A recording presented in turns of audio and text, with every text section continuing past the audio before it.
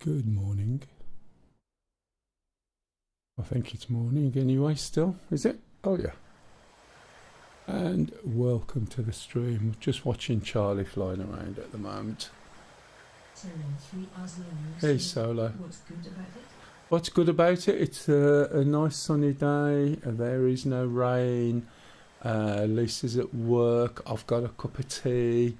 I'm sitting down here, quite relaxed, sitting in my chair, got my computer switched on. That probably covers it, I think. It's the end of the week, it's weekend, I get paid on Tuesday. Hey Thanatos. Just watching Charlie coming through at the moment. I think he was just dropping something. Anyway, as I said, cold and rain and you got a new bike. What sort of bike? Push bike? Pedal bike? BMX? That's if you're into BMXing. Or is it a motorbike? Pedal assist. Ah, pedal assist. What we call the lazy man bike. But then again, at most places in the UK you can get an allowance from work to help fund that, to be honest, on a cycle to work scheme. So you can get, well, a battery assist one. Where you don't have to pedal. If yours is pedal assist, that means you've got to do the effort yourself, doesn't it? Right, there was a little bit of jankiness at first when this started. That's because of the overlay on the top, but it should be nice and smooth now, I think. The volume should be alright. So usually we're jumping into the helicopters and things. I tried when I was about 13 to 14 and it caused me problems, so I've never ridden one since, really. For some unknown reason, it's one of those things that when I used to try and ride a bike, it made my breathing go weird. Being an asthmatic, more so when I was younger, but I still am. And it caused my breathing to pack up. It was bizarre. And yet, you know, I've done lots of things in sports and that, but that was a bit of an interesting one. This is Charlie flying around. It's alright, I'm just stalling just a little bit because I do have a cup of tea, as always, when I start my stream. And I'm trying not to let it go cold. I've got to make my own again this weekend. So I'm confused. An SC category, but total is DCS. Oh dear. Which one? Oh yeah. Thank you for the 86 months. Thank you. Hey Spatey.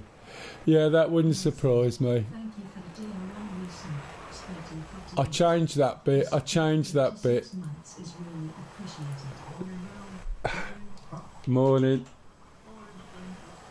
There we go. Let me do that. Your Twitch status. Yeah, I got it. Yeah, I got it. I got it. Oh dear, what am I like? Okay, it should change now. Good morning. How about that? You just have to refresh your page. Anyone coming in today? I said I'm just drinking my cup of tea. I think I got it right on YouTube. I think that one said it was DCS. If you want to watch that, watch this in 4K. It's on. Was you? It was. It's MELL DCS, and you should pick it up. I haven't done any videos on there yet, but it does a live stream when I'm streaming this, or Star Citizen.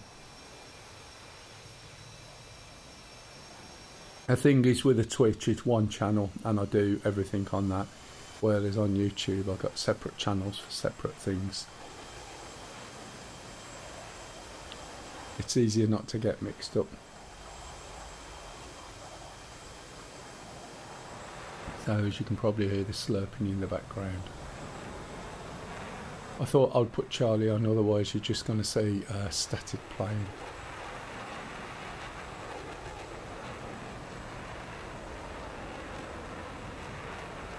It's running quite well.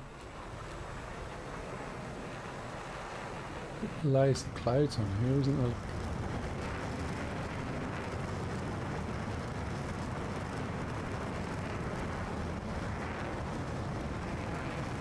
So DCS was updated this week with the, I'll say tier 0, we'll rob that term from Star Citizen, tier 0 of the save feature, but I believe it's only single player at the moment.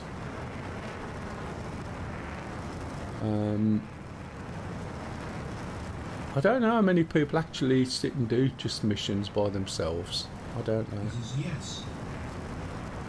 And does that work for downloaded missions, as in, you know, the bought ones as well?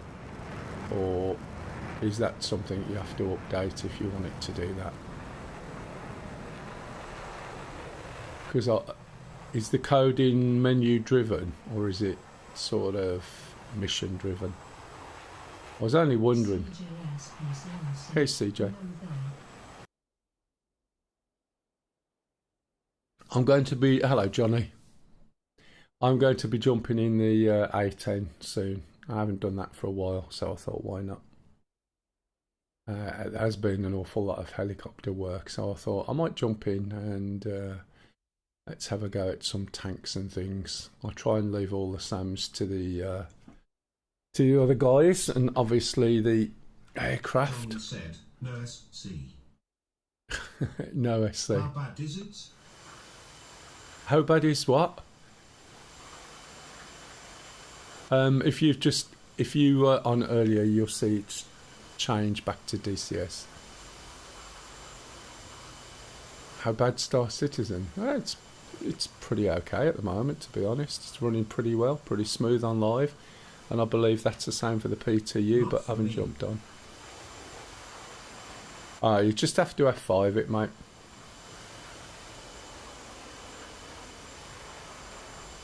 Right, I've nearly finished my tea. It's looking nice and clear. This lighting's really nice at the moment. No fun. Yeah, I know what you mean. I'm just on grind mode at the moment. Sounds like work my end. Yeah.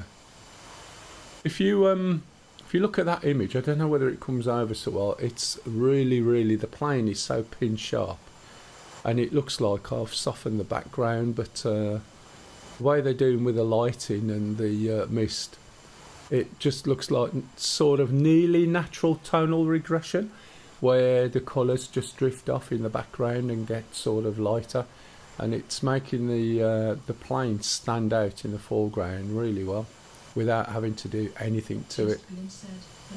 Hey Glim. And there's no reshade or anything like that as well, which to be honest I think is unnecessary. I see so many vids popping up going, hey, make it look better with reshade. It makes it look more digital camera-ish, maybe. Oh yeah, excellent matey. And how's your mobility at the moment? Is it John sort said, of... is the F-47 going to be a DCS? You know, you stop asking me stuff like that. What's an F-47? Oh, the new one. The, up from the F-35. I know what you're on about. Yeah, that'll probably be next year. They'll put it in, which will look like the F-47. Mate, yeah, I couldn't do that. I'd have to eat yogurt. Nice. Yeah, they'll put the skin in, and then what they'll do is imagine, right, they'll imagine what it must be like inside the cockpit. And then people will go, oh wow, a P-47 in DCS, I'm going to get that. Hang on now, that's not P-47, F-47. And that's what they did with the F-35, is it not? Or what they intend doing? Let's create a skin, let's sell it, but just, I don't know, let's imagine. What a load of bollocks. Yeah, that is looking quite good, I must admit. Let me pop that up there, take a picture. Was that about right, was it, Johnny? Was that a good description? Right, finish my tea. Hope everybody's well. 1 minute, it must go. Okay, so Preach, brother. it is though, isn't it, really? Don't you think? I must admit it is a bit of a joke, but hey. What do I know? Right, okay, let's go and select the A10C. Join the Blue Coalition, jump in A10C.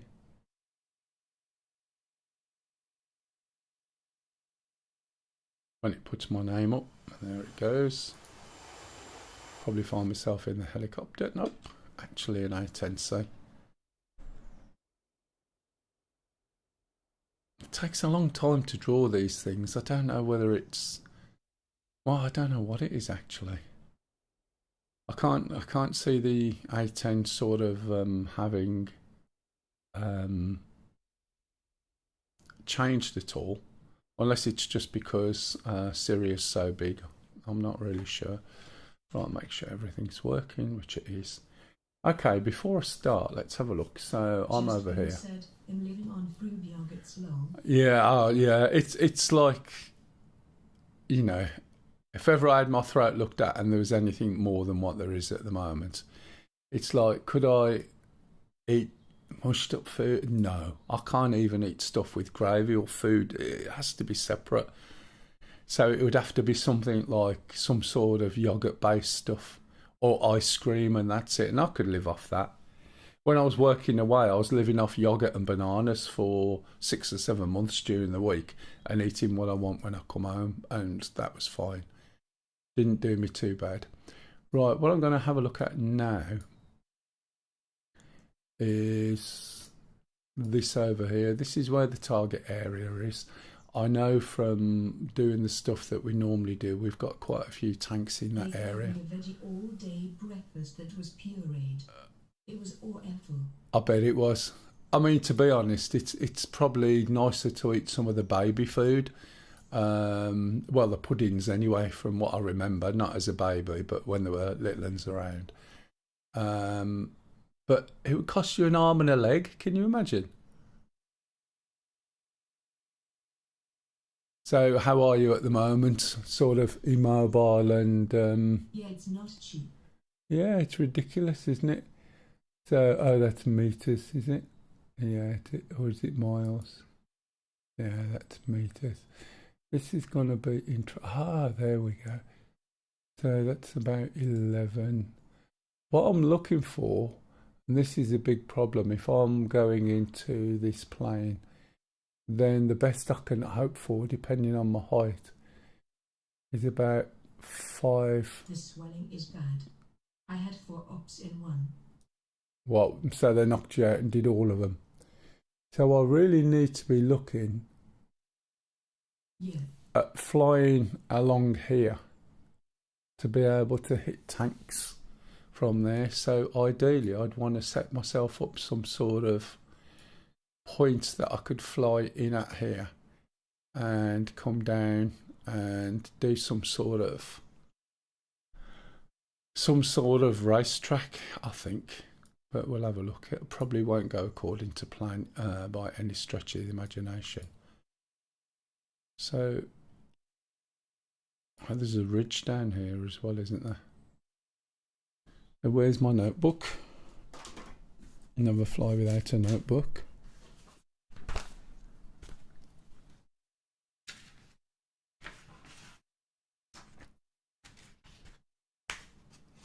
You've been playing Star Citizen at all, Spatey, recently? Or having a look? Well, what's the button to bring up the mappy things? Is it right shift and click? Nope. Johnny said, I like the golem. Oh, you like it, do you? It reminds me a little bit of the car in GTA 5 that you could sort of jump, thrust for a bit, and then it sort of drops off. Yeah. So what I want... Does anyone remember what the hell the button is where you can bring... That one.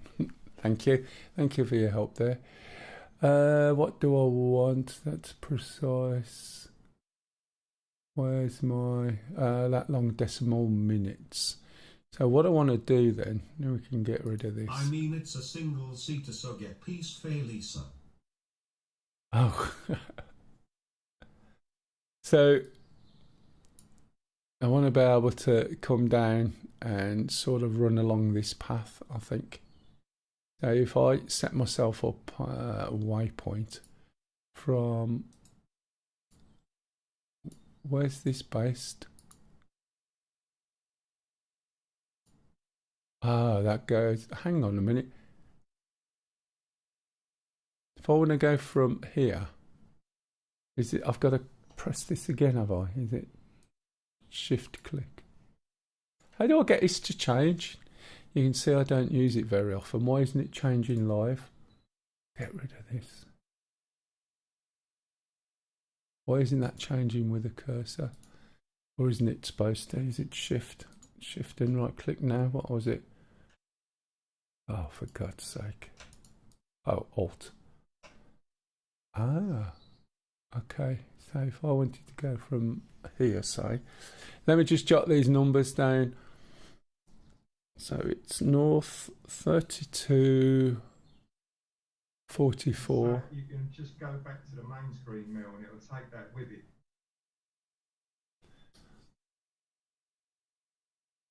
Oh, you mean go back into the cockpit and the numbers will be there? Yeah, that grey thing stays with it till you dismiss it. All right, okay. You can see how often I use it, can't you? Do you realise how many notebooks I've got? I know you keep notebooks with the information, which is a good idea. I do as well. But It's just the thought of having these notebooks and then not needing them. Do you know? Mind you, I use them for everything, to be honest. it's always handy to have a pencil and paper and write stuff down. Yeah. Yeah, I always say when you go flying, always make sure that you have a notebook. Just so, you know, if you're flying with someone else and they give you something to go with, then, you know where you're going to go and ask. You don't have to keep repeating. Right. That's it. Okay. Still going to write it down. So Yeah, it's... forget to write it down, mate. 32, Marked on the 20. map where those tanks are. Oh, right, okay. I can use those as well. In fact, I might do for one of them at least. 32, 27, 532. Enemy Havoc helicopters are out flying about. Yeah, and east. Yeah, I put some stuff up. Well done, Morning all. Morning, Yam. How are you? 3630. 174. Right, I'm going to just jot these down though. So those are 2 points that I want to use. Okay. I think I took the SA60s out. And what he's I'll have a quick look. done is put some tanks. But good. Cheers. Oh, excellent. Yeah, I was tired last night. I had an early one on Friday. And Monday and Monday and Friday morning? No, Tuesday and Friday morning next week. It's out the house at 1:15 in the morning. But hey, such is life. If I basically pick this one up here. Oh, I've accidentally deleted your bloody doodad. No, I haven't. Sorry, that's just me. Hang on. That's that.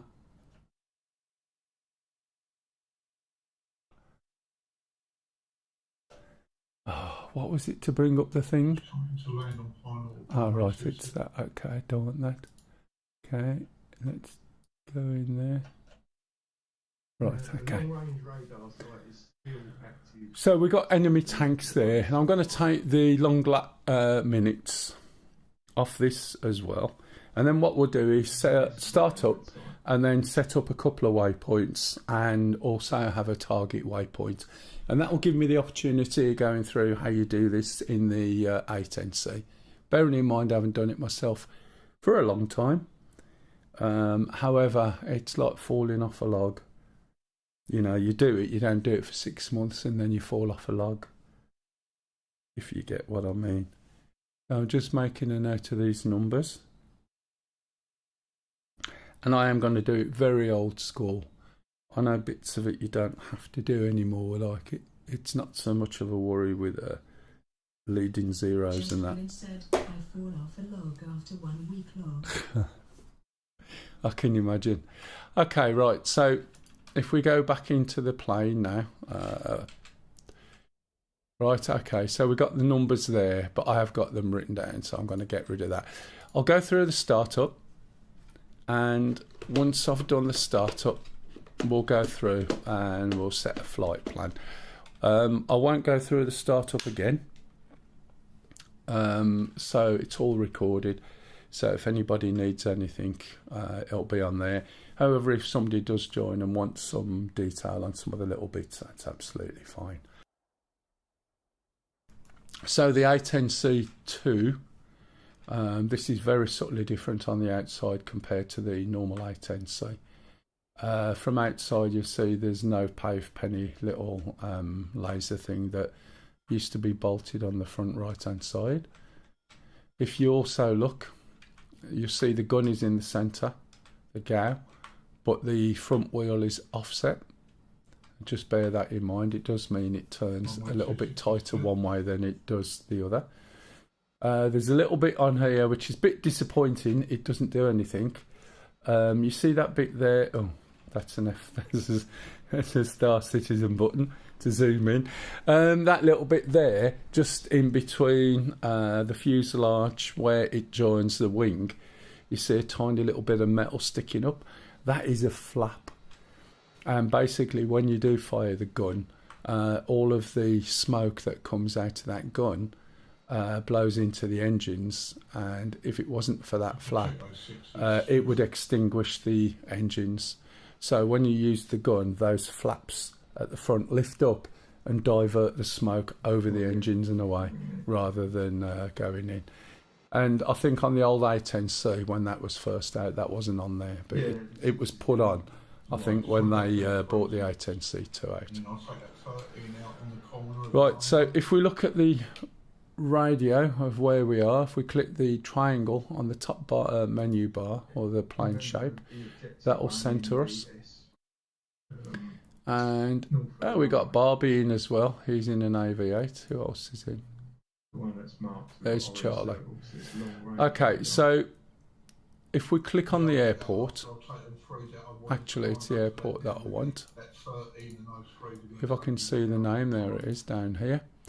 We can see that the radio system for ATC is 120.500. These other numbers following that are the radios for various other types of plane. Okay, so this is possibly if you're using the World War II stuff, or maybe the Russian stuff, the German stuff, because I'm sure if you were in a BF-109, you'd be using 41.600, etc.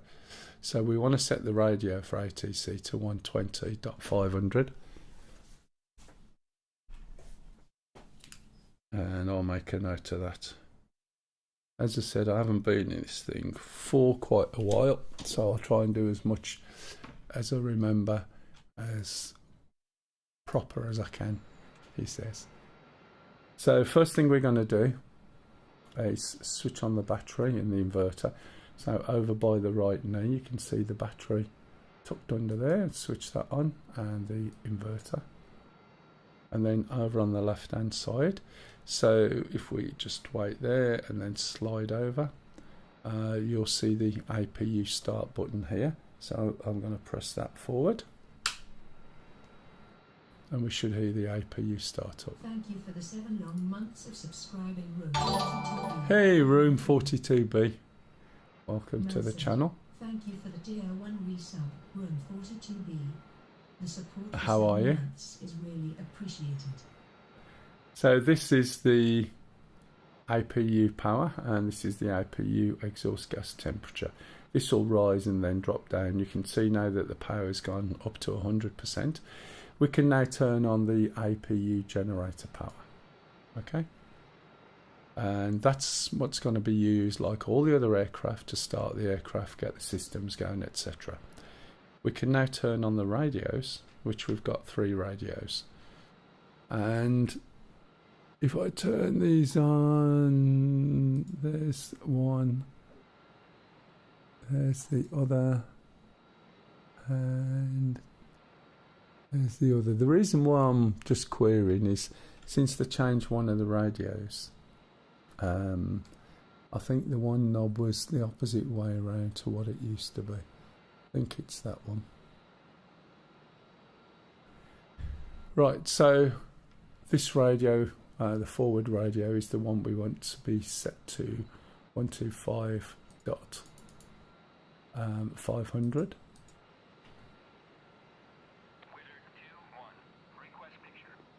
Okay, so now what we'll do is we'll go select the forward radio, except I think I've switched the buttons off there, and we'll go ATC, and we're at Muffwaffer Salty, and we're going to request startup.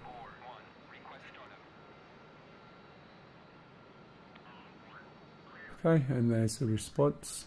It's telling us what the wind is, blah blah blah, and so now we can start the I was going to say the helicopter. Okay, right, so before we get to the engines, we're going to go down here. We're going to switch the lights on to position flash. When you switch the lights on to position flash, if you look outside, you'll see that there's no lights actually flashing, and that's because you need to hit left control and M, or if you've got a Warthog throttling stick, you move the pinky switch on the left hand throttle all the way back and you see the lights come on.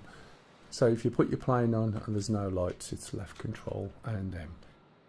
Okay, we're then going to move up just a little bit, and we're going to switch on the CDU, which is the central data unit, and the EGI, which is the embedded GPS inertial navigation system. So the CDU, the central data unit, is interfaced by this keyboard here, and then the EGI just starts off the alignment system. We're going to switch on the two screens. They're MFCDs in this plane, which is multifunction colour displays. Okay, we're going to go down to the three switches at the bottom of the left-hand MFCD. Switch on the CICU or KICU, the JTRS or JITTERS, and we're going to move the IFC to test. And you'll see in the hood we should have an engage pre-flight bit. Bit is built in test, and we acknowledge that with enter on the upfront controller. Okay. We're going to start the engines, and we start the engines by literally lifting up the left throttle, moving it forward into the idle position, and on the warning alarms it will show you the engine start cycle and the left column of dials will turn. Now, off the top of my head, because I haven't used it for ages, I believe it's something like right shift and home and right control and home for each throttle to move it into this position. If you haven't got throttles that lift and move forward and give you this ability, you will have to use a keyboard for it or assign a switch. Pull up. While we're doing that, you can see that the built-in test is going ahead. When I do the videos, I will put the keystrokes and equivalents in there, etc, etc. Now, one of the things you'll notice is we've got a master caution. The reason why we've got a master caution, if we look down at the alarm panel, we'll see an APU gen light flashing, which is down on the bottom left. The reason that's flashing is because many patches ago, the planes were changed on the default position of the switches to simulate your ground crew jumping in your plane and putting it into a position where it's ready for you to get going.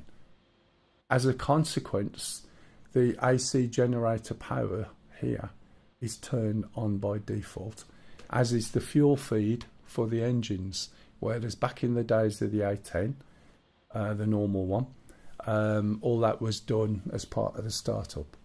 And because it's on already, as the engine fires up, it switches on the or enables the generator, and when the generator's on and the APU generator, it throws this warning, And because it throws this warning, you get a master caution.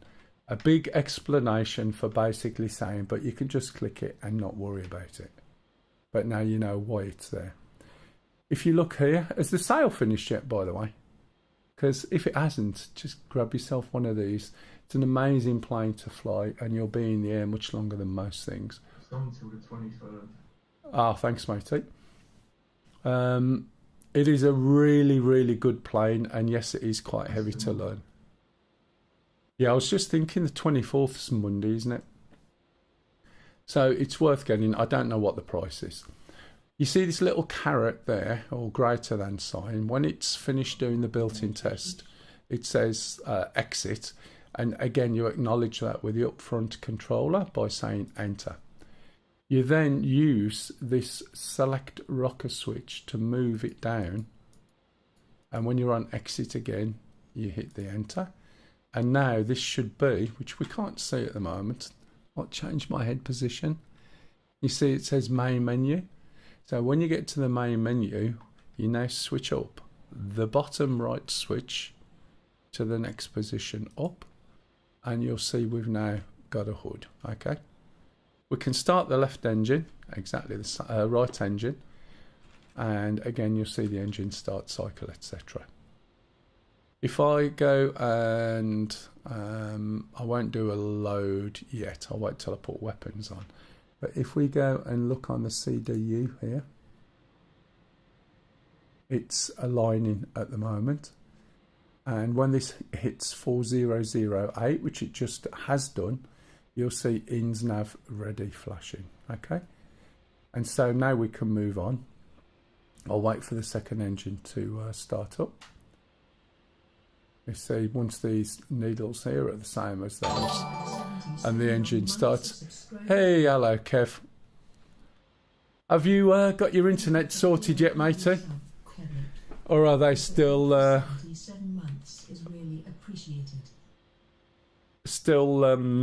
basically, what's the word? Yanking your chain. That's the word I was thinking of. So once the alignment is finished and you get to this point, you hit the nav button. You go down to here and we move it from HARS, which is an old system of navigation, and you put it on EGI. Jeff said, morning chap. Nope. Still no internet. But you got hot water. At last. And how fast is your hot water? How many meg? See here, you've got TCN. So what we're going to do is select steer point, and you'll see this candy cane disappear and this red flag. Okay. We're going to go over here and we're going to uncage this. We'll just put it down to level. And let's have a look down here. Well, the pump I installed means it's really fast now. Oh, excellent. It's just not good with the internet. What we're going to do here is, this is your SAS and pitch SAS. So SAS is stability augmentation systems, and this smooths the input that you put into the plane. One of the things you'll notice about the A10 is its flight is extremely smooth, and it's a bit like the Shark. So this basically takes your input and then smooths it out rather than being a big jerky thing. Or that's my understanding of it. If I'm talking bollocks, please shout out. That doesn't mean to say shout out all the time, because I do talk bollocks sometimes. Right, just beneath here, we've got the EAC, and that's going forward. The radar altimeter is another one that's switched on by default now. My throttle always has it switched off, so I'm going to switch it forward, off and on again, and we can see that's synced up with the buttons that I'm using. Okay, if we move over to here now, look at the alarm panel. We've got the APU gen, the anti-skid, and the seat not armed. Anti-skid is a little button over the bottom left of the left MFCD. We're going to switch that one up. As we come across here, we've got seat not armed. We can put that on. And if we go down, APU gen.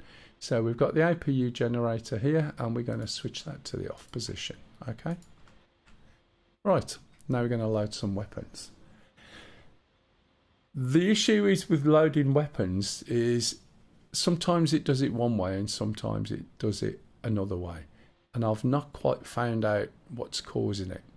However, if we go to the weapon load screen, we'll load some weapons. It's far easier usually to set a default. It used to be that you could only set defaults within the mission editor, but as you can see now, you can save whatever you want here, and that will save it to the defaults. I should have one already loaded or saved from a long time ago, which is MAV65D. Excuse me.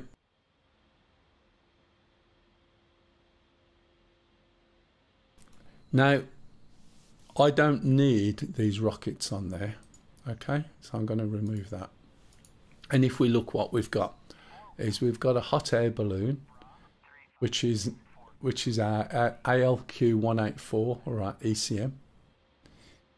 We've got our T-pod, targeting pod, okay? Or TGP as it's called in this, not a T-pod, it's targeting pod.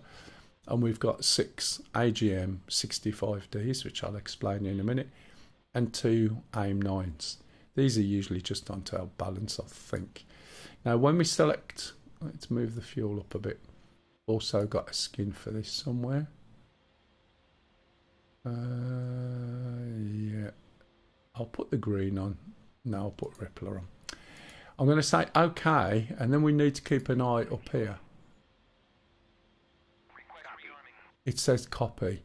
When it says copy, it means I'm going to get rearmed and refueled. Sometimes it doesn't say copy. And what you have to do is then set this radio big switch knob down here to intercom. Okay? And that's what you need to do. And usually then it will work. So I'm never quite sure because it is quite inconsistent from airbase to airbase. If we look at the outside of the plane now, we should see the Mavericks. Now these Mavericks are optical. Their maximum range is probably about 9.5 miles. We can probably squeeze some of the Mavericks out a little bit further, but that relies on us being at height. APU still running? It is at the moment, yeah. That relies on us being at height. But the problem is we've got SAMs. So we're going to have to fly relatively low and try and use the terrain a little bit. And it's going to be quite difficult because there's only a few little hills and things. Okay. So if we look at these Mavericks as well, and you'll see this when we're flying, at the front, excuse me.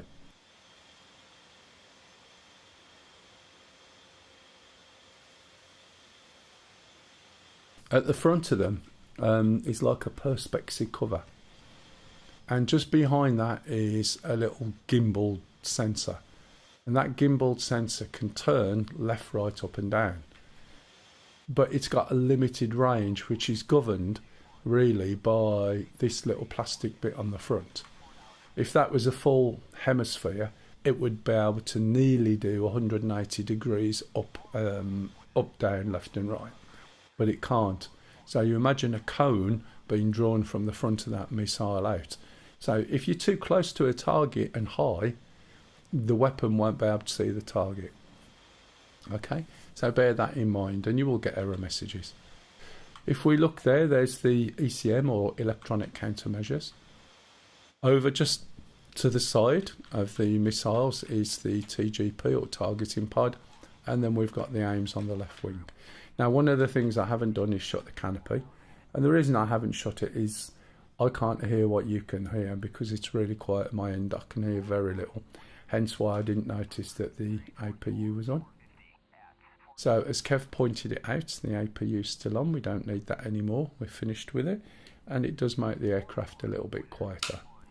If you're wondering how I'm moving around the cockpit left and right like this, basically it's using some keys from the numpad programmed into a G13, and that allows me to zoom in and out and move around the cockpit so that it's easier for you guys to see something. Okay, that's simply right control, right shift 4 and 6 to do this movement, and divide and multiply, or slash and star, to be able to just move in and out as I'm doing now.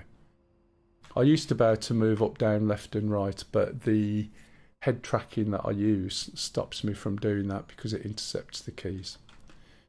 Okay, if we look in the hood now, we've got a note flashing, and this note tells us to go and look at the note, and the notes are displayed on the MFCDs. So we've got one on the right and one on the left, and it's saying dismiss INVT CMBT, and if we acknowledge it, it'll disappear.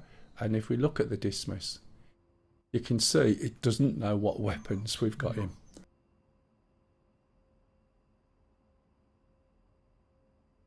The reason for this is that when the plane first initializes, it basically goes with its default loadout, and there's no loadout. So when you come to do your loadout, you've changed it and the plane doesn't know about it, so we need to update it. And we do that by squeezing one of the bottom buttons, and it'll come up with the soft menus. And I'm going to use the Maverick one. Press and hold, and then I'm going to click on the load button and then swap it out for the Mav button, and then I'm going to click the load button. Now at the beginning I did not do a load all. That's because I knew it was going to finish the alignment soon, and I wanted you to see before it changed. So as part of the startup process, when you see this screen, you would normally do a load all, and then it will go away and load all this information from a little cartridge plugged into the plane. Okay. Normally, if you do that first, by the time you come round to this stage, you'll get that error, and you just have to load the dismiss, which takes just about 4 seconds.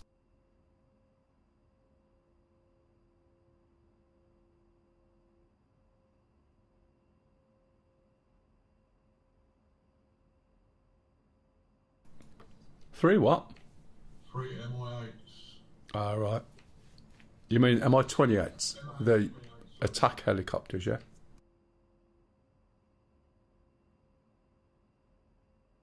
Right. Okay, so when you get these little symbols back, then everything should be okay now. So if we look at the dismiss, it shows you what the weapons are that we've got. Okay. Hit that third, so you did take the long range one out. Now, if we look at the TAD, right, we can see there's a yellow box. Let me zoom around and move in so we can see what's going on.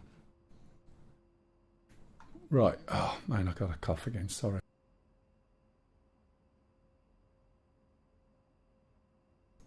Okay, so when we look here, by default we can see 2 concentric circles. So if we look at the top right, the number tells us the distance, or the distance and scale that we're using, and we can see to the end of here that is 5 mile. That means that's 2.5 mile.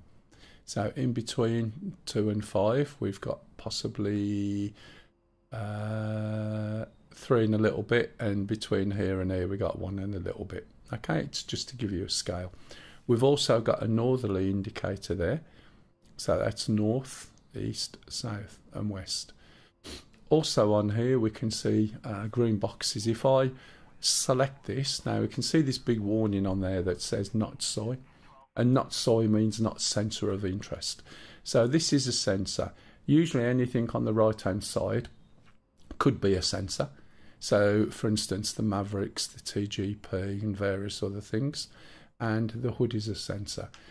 When it says not soy, or not the sensor of interest, it simply means that to make adjustments to this sensor, you need to make sure that it's selected.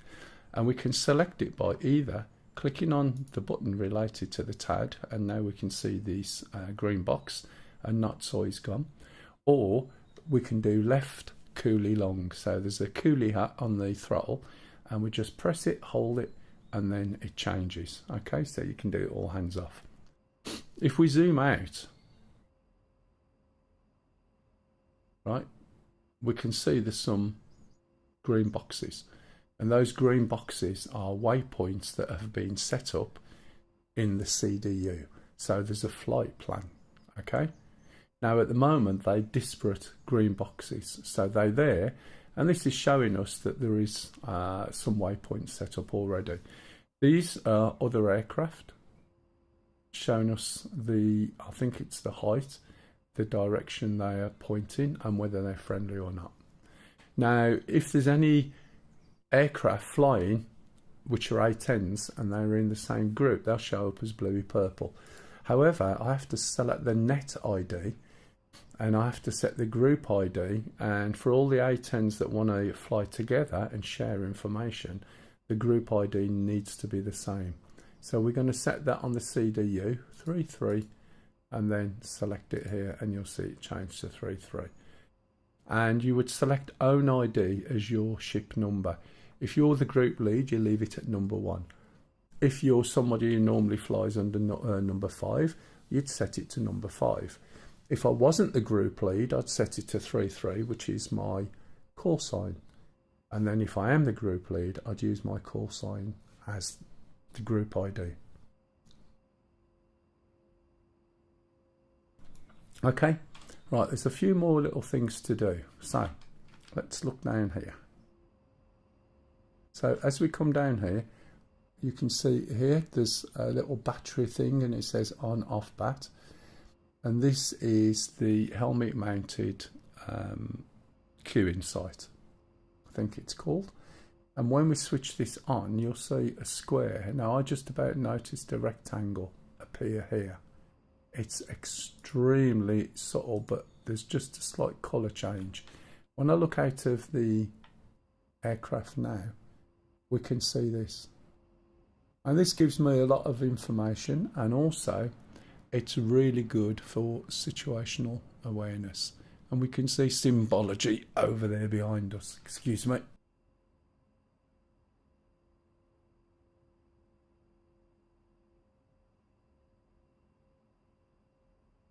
Right, okay, try again. So I'll switch that on, and as we come down to here, we can see a couple of knobs that we need to adjust. So this is the steer point, and this is the page. The page is what we want to display on here, and the steer point is, think of it like a filter in a database.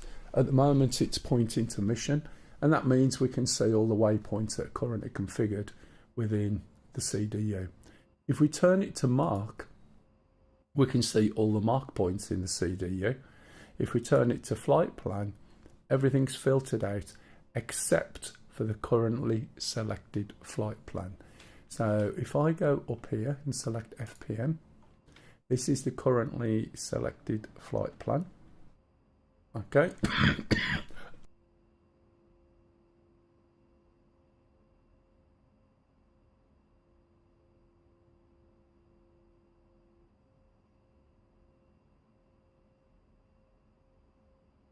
I've got a window open, but as it starts to get warm, it makes me cough, unfortunately. So this is the flight plan. It says auto, which means that when I get to a certain waypoint, it will automatically switch to the next one, which we don't want. So I'm going to click there. If I click on the right hand side, these are all the points in the flight plan. So as I scroll down, you'll see there's a number of waypoints. Okay, now I'll leave that on for now. If we look, it's going to be a pain in the ass today, I can tell. If we look at the TAD, we've had a change. So this waypoint here, or initial point, is where we are. This is where we've aligned. Okay, if I select the next waypoint, you'll see a change in these little boxes. So I'll select the next point by making the hood soy and moving the waypoints on. Okay, so now you can see that we've got a yellow box and this white wedding cake at the next waypoint. The yellow box is the steer point. Okay, and at the moment the steer point is aligned with the waypoints. Thank you for the follow, Sound Beauty's Tech Maniac. Oh, Xanthios, is that what it is? Thank you. Xanthios Techmania. Xanthios Techmania. Welcome to the channel. Thank you for the follow. If you got any questions, please ask. If anyone's got any questions, by the way, jump in. It's not for you to sit there and just listen to me rabbit on. If you got a question, jump in at the time you got the question. Especially if it's about this. If it's not, you can still jump in. So we got the steer point and something called Just a spee. said, yeah, can you start again, lol? Hey, from Greece. Hey, Hi from Greece, lads. if you want to come and fly with us, you're more than welcome, by the way. If there's any questions, please feel free to jump in about this or Star Citizen. Glenn, this is the beauty of recording, matey. So if you just go backwards on the stream, you'll have the chance of watching it all over again. Not only that, when you get to where we are now, it'll catch up and carry on. That's why it's recorded. Smart, huh? But I don't mind answering questions, to be honest, about anything or repeating some bits. So the yellow box is the steer point. It's aligned with the waypoints at the moment. You lost me at the beginning, lol. Told you, rewind it, watch it again. And the middle one, said, why do bad things happen to good people? because good people is only a reference to what you perceive to be good or bad. They might be bad, there might be things you don't know about them. So it's very difficult to judge, isn't it? So you just have to accept what is. That was a bit deep and philosophical, but hey. This is a SPI, or sensor point of interest. And it's also known as the wedding cake, because if you take a wedding cake, that's the cake that people have at weddings. Some of you might not know what that is, and cut it down the middle. That's what it looks like. Okay? So the SPI, or the sensor point of interest, we can use that to make all of our sensors point to that to the SPI. Okay? So for instance, if I do this, you'll see this cross on this sensor jump, right, to the white wedding cake. Okay? And this moves along and everything follows it. Once we start moving the SPI outside of the waypoints, it will stay outside of the waypoints until you tell it to go back. That is a really important thing to know about, because if we start firing our weapons at a target and we utilise our SPI to aim those weapons, which we do, when you move and you want to navigate, right, the SPI will stay at the targets you placed. So you're not going to get some of the directions you'll see in the HUD. I'll come to that in a minute, okay? Right, so earlier on we took some details down of some waypoints that I wanted to create a path. So if we go back to the flight plan menu, we can create multiple flight plans, okay? Just Glenn said, I got to land the gazelle before I learn this again. No, I understand that. It's really difficult, isn't it, doing multiple things. However, with helicopters and planes, it's not so bad, but I would never advise trying to learn two planes at the same time, because they use terminology that is different for the same thing, and it's quite confusing. So what I've got to do, I wrote down three northerlies and easterlies before I started, okay? So, excuse me.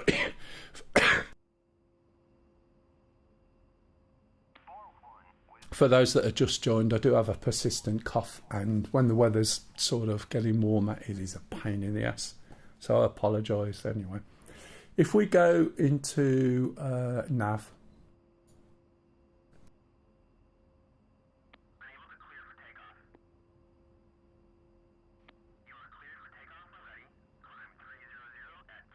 for some unknown reason, because I need to go into waypoint, which is WP, and we're still at waypoint, we can now make or add waypoints to the database. So I want to zoom in a little bit so you can see, okay? You have to be careful though, because by default it shows the initial position. If I suddenly start entering data now, what's going to happen is it's going to overwrite my waypoint 0. So I need to move this on first, and then I'm going to put some numbers in. So the first number I'm going to put in is 32 44 005. So that's 32, 44, 005. And that's a northerly. And I'm going to click here and it will enter. I'm then going to put in the easterly. And as I said, I'm doing it old school. So I'll put the 0 first, 36, 43, and 207. And then we click the easterly. Okay. I also want to change the name, and I'm going to call this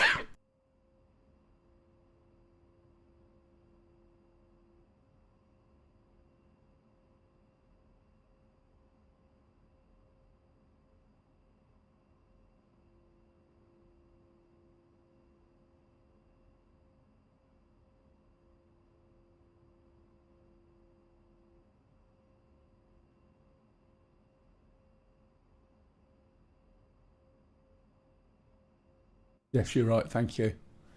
Sorry about that. So basically,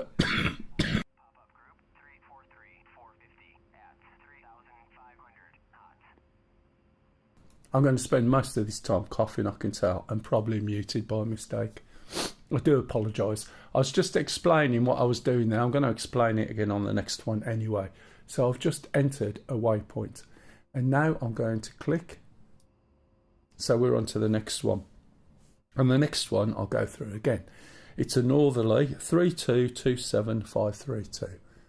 So I hit north 3227532. And then select the northerly. Excuse me.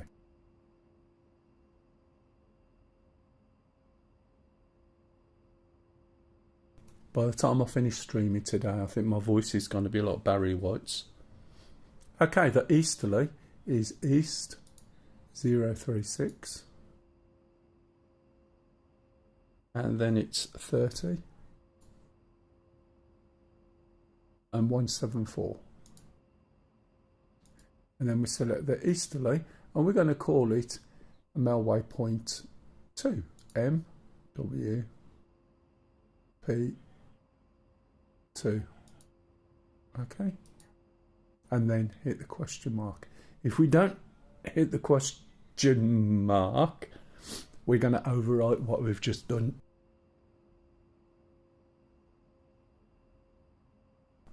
So did I hit it? I can't remember. I'm just going to do it anyway.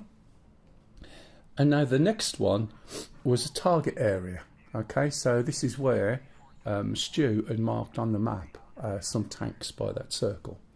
So this time I'm going to put N32, 40, 278. Hit it by the northerly. And then E036 or 036. It's been so long since I've done any of this, to be honest. It's surprising myself. Usually I'll sit here and look at it and think, how do I do that again? 072. Okay, and this one I'm going to call TGT. I could be more expressive and put tank, but that'll do. So that gives me an area for the tanks, and then I'm going to hit that again. Okay, so now when we go back to the flight plan, what I'm going to be doing is creating a new flight plan. So I'm going to call this flight plan MELL. Now when I used to teach this, whenever we were doing waypoints, people would do it here, thinking each time they put in this thing, right, they would create the waypoints in the flight plan. But this is just creating a flight plan. And you can see now that this flight plan doesn't have the asterisk, which means it's not the selected flight plan.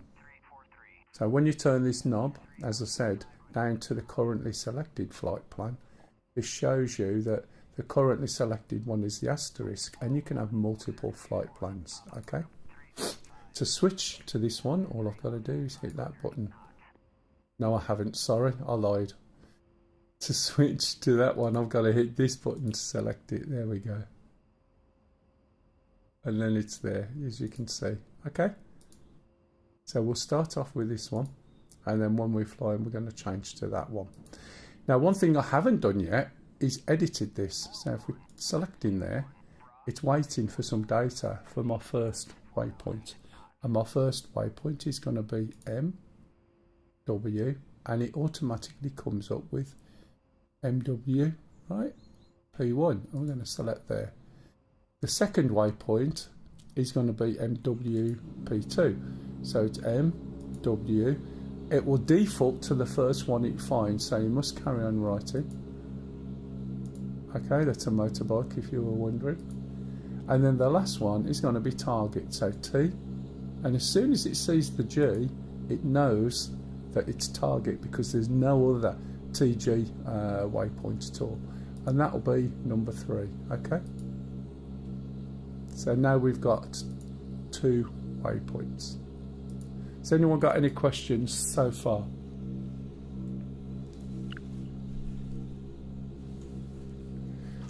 Everyone's very quiet. Okay, so we've got waypoint 1 selected. Right, now what we're going to do is turn this up to steer. Usually by default people will have it on steer point, which is what is displayed here. And if that sounds funny, especially saying what you've said from round where I used to live, you want me Babylon. Position, right, is this direction.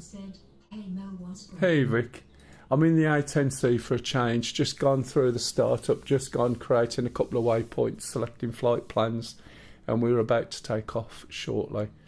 We'll probably be dead pretty quick, but you know, that's besides the point. And to be honest, I'm surprising myself on how much I actually remember. I know I've flown it for years, but you don't fly it for ages and then you jump in. And I'm still remembering it, which is good. And it's also practice for me doing the videos because I try and do them all in one, excuse me. But normally we'd select this to steer. It does, but if you try it with Zabi, yeah, always having fun.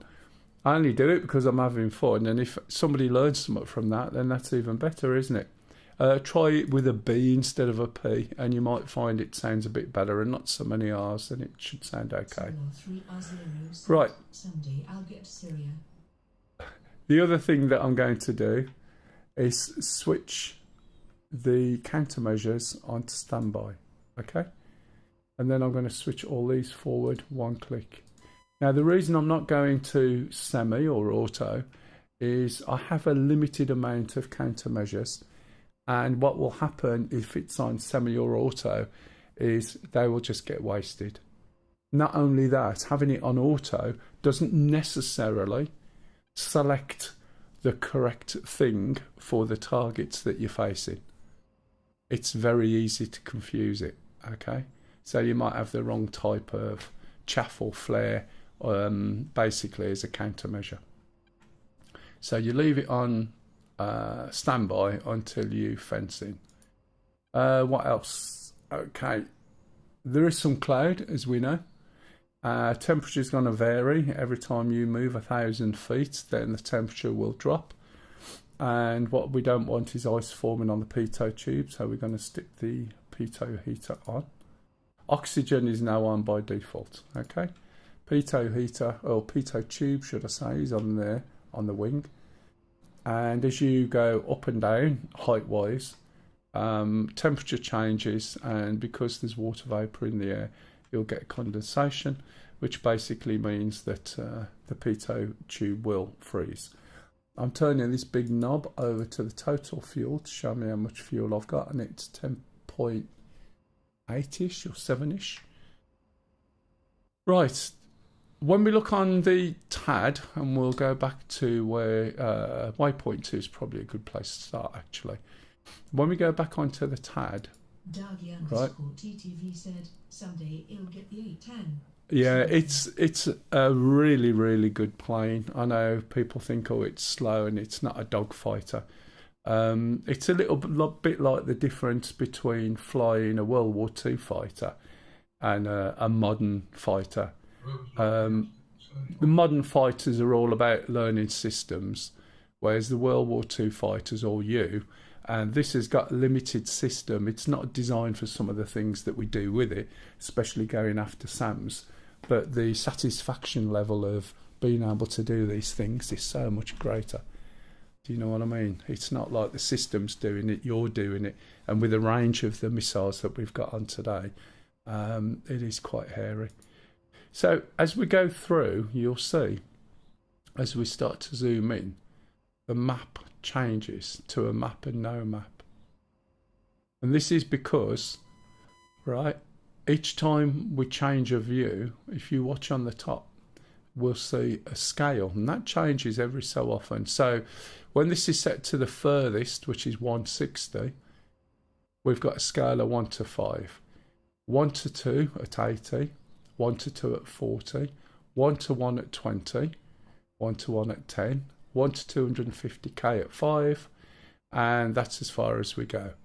So you'll see the map disappear because there is no digitized map available for that scale. If you find a map that you want, right, you can select any of the maps, change this from auto to map man, and you'll see that now, even though we go through all these different zoom levels, we've got a map, okay? However, that map is going to remain at that scale. And you can see it's a digitized map because look, there's a straight line. I suppose that represents Canada over there, but there we go. Okay, so what we're going to do is zoom in and zoom out, okay? But ideally, you want this to show you the best possible map for the zoom level. So leave it on auto, just understand why it goes black sometimes, okay? Right, I'm going to put my landing lights on. And we should be good to go. My server, E10 is very popular there. I haven't been on anybody else's servers for years. Said, "Oh, I have a nice meal tonight." What is it? Some sort of slop clean? And I don't mean that horribly. Right, okay, so we're going to make a radio call. And we're going to go to 80, sorry, ground crew first of all. Oh, that's not so bad. You could have pureed banana and some custard as long as it's a relatively thin custard.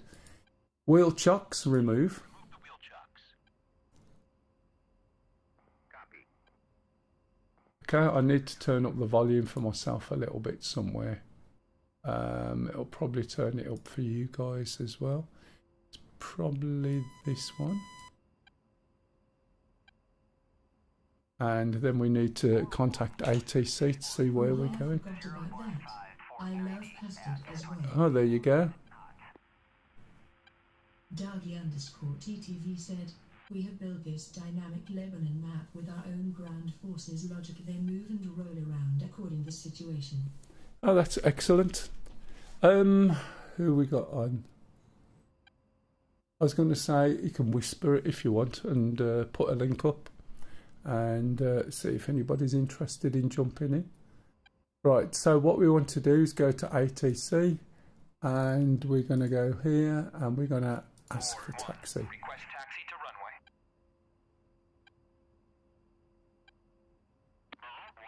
Clear to taxi to runway 26. So we're cleared to taxi runway 26. Above group 346. Pureed egg.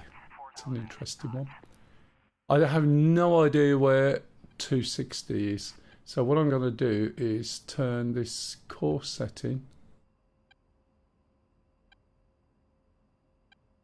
to 26. Because what that will do, hopefully, is give me a bit of a clue. It is when I can actually get it on 26. There we go. So this is telling me that I'm going to be taking off from this sort of end and going over that sort of way. So if we have a quick look at the F10 map, this would tell me then, look, that the end I'm taking off is over here somewhere. So it's likely to be, there we go, that map. So sitting here, as I said, it's going, if you look at the direction. So I've got a... Egg or poached egg. Not sure yet. I've got to basically go somewhere behind me. So I don't know my way around the taxiway on this, so I am going to be cheating a little bit with the F10s to find out. I forget people can see me. Right, so I'll try and go all the way around. I don't know whether I can go around this perimeter here, but I'll try. That's off to my right. I need to put on my nose wheel steering. And I also need to adjust this. This is way too high. What I need is this ribbon here to be towards the bottom. And if I need to look specifically, I can just lean over. So there's a little adjustment here. And if I press it, if I can get my mouse on it, then I want it about there, maybe a little bit lower. And then if I lean forward like this, I can see where it is. I can also see the arrow, excuse me.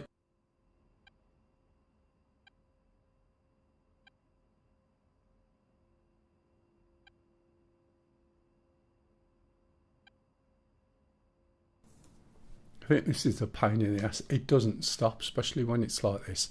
So if we look here now, we can see a little arrow. Let me pause because then I can zoom in on that. And you can see it points to 336.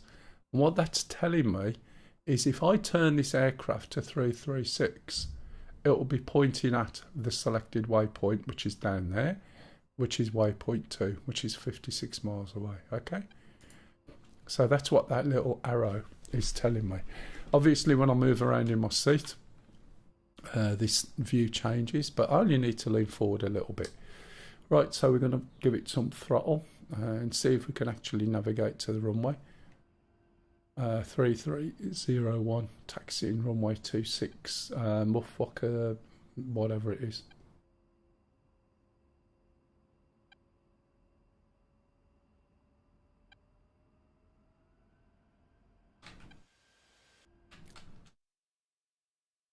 Of course, I'll go straight around the wrong way, first of all, but hey ho, let's find a way around. As long as I don't come up to a dead end, I'll be alright.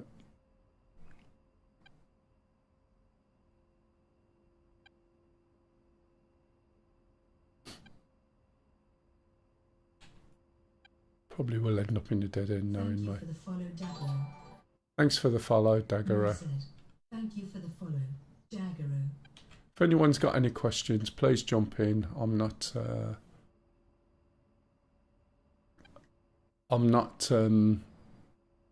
talking to any sort of particular script or anything like that. I'm just wobbling on about startup and stuff.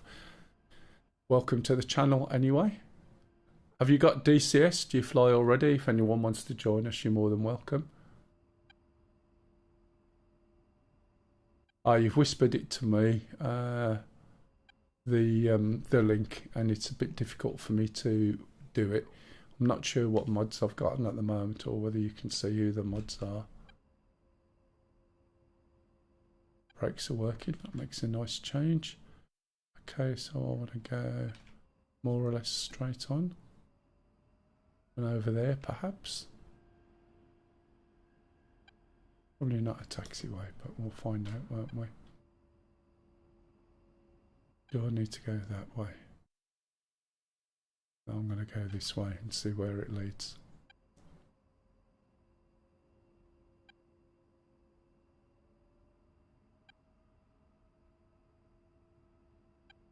Probably going to end up in the desert.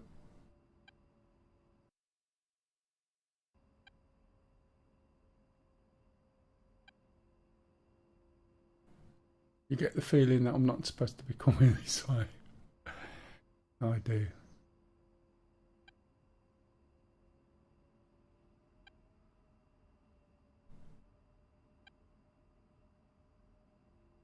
As long as I don't clip my wing on the hanger, should be alright.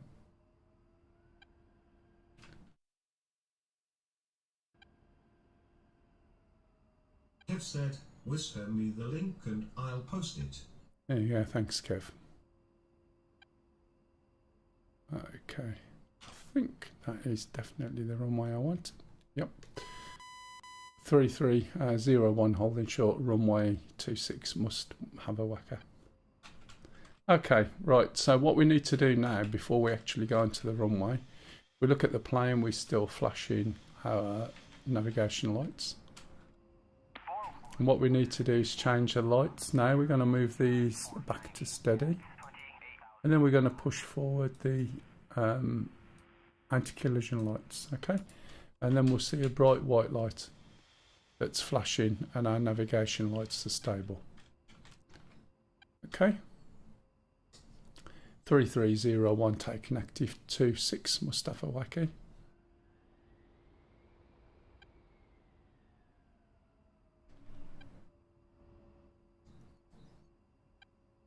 However, maybe not. This looks like runway 31. Apologies. I'm on 31, not 26. Didn't even follow my own directions, did I? Where the hell am I? Ah, there's another one further over. Okay, that's fair enough. No one's on this. I'll stay here. Okay, now, before anyone says it, there are no flaps. Right? There's no need to put any flaps on as long as you're not stupidly overweight. And if you're stupidly overweight and you need flaps, then you are stupidly overweight. There's no other way of saying that, quite basically. So what we're going to do is go through a simple test at first. When we get to 70 on here, what we're going to do then is switch off our nose wheel steering. And then round about 130, we're going to start pulling back on the stick. And we should take off somewhere between about 150, 160, okay? First thing we're going to do is hold the brakes down. We're going to run the engines up, if you look down to these two dials, to 80%. We're going to look down here to make sure we've got no errors, which we haven't. And then we're going to go full throttle, then go brakes off. And we're going to roll. As I said, try and keep it down the middle. Building up speed. You see the speed kick in. When it's on 70, which it is, nose wheel steering comes off. When we get to 130, we're going to start pulling back on the stick. About now. Okay, and we should take off around about 150, 160-ish. Bring up the gear. And put it in about a 5-degree climb. And you can see the VVP. Is it VVP or VPP? One of the two. And we're going to start hanging right. And that's going to take us to a heading towards the waypoint that we've currently got selected. If we look outside the aircraft, we should see where we're heading towards, which is the white wedding cake over there. Okay.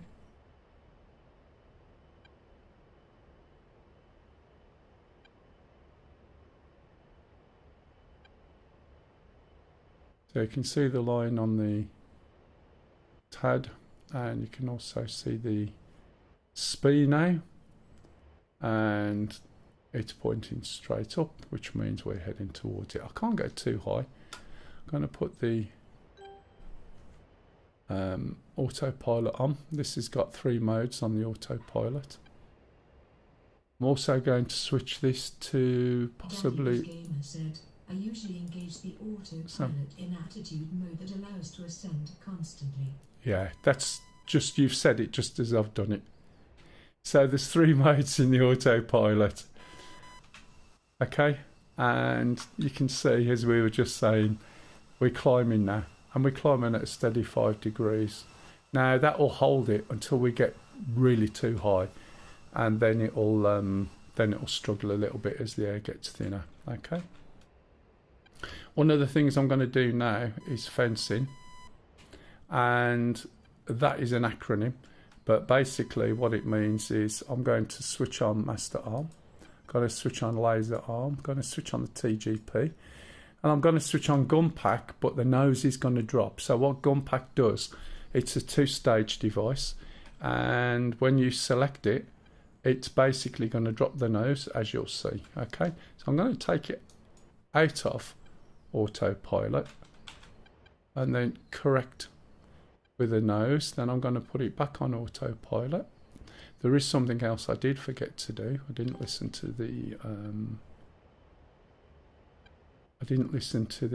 ATC. We'll worry about that later. Okay. I'm also going to look down here. I'm going to make sure my lights are switched off. And the easiest way for me is to flick my switch to switch them off.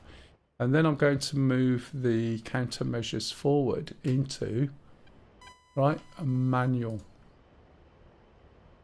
And declare fuel. So 3301 fenced in fuel 10.3. Stuff up and now it's time for a bacon sarnie. Okay.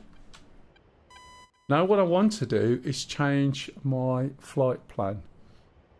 So let's have a look. Function, flight plan, and if we go to CDU here, have I got Said, no bacon sarnie. NFPM? So go to function 5. Here's my flight plan menu. Select waypoint, flight plan 2. And if you notice, we got waypoint 1 there. Okay. And we're going to basically start turning towards waypoint 1. What I don't want to do is go too high. I haven't got my I've got my TGP on now, so I'm going to start turning to this direction, which is where I mark my waypoint 1 for part of my flight plan, and we'll see if it works, shall we? So I'm also going to now put it on level flight. I know I've got SAMs around, they're pipping at me all the time. If we go down to here, what I'm going to do is turn on the TGP. It's already warmed up by the looks of it, and I'm going to go from standby to air to ground. Okay. At the moment with the TGP, this little dot represents where I'm looking relative to the aircraft. Okay, so this is forward, left, right and down, back, behind. You can see it's not soy, okay, which means it's not a sensor of interest.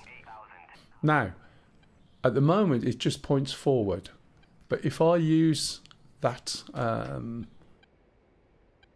selection I mentioned earlier, let me just zoom out a little bit. We can see where my waypoint is, which is here. I've got to be careful because the tanks I want are actually in the middle there, and I'm not sure of the range between the two, although they're tanks. So what I'm going to do now is force my camera, right, my TGP, which is this diamond, onto where that waypoint is. So you'll see this move, you'll see something moving here, and you'll see the diamond move from here to here.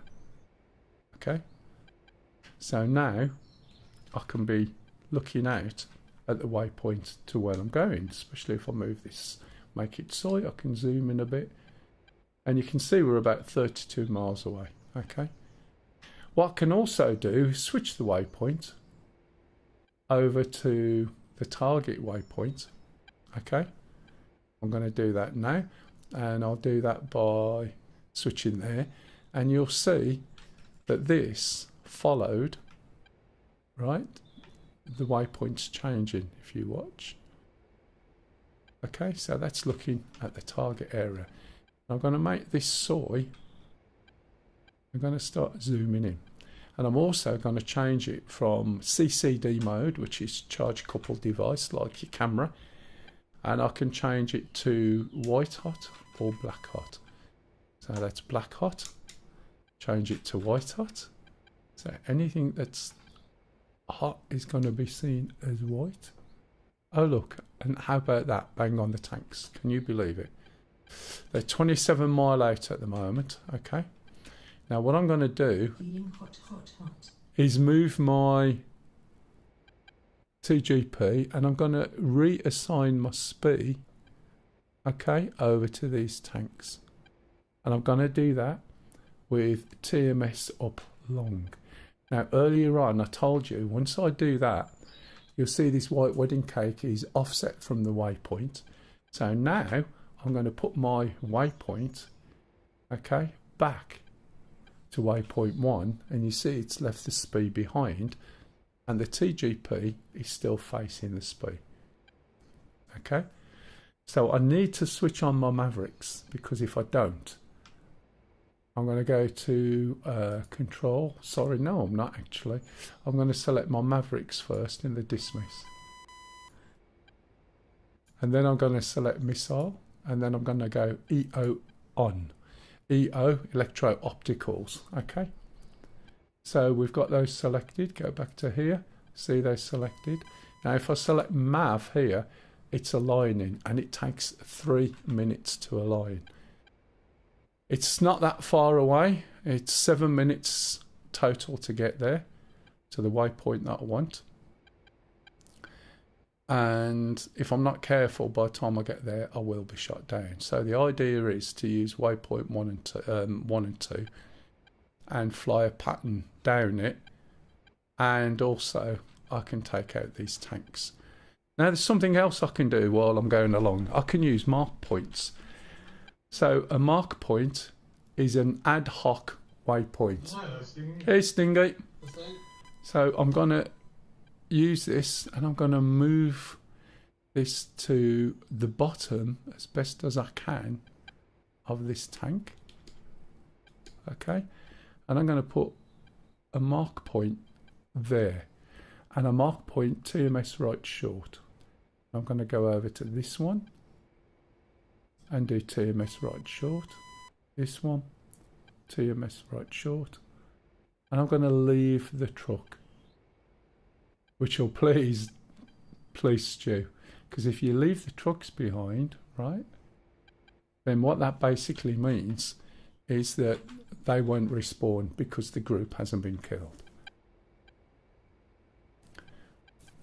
Right, as soon as this is on 3 minutes. Thank you for the 46 long months of subscribing, Stingy. Hey Stingy. Hello all. Thanks Stingy.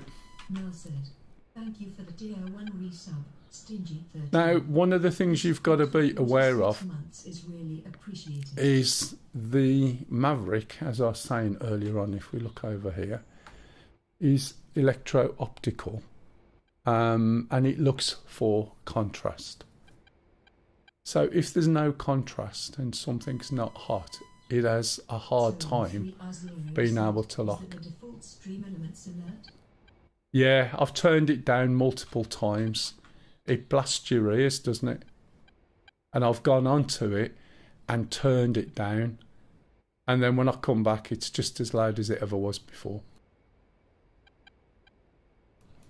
So I have tried a few different things. Now I'm being pinged all the time by SAMs, so I've got to be careful.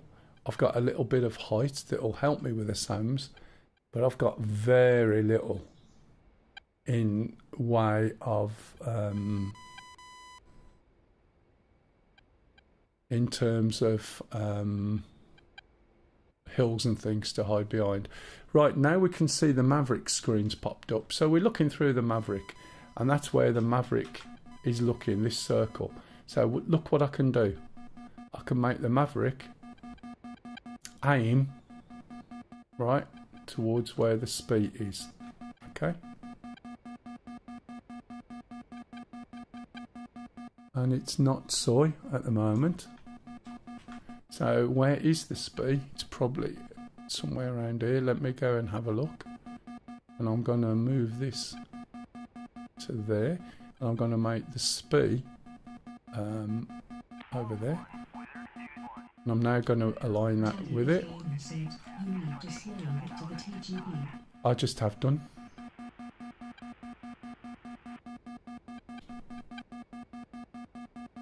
I should have done. Oh, it's on gimbal limits, that's why. Right, okay. Not what is written in the hat. Yeah. Why is that doing that? There's something I've completely forgotten. Oh, you're an idiot. No? There's something I've forgotten about. What the hell have I forgotten? Why is that not moved?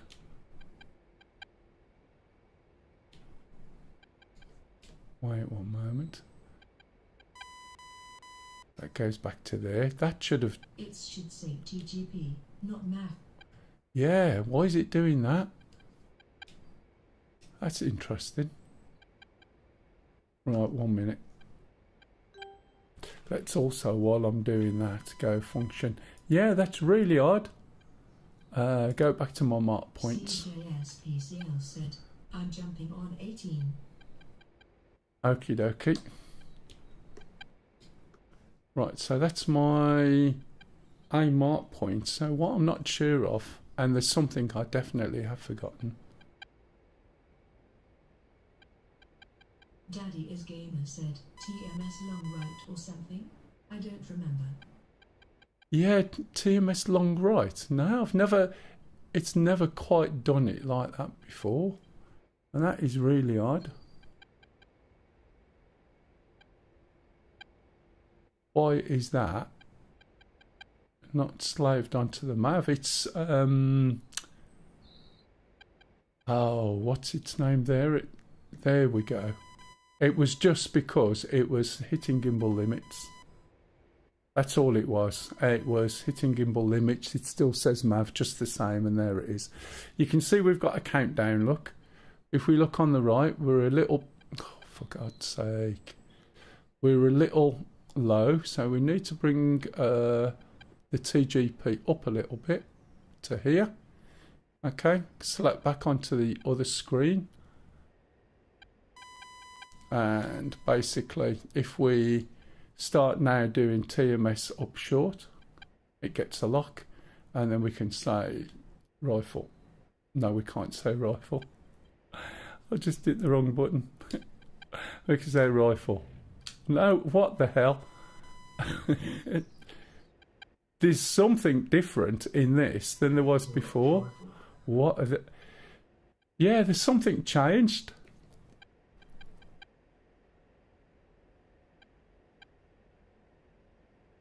Why is my Maverick not firing?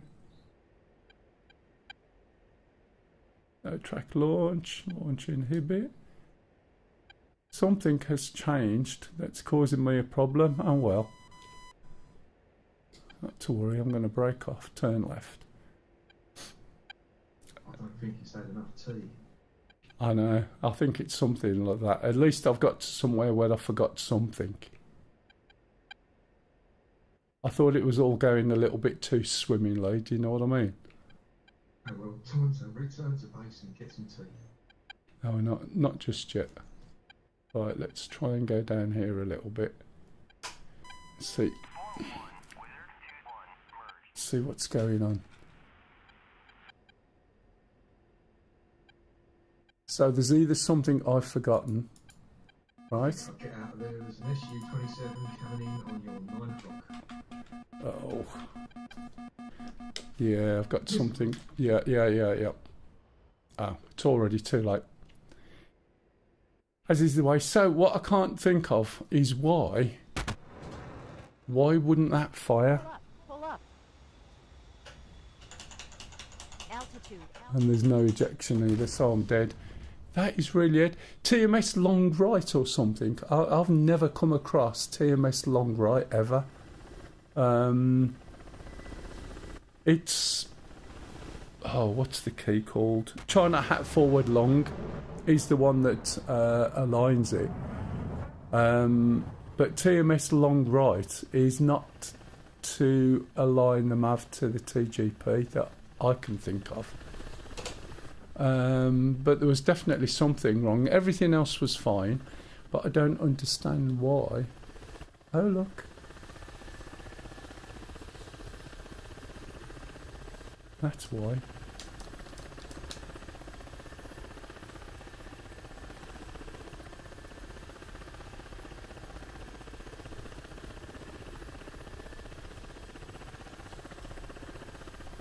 Where's all my keystrokes? Oh, hang on, general. But no, that's fine. It's not general. It's A10C, isn't it? Let's have a look. See what's going on.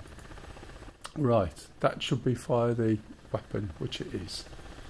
That should be V, which it is. Right? that should be TMS right, which it is. TMS left, TMS forward, yeah, that's fine. That's fine. Not quite sure what went on there. All the keys are fine from what I can see. Never mind. Try again. I won't go through everything this time, you'll be pleased to know. But I am interested in what happened there. Have we got any air cover today? I don't think we have we? If anyone wants to come in and do some air cover.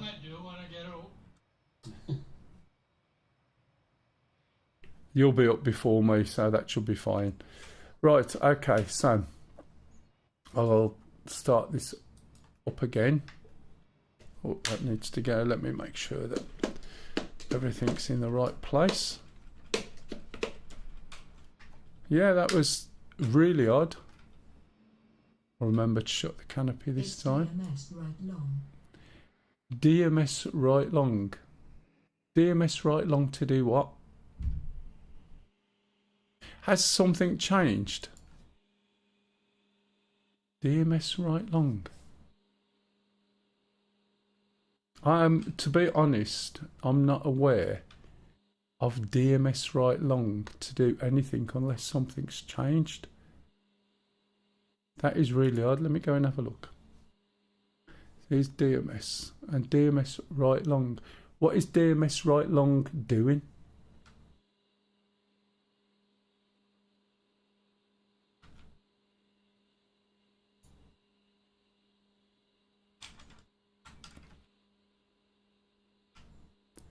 Okay, APU's up. Now either that's a change or something I haven't known forever, which is a little bit odd. And I'm not, it sounds like going to the doctors, doesn't it, when you're old? I haven't had that problem before. Let's put my lights on, let's put that back. Put these on.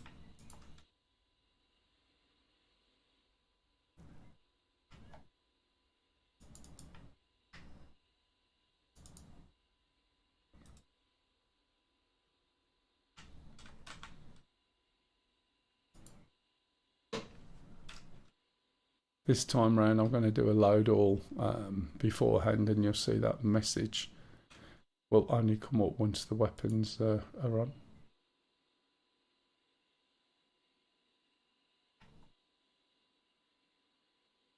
What have I forgot? That's on, that's on.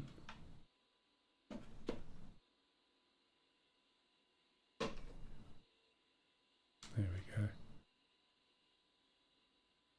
Pull up, pull up. Altitude, altitude. Right, we do a load all here, which is where you would normally do it. We're waiting for the engine. You'll see once this, did that work? No, it didn't.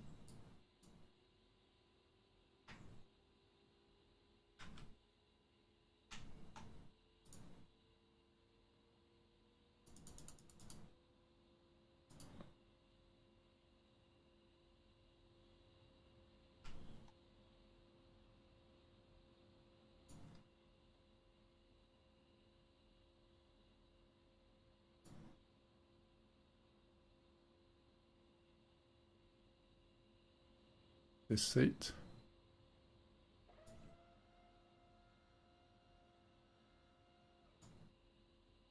A bit more.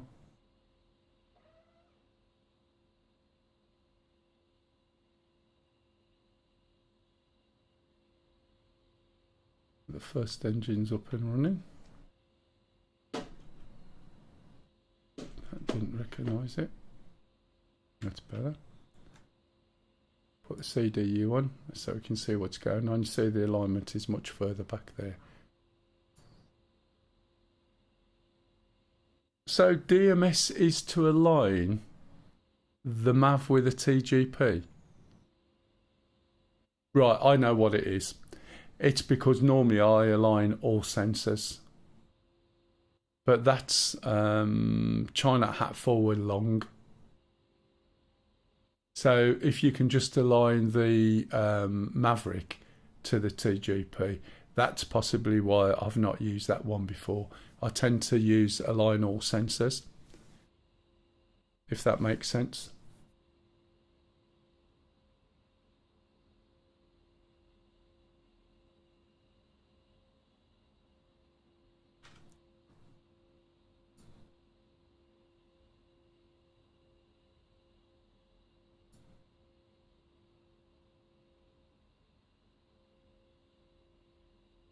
And that's to the SPI as well, not to the TGP.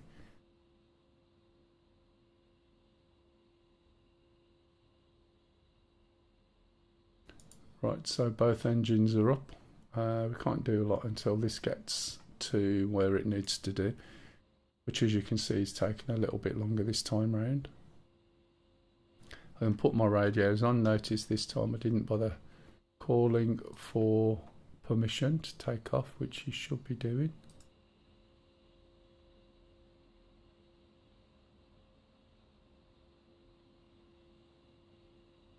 Is that the right one again?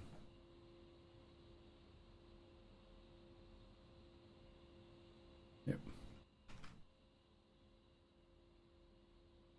It's been months since I've been in this, but I'm not sure why the mavs weren't moving at first, to be honest.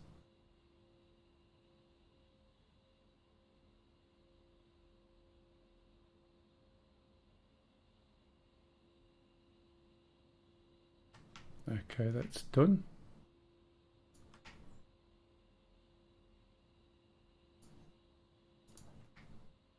If anyone's got any questions on the startup, you can jump in and ask. I did go through the startup at the beginning, so it is on a recording, so you're about to go back and watch it. If you've got a monitor that does more than 1080p, it's also being streamed out to YouTube in 4K, so you'll see it as I see it, which is somewhat better than it currently is. Okay, that's on. Okay, let's call this up. Go back to my saved loadout and get rid of that. As you can see, it doesn't take as long when I'm not explaining absolutely everything as we go along. Request refueling. Make sure we get a copy, Request rearming. which we did. Copy.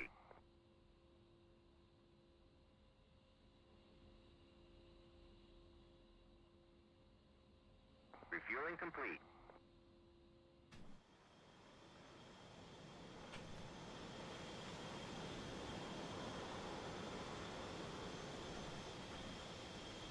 So it always does refueling before it does weapons, by the way. So if there is a big delay, if you literally are nearly empty and it refuels, it does take some time. But once it's done, the weapons will be on shortly after. Rearming complete. Okay. So we're going to put the anti-skid on the seat. Get rid of the APU generator. Get rid of the APU.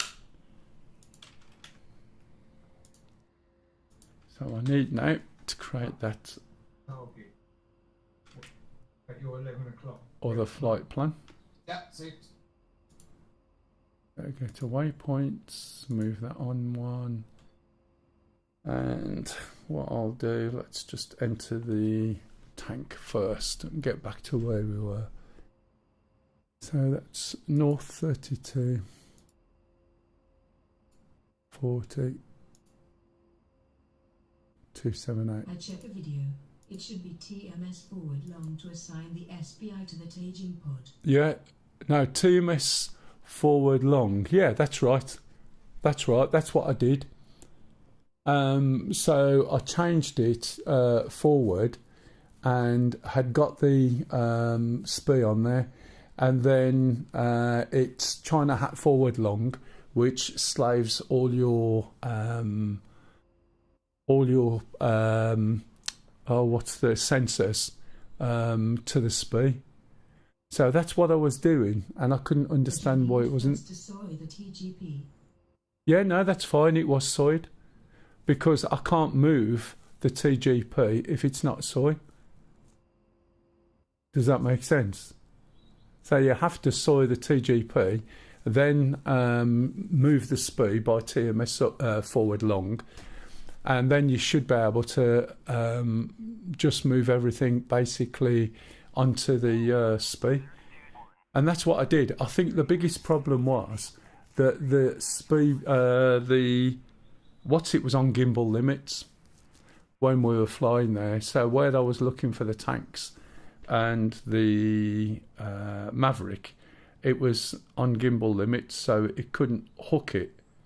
It couldn't go round. And when I turned the plane round, that's when it jumped on it, I think. So I don't think there was a problem. I think it was just where the plane was pointing relative to the target. But we'll see. Because I'll just go through it as we go along, and then that will just make sure. But DMS right long is slave just the Maverick to the TGP, is it? Which I've never used if it is. It's always gone to the SPI. EO36, so it's E0. But it was supposed to be like TGP on the HUD, and it was MVK. Yeah. This is what I mean. That's what I don't understand. E036 31 072. We'll have a look. We'll have a look and see what happens, because we should be able to have a look at those way before we actually get there. That's that one, and change this to TGT. Now, one of the things I can do is just add that onto the existing flight plan, which is this. And by going page down here, it's waiting for number 7. We can put TGT in now and go to number 7. So my waypoint 7 is on the targets, which is the same. I think you can time in the power up of the MAF according to arrival to the waypoint. Yes, you can. You can get it timed as well. I don't use it, to be honest, but it's something you can do. Right, okay. Let's go back to here. Let's swap these back over to there, and then we're more or less ready to go. Bring this over there, bring that over there. Switch this on. We've got all our weapons. I'll move this over. What else do I need? That one down. Don't need to do anything other than pop these over. Got my lights on as far as I'm aware. As you saw, it's much quicker when you're not explaining everything. Change this to SAM 2.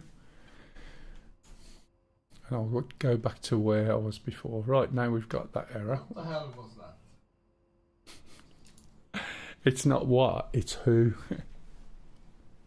So last time round we got the message, right? When we looked at dismiss, you could see it was wrong. So this time, everything else.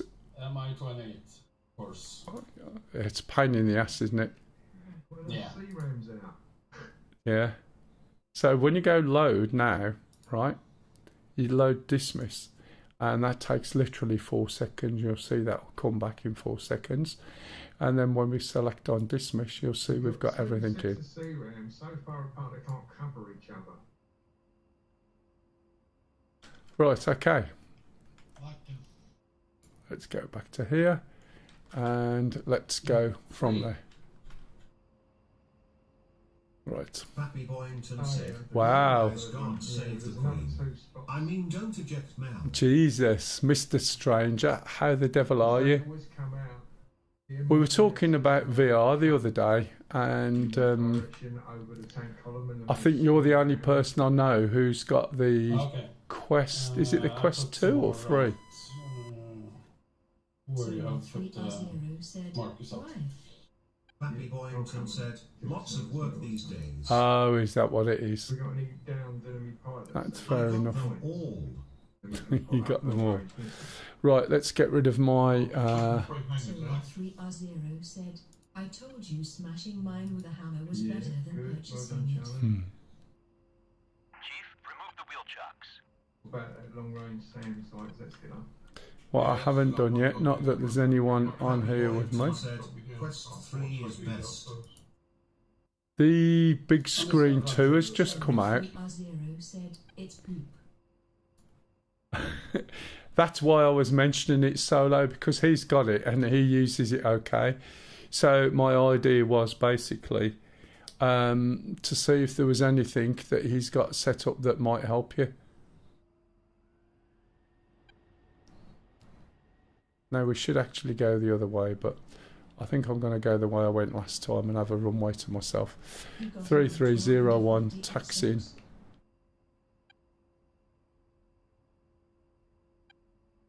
Possibly, it wouldn't surprise me.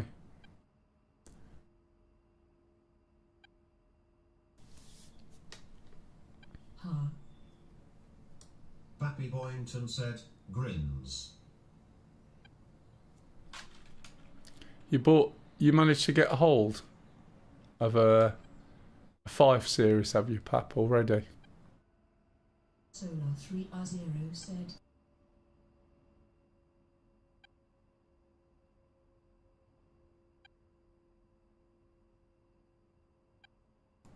Yeah, that's fair enough. Yeah, the power could do with a bit of a redesign again. I think the 4090, is there a TI on it yet? That 4090 probably does a good enough job. If it's 100% uplift from the 30 series, then yeah. I heard something not good about the 50XX. Yeah, it's basically the power and the way they do the power. Yes, 4090 is great.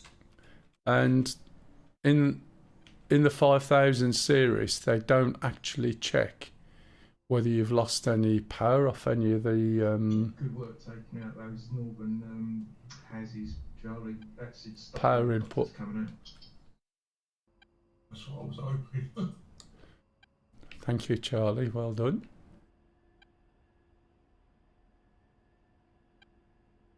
So yeah, if you lose an input on the 4090, then it knows about it. On the 5090, they're all joined together on the card, so they don't care, and all it means is that the power input Besides, through the GCS cables don't just need goes no through the rest. 4K textures on ground.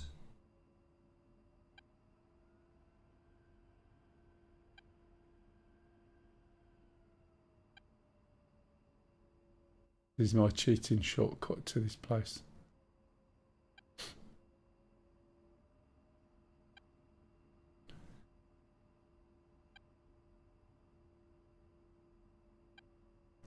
Three 301 holding short, runway 31. Lots of threes and lots of ones. Gamer said, do you use face track? No, I use AMXYZ. Bappy Boyington said, no. I think he was on to me, Pat. 3301 taxi into runway 31. Said, Mel is special. I'm special. Yeah, it's an old song.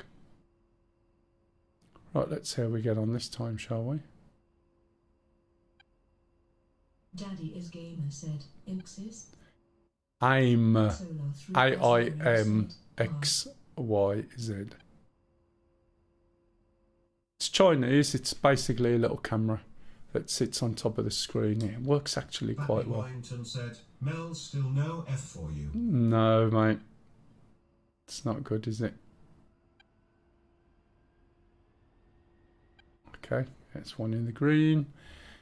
And full throttle. How are you, Pap, anyway? He's stopping all the people from burning all the Tesla dealerships over in sunny Europe.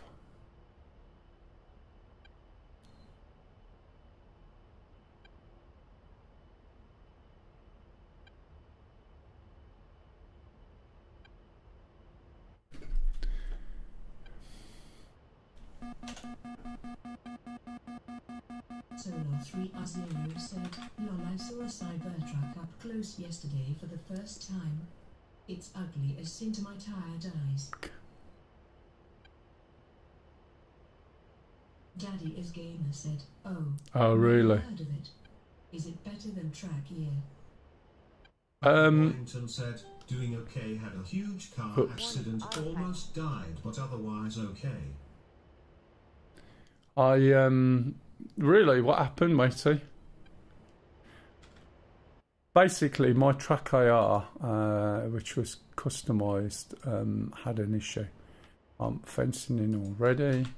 Let's pull this back up so I can get everything working quickly. Let's turn this up. Turn my lights off. And see where we are. So if I just change this to target, which is there, right. I'm also going to switch this on. This is just me trying to go through to see what went on, what I did wrong, potentially. That's aligning. Did I select them in dismiss? Nope.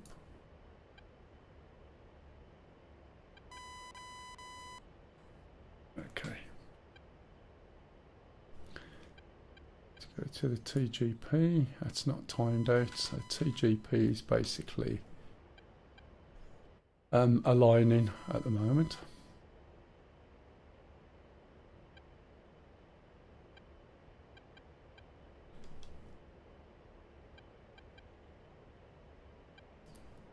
So this is now pointing towards the tanks.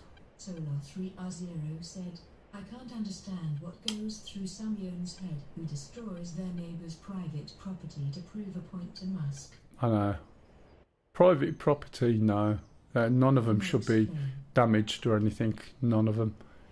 But to sort of express an anger, which is fair enough, you know, you get an unelected official sort of doing what they're doing without, well, with scant disregard to anything, is a little bit odd. Was driving and suddenly had a blood pressure loss. Oh. So I lost sight and drove into a truck trailer full on lane. Total loss on the car. Barely a scratch on me, although police said they had no idea how I came out alive and relatively unscathed. So that's not good. Oh, I had a problem with a Track IR, that's all. It broke. Forkbug said, "So what were you saying about your Track IR?" It physically broke. It was a customised one and it physically broke. Bro, see a drive. So basically, I'd got something I was testing for the other half, and that worked. And I haven't given it to basically. It needs to be switched down as well, as far as I'm aware.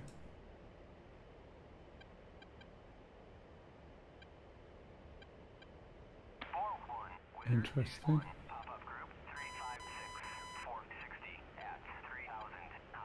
Why is that not going the other way? Do you know what? I don't care at this point. Right, let's go and find those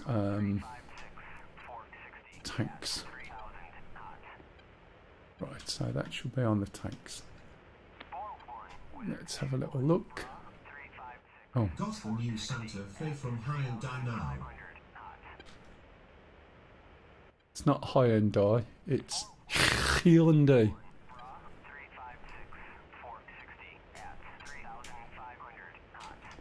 And they were over here. Probably moved a bit. It is a bit like that, isn't it? Let's see what happens. Right, there's the tank. So, right, the speed, if I change my speed to over there, right, where that is selected, then as soon as I do this, the Maverick should jump to it. which it just did, right? And if you look in the hood, 03R0 said, work on not passing there. out instead of more protection when you inevitably do. Yeah, it's quite difficult. So do you know what caused your loss of... Said, but you need to lock the target inlet go. Oh, yeah. No, at the moment, I haven't done that. But either way, that's just tracked to where the TGP is, right? Now my speed's over there as well. And you only have to get close to the target, to be fair. They've probably moved on, I'm not sure. Happy Boyington said, hard to do in my line of work, mate. Right, I've moved the speed, so I'm going to put the speed back to the waypoint. And now put that back to there. I'm being tracked. Think I got a plane on me? Anyone around? Air cover or anything? Solar 3R0 said, your work lowers your blood pressure to dangerous levels. There's an F-16 cat in the radio menu. I just activated it. Alright, matey, thank you. You in a minute?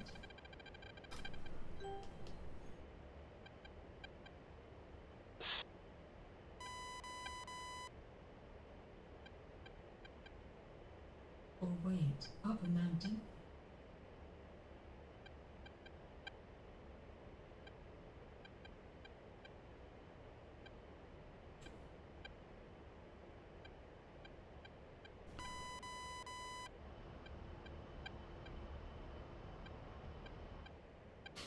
Now, the one thing you've got to be aware of is if you notice the TGP is on the right wing of this. And that's where it stays, unfortunately. There's no option. Sure, this is a plane.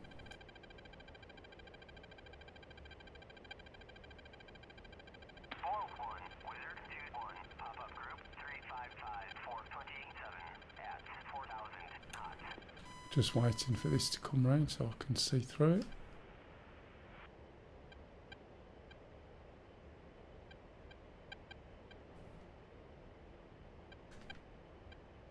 Maybe that crazy underwater welding stuff where they are pressurized for days?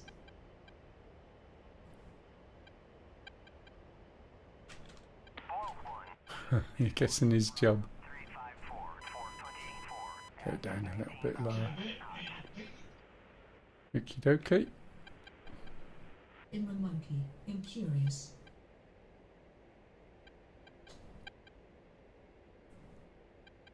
Not sure whether those tanks have moved on or anything yet.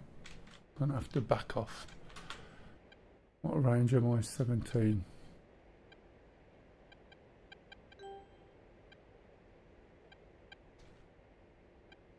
Yeah, I'm on the right target. See if I can find them again. Oh, there's a hill there. What's this down here? Bushes.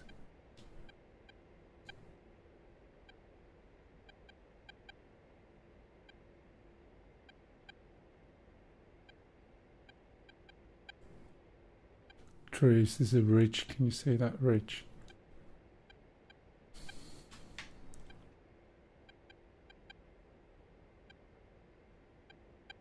Or may have been higher, I don't know.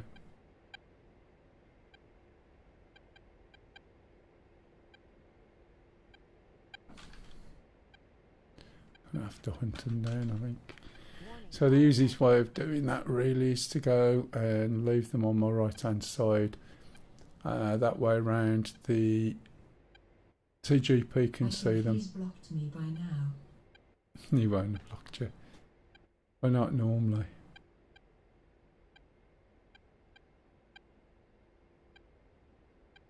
You can possibly do a little bit lower as well.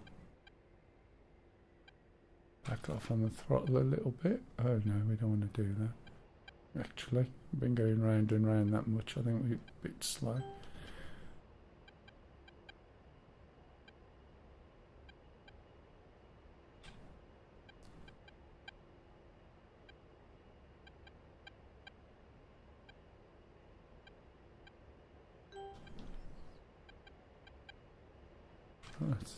let's go and find these targets.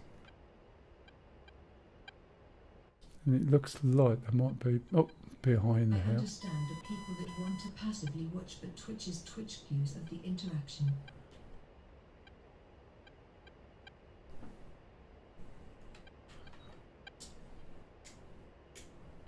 Blacklight's pretty useless. Let's see if I can change this. Make it seem any better.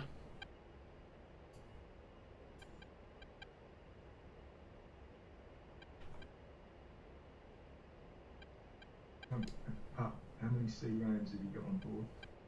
Just one. And then the ammo track. Cool. Yeah, you'll go to that one and dead off your nose by the start of the river, yeah? Yeah. I'll do the one south of that. Yeah, copy. I'll keep my ears open. For the house. Something down there, isn't there? Oh. Those look like targets. And it also looks like they've been destroyed. Got the helo coming. But they are over that hill. That looks like it's been destroyed, but I'm not sure. So if I change that a little bit. So I've changed where my speed is at the moment, so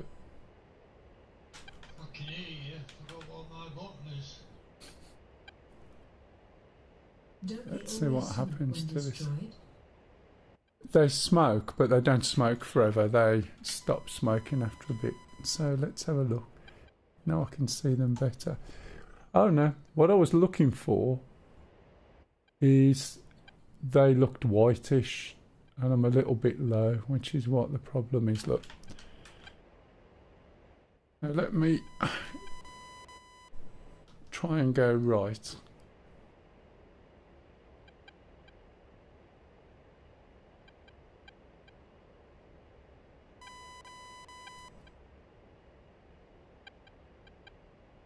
And climb a little bit, but I've got to be careful.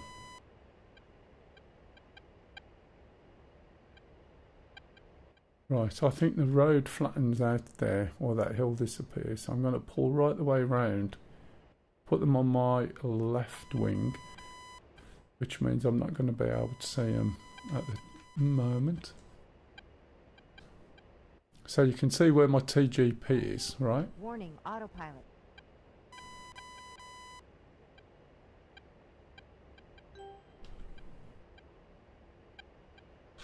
Which is over here. So they're over here to the left. There, where that is.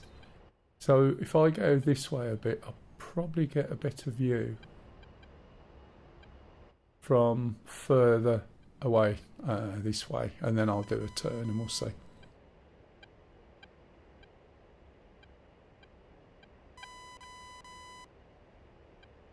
We're missing the lower part of the HUD. Where it's written should be TGP. It's right at the bottom there.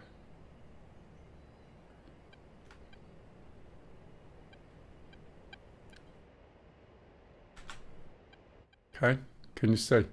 That's where it says TGP. I think you may have seen this earlier.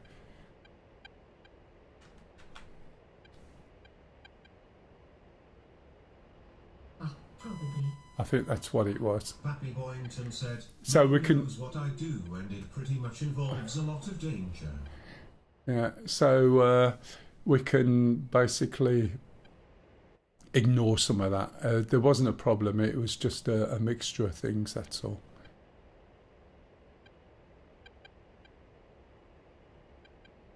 So what I'm doing is pushing this way a little bit to try and give me a better view over there. But because the TGP is on here, right, you've got to watch your time. If I spend all my time turning left, then it's not going to be very long before I'm too close to the target, etc.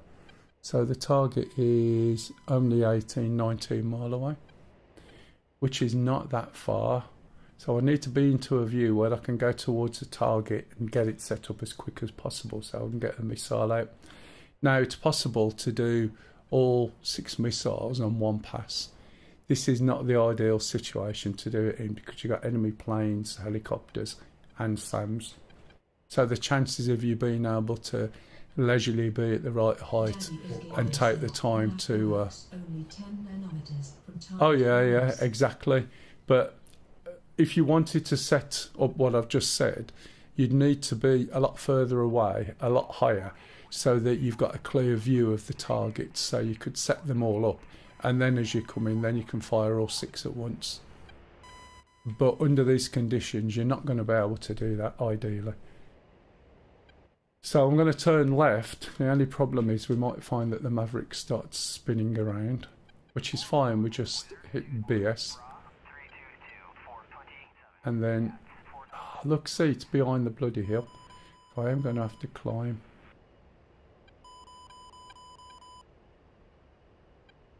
We got somebody firing missiles.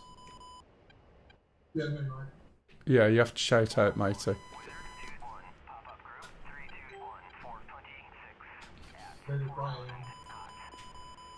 Right.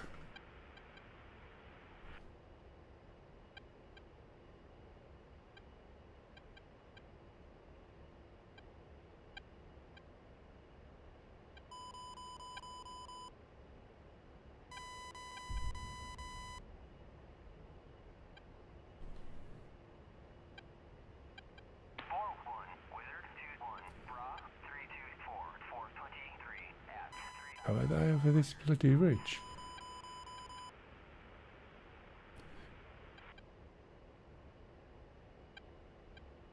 Oh, nice.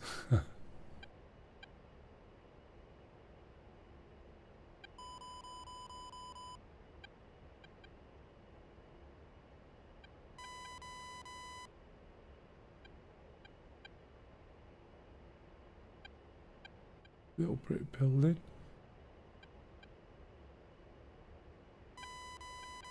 Go back to the waypoint.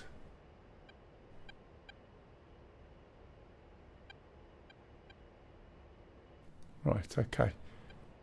So the SPI has been moved to there, okay. That means that the Maverick should be on it. Let's look, we can jump the Maverick in one more notch. There's the target. Yeah, that's worked fine. And so basically, as you come in, you'll see a marker. You can see the marker over there on the left, but that's in the hood. So I've got to be careful, right? So basically, what will happen now is you'll see that little marker coming down on here. One of the things I could do is go and dive, perhaps. But there's not much of a slope, but I've got to be careful because there is so much stuff over there. You can see where the target is just about, I think.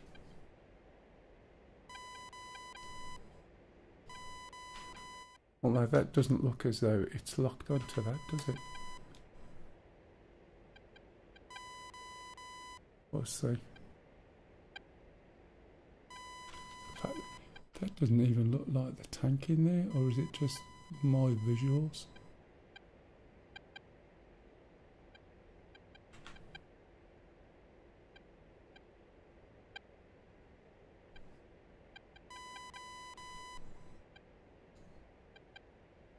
So as that gets below that line, then it's TMS up short. And you keep TMS up short. There we go, we got a lock rifle.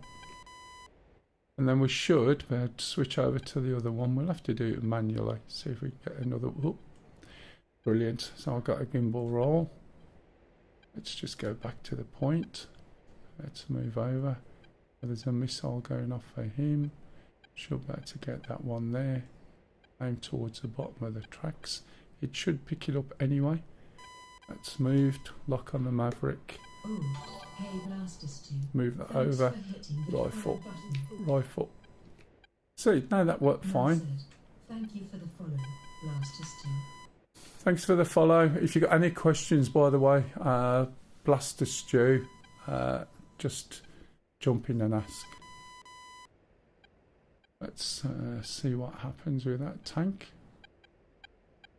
Or both tanks if I zoom out. Altitude, altitude. Yeah, they've gone under the hill and now they must. We'll soon see. So I'll go out, stretch out and then come back in for another couple. Okay, there's one. There's the other. Happy Boyington said, "You getting the Joe or Golan?"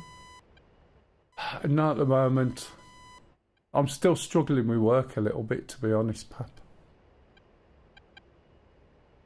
Don't forget, when I started work at this place, it cost me 800 quid a month to go to work. Currently, it costs me 300 quid a month because I managed to pull back a bit. But then, for some unknown reason, it seems that at the end of this month, that's a 3-month trial of working from home, that he may want me to go into the office another day, which is an extra 640 mile a month on the car, which is mine, obviously, and another 100 quid. For no reason. The original measure was that the team that I look after weren't going backwards and were performing as well, which they are, but they've changed the rules. Questions used the game 3 weeks ago.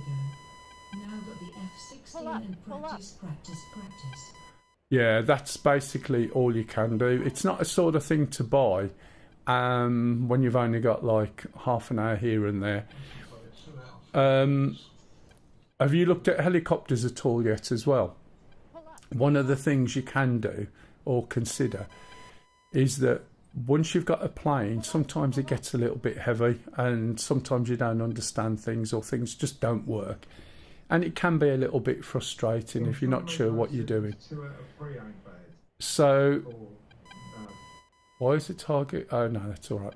So my point being is, if you get yourself a helicopter as well, and by all means don't get the most complicated, get something like a Huey, you'll find that you can switch from the plane you're learning when it gets a bit much and go to the Huey. And because the control system is so different and the terminology is different and it's easy to fly, it's a little bit like having a rest.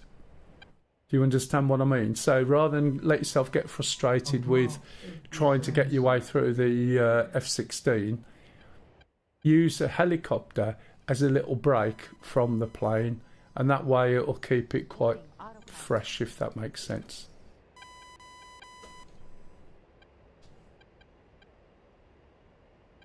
No, just start out with the Flaming Cliffs.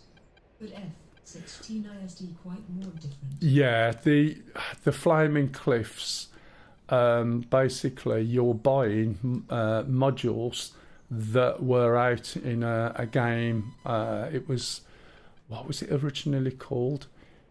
Was it Lock On? Could have been Lock On, then Lock On something, then Flaming Cliffs, then Flaming Cliffs 2. And that was the forerunner to DCS. So all they've done is ported the models over.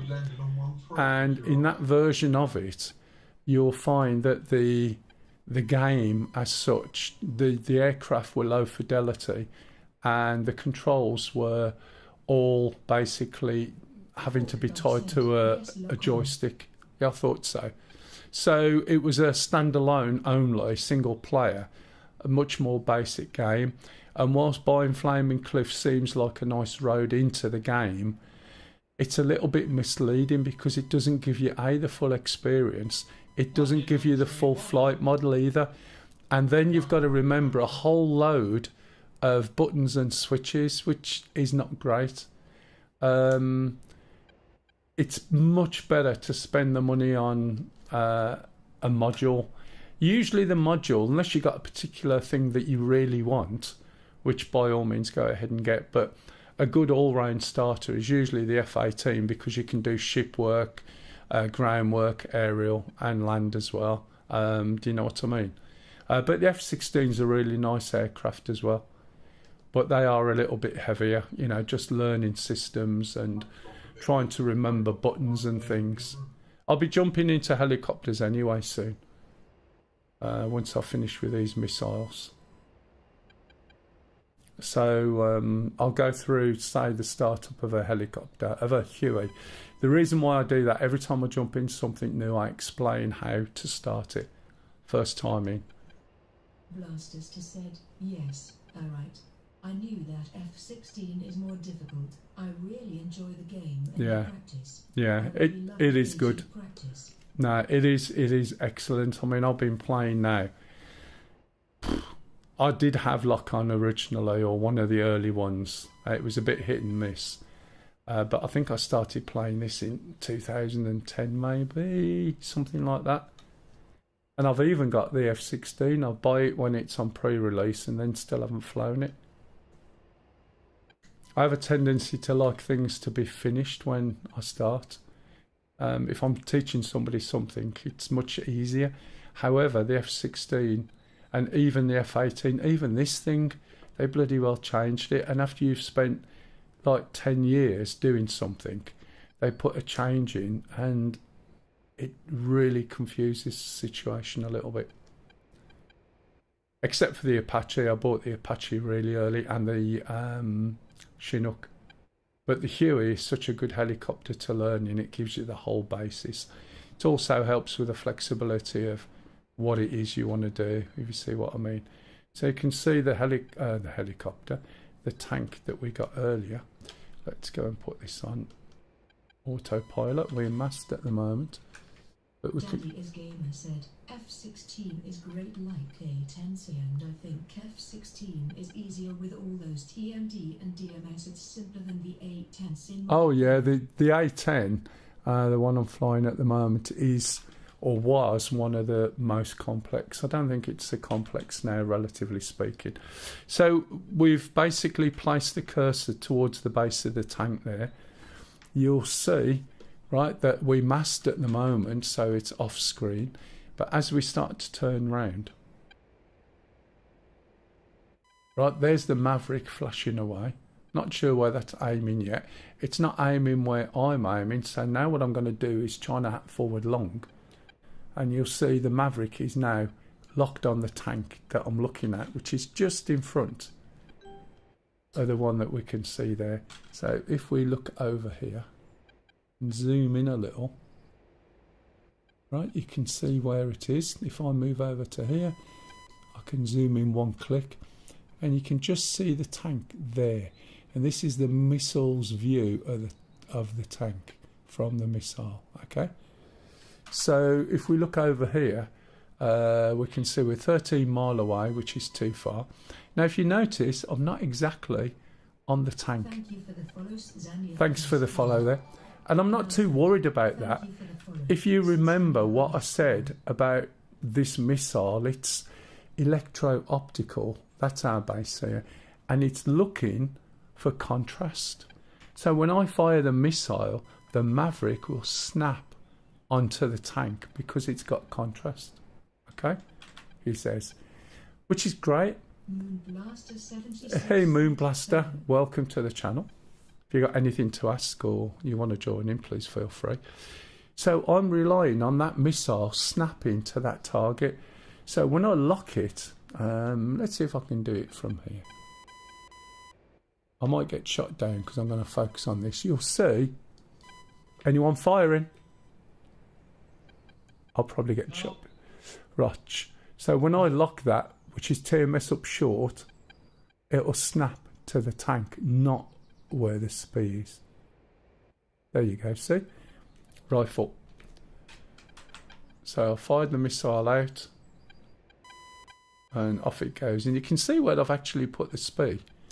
Now I don't think there's any more tanks or anything. I think there's a truck. Doesn't look like it.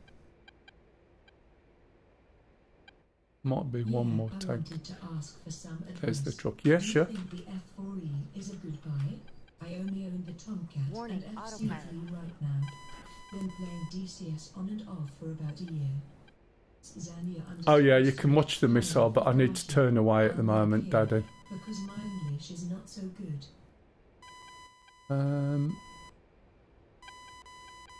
Oh, that's fine, yeah. Solar3R0 said, Flaming Cliffs is not full fidelity if you like the game by a modulat blasters too.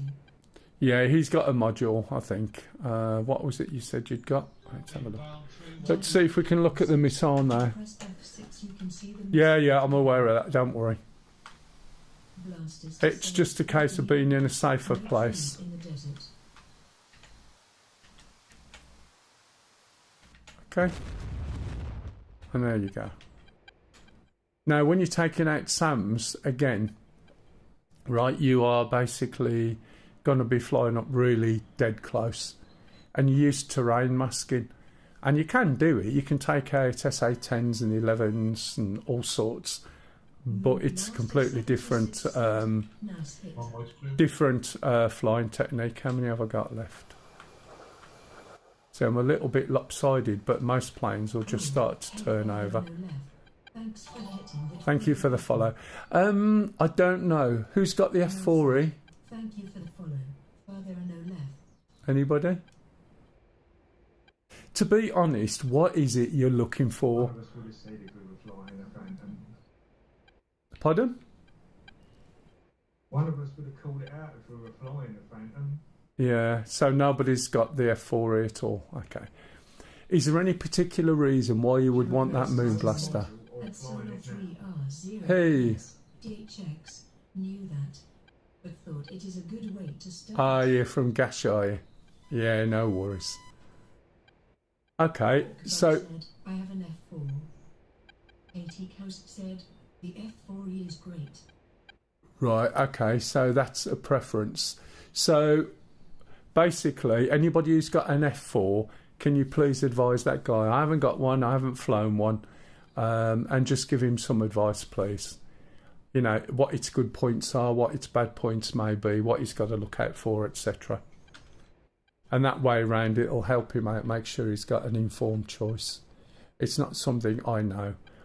I know some basics on the others, and I know what the people I fly with fly normally. So if you're on chat and you can help this guy out, it would be appreciated. And I understand, is it Sanya? Or it's with SZ, I always get, it's usually Shania. Is it Agnieszka? So would it be Shania? Would that be right?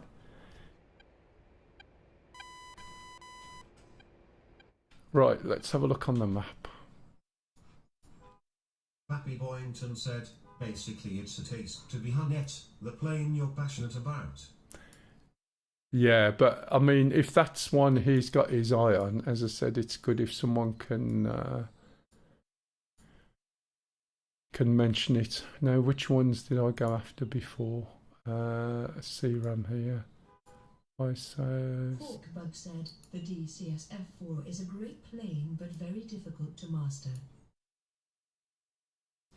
So, on that basis, when you say it's difficult to master, is that just to understand the systems, or is it the flyer, or would it be better off looking at a different plane, which will give him a better experience, if that makes sense? Are those SAMs still out there at the moment, Stu?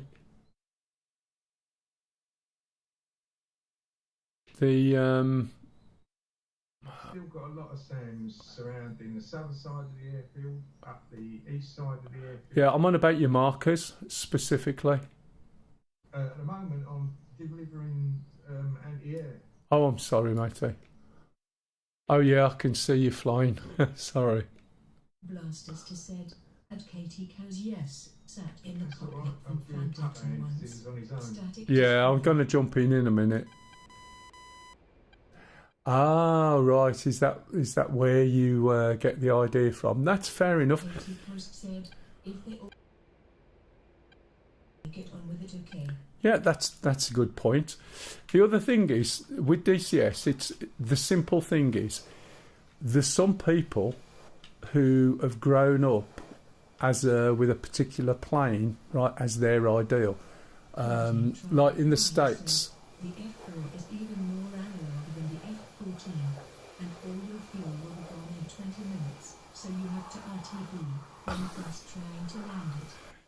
What he means is it's challenging. So if you've got something that is like, I'd really like to fly that. Yeah. If you've got a particular aircraft, exactly. If you've got a particular aircraft that you've got a penchant for,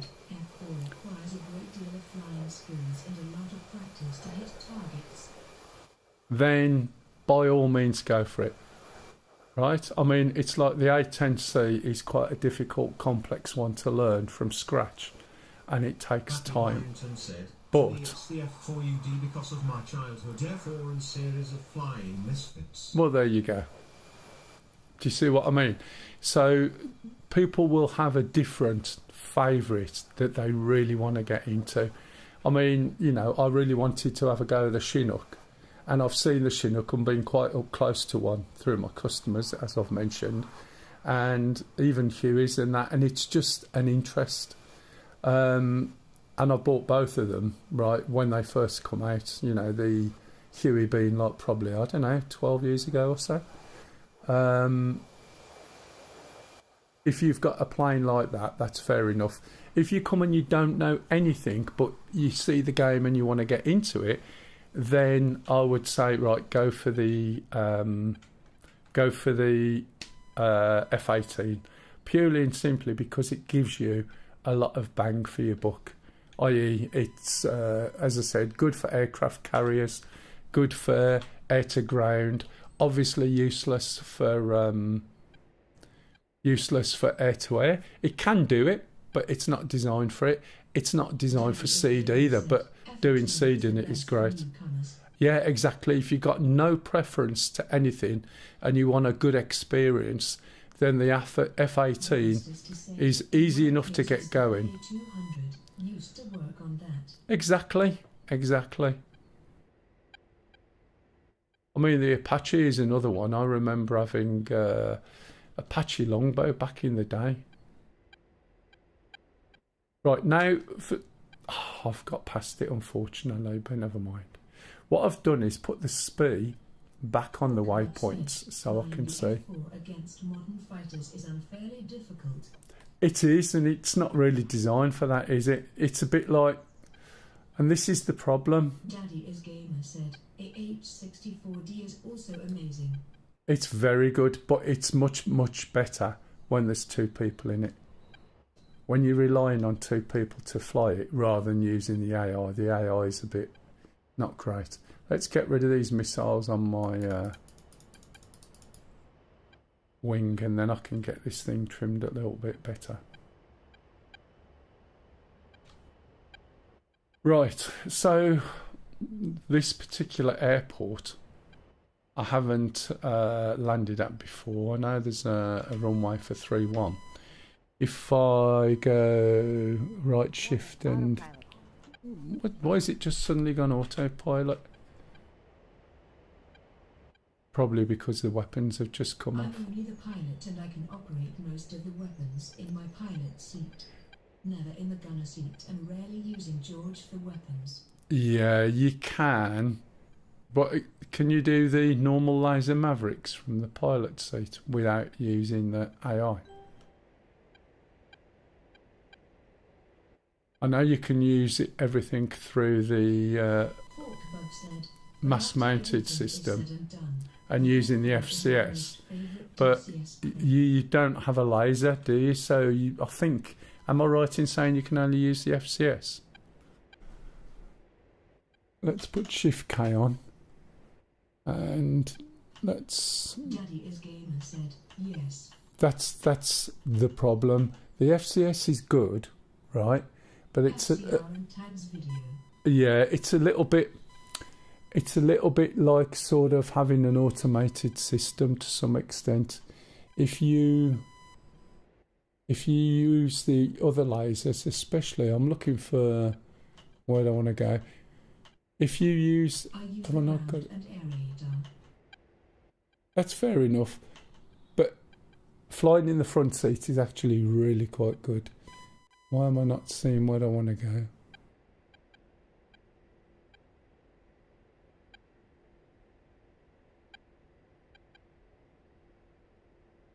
Has this not got all the bloody air bases? Which air base is this? Because I can't see a name on it. Doesn't seem to have everything in there, does it? Or is it just me? No, this is just gone round. That's a bit naff.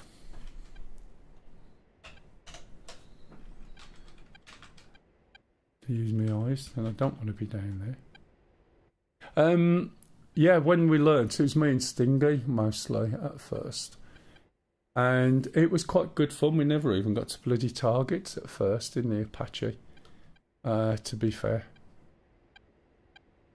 And it took a while before we got used to it, especially with the flight model.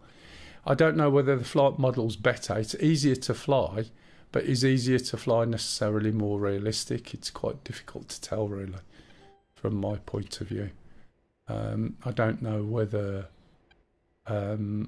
it's made it easier just because people moan so much, or whether it's made it more realistic, because it's a darn sight easier to fly now than it was before. You had to be really, really careful. And once you got used to it, you could throw it around. But you know what I mean? Let's bring this back. Put this over there and we can see what's going on. The F5E and F86. These are aircraft without all those fancy MFDs and TGPS and HUDs with flight path reticle. So it's more manual. Yeah. Where's this?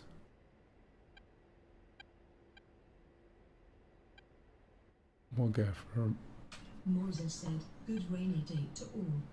Hey, hello Moser. Rainy day? You haven't got rain, have you? It's absolutely nice over here. Well, if you like heat.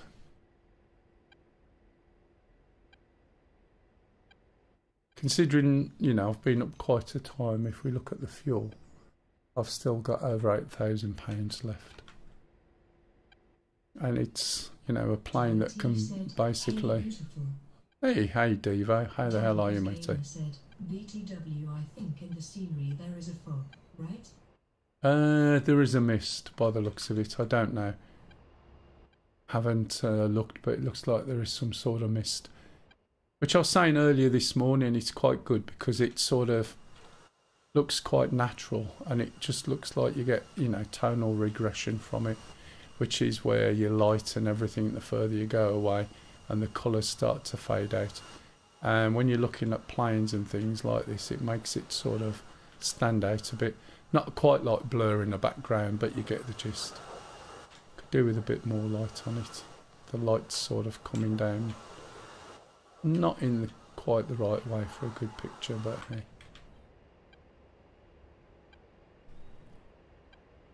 How far we got? 12 mile. I'll do this visually. Right on one, so taxi to runway 26. Ah. I'll be coming into land at some point, Charlie, but I'll avoid you. I hope. Okay, mate, yeah, no problem. I'm just literally Blaster said, is this Syria? Pardon me. Yes, it is. It's Syria. And if you want to stream and fly with Syria, you need more than 32 gig of RAM. Otherwise, you'll start crashing. I'm going to go slightly left here. You can see the two runways over there. I'm going to lower down, change my height.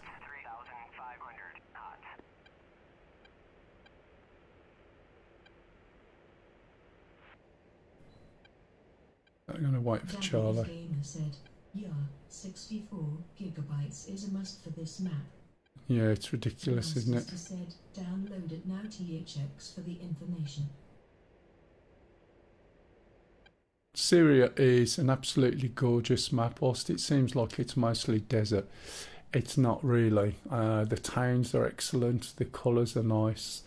You have got a mixture of desert and greenery. Lucky me, I just updated it to 64 gigabytes. 1 is clear. No, just keep coming straight in.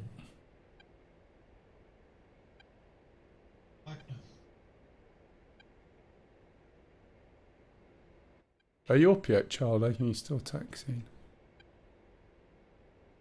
No, you're good, mate. I'm on runway 26. You're coming in on 13. I don't know which one I'm coming on. Yeah, you're coming in on the one that should be coming.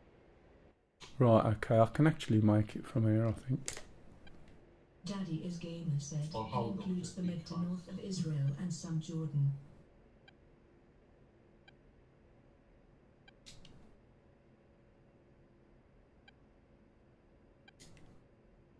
It's not an ideal approach, but it should get me in.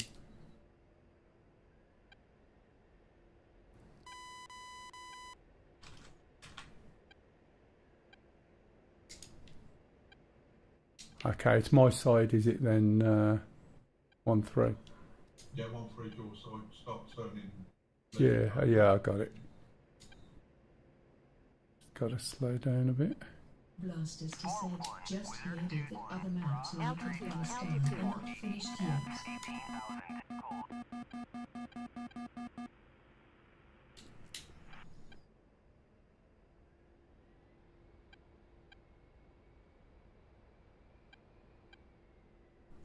A little bit hot.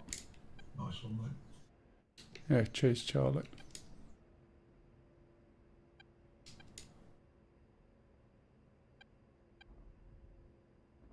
I'll make sure I stop in time.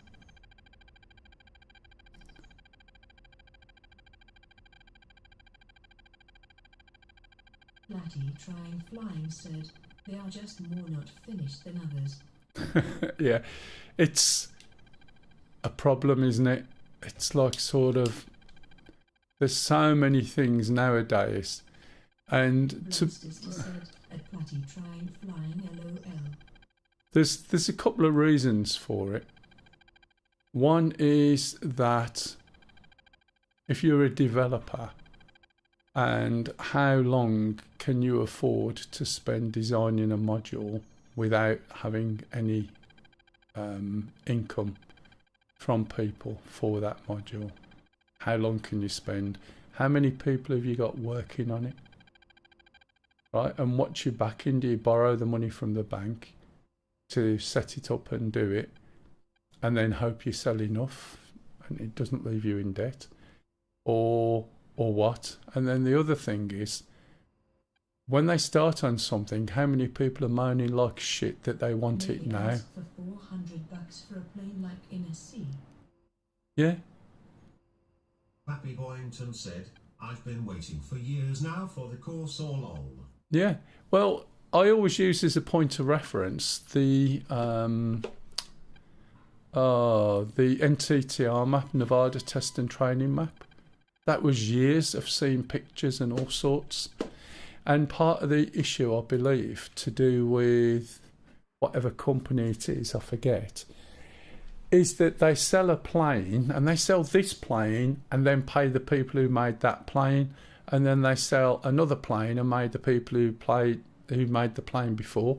So they're sort of using money coming in for one thing to pay somebody else off. So you end up waiting for your money or something like that, I believe. And it's Remember, difficult. we only had the hangar module and nothing else in SC lol. Oh, I know. And when you went up the ladders to your ship in your hangar module, you didn't even walk up the ladders. You walked up the side in space, and you could just sit in it. And despite Star Citizen looking absolutely brilliant, those graphics are severely dumbed down from what they used to be. Right, where do you need help at the moment, Stu? Helicopter-wise? At the moment, I'm just recovering a wreck. I don't know how that's going to go. I'm not really thinking about tactically. That's fine, mate. So I'll just jump into a QE for now, and I'm just going to go through it. Yeah, no worries. If And- I manage to get this back, I'll go back into the tactical slot. Okie dokie. And the problem is, you don't have to, just fly. Don't worry about it, you know what I mean? The problem is that Platty people... trying flying said, did someone bulk by orange map markers? Stu's been on it.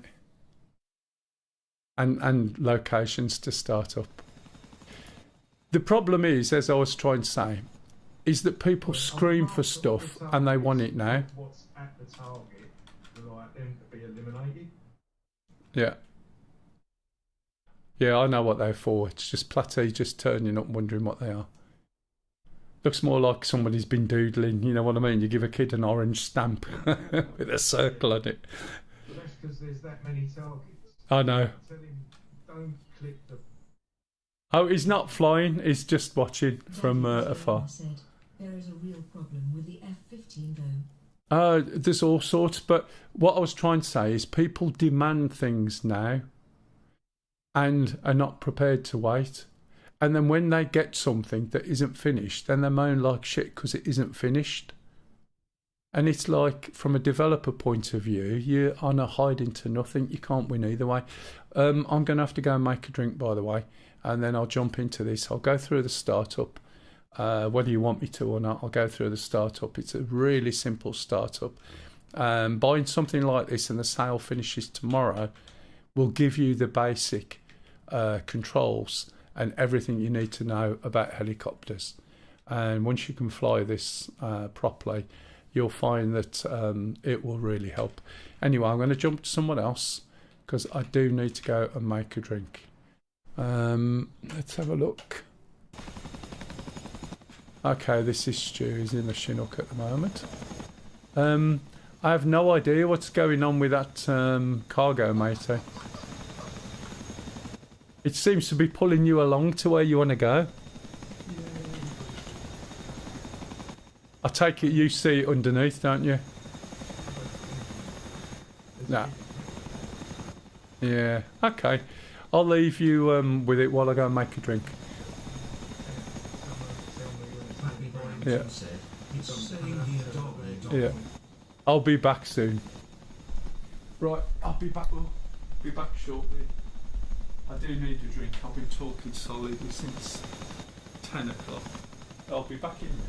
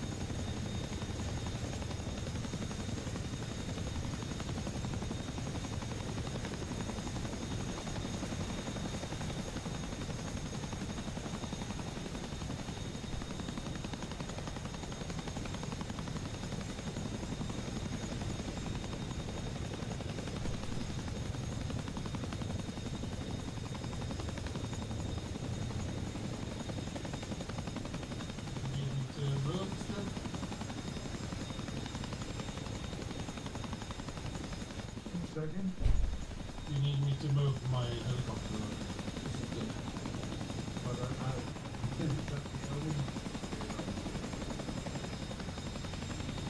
Ah, you'll be fine.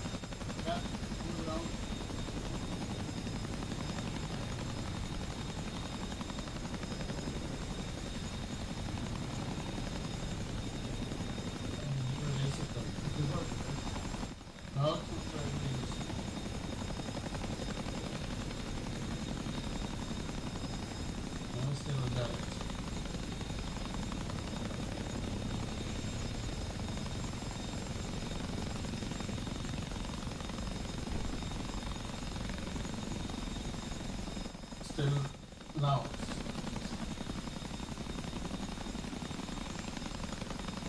Oh, nice.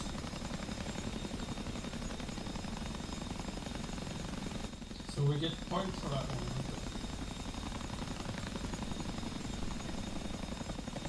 one. We landed it.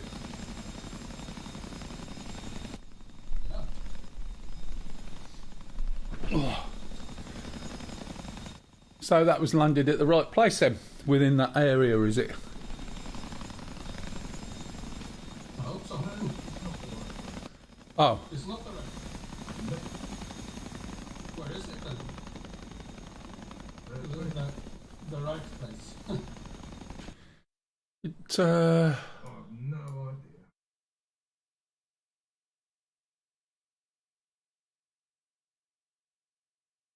yeah, I don't know which one it's supposed to go to.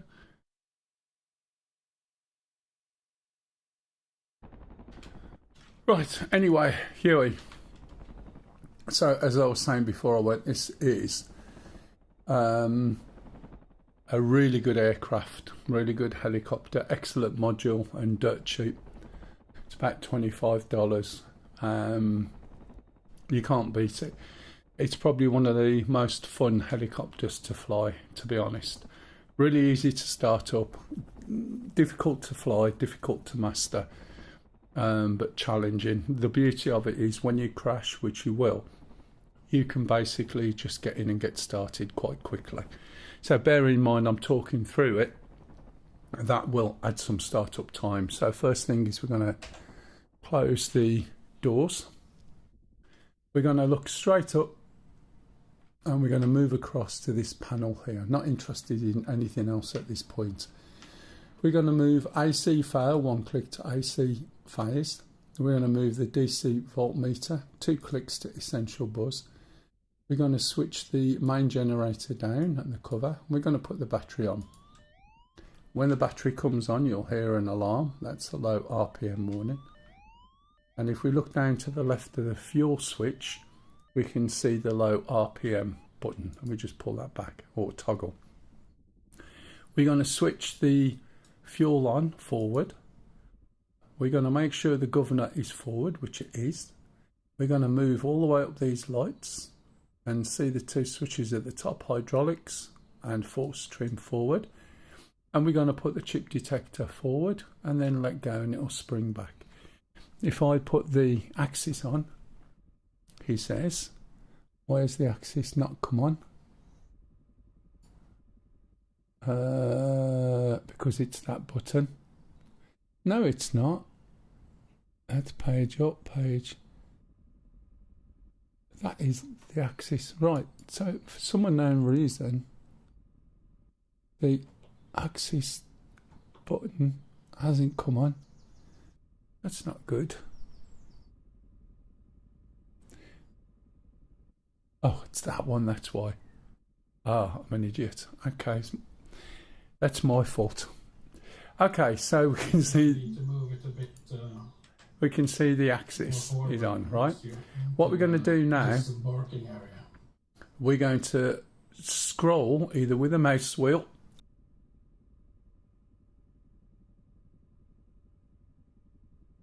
or page up, page down. If you've got this bound to an analog, then you can't move it till this little indicator's above that notch. So we're going to scroll it up. Yeah, there. All the way up. Excuse me.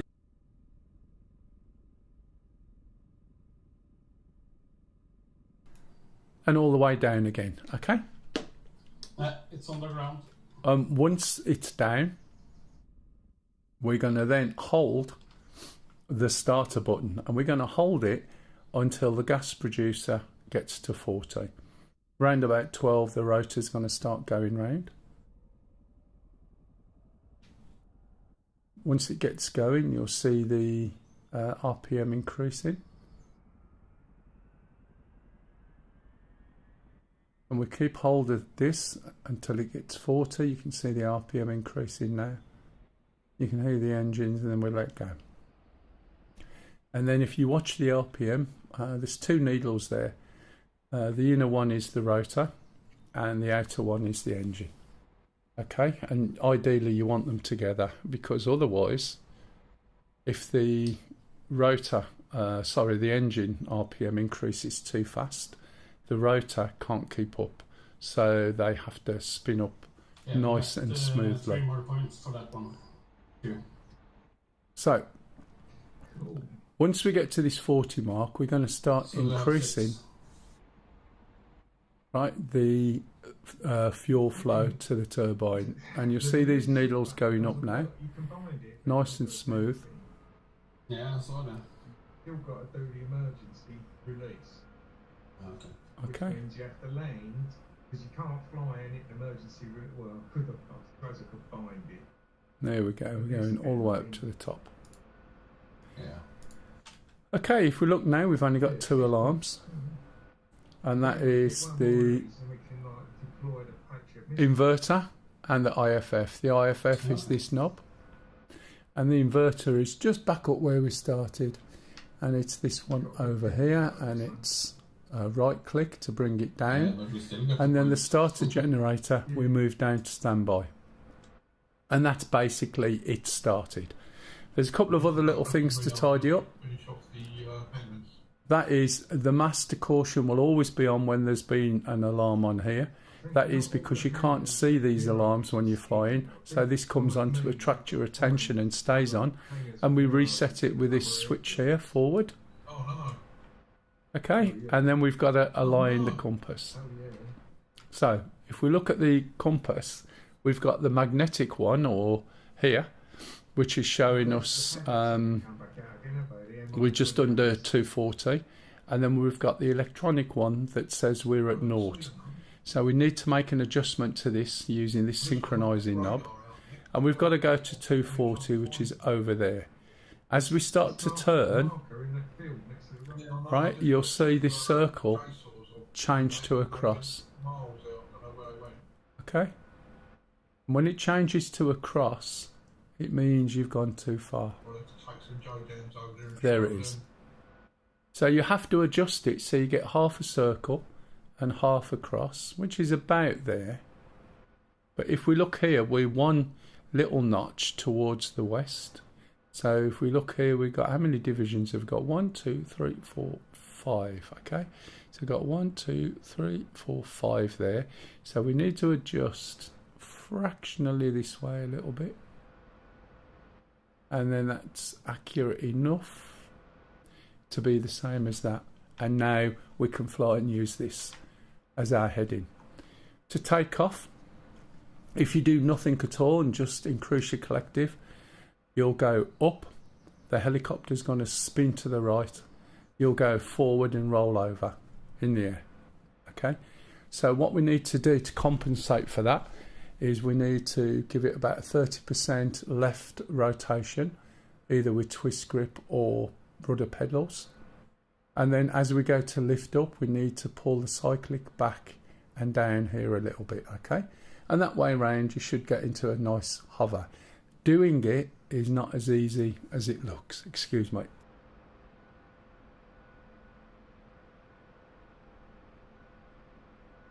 So it takes a lot of practice to be able to get this thing to hover with any semblance of control.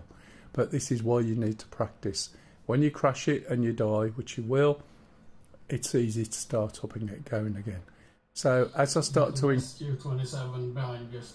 as I start to lift up or increase the collective, as you can see down here slowly, you'll see the helicopter will start to lift, and I'm instantly giving it left, and I'm just gently edging the stick back. Okay, so you can see I'm more or less hovering. It's a little bit of wind, nothing major. Okay, and I'm in control of this. And then if you notice the way the stick works, there's very little movement. The thing is with helicopters is you don't need, right, you don't need a lot of input. Obviously if you're in a big sort of avoiding something major you can, but you really have to be careful. You can see how much left rudder the helicopter's got, and you can see the amount of movement that I'm doing in the helicopter to get this to move forward. If I want it to stop, I just go back and middle, just fractionally look, and it stops.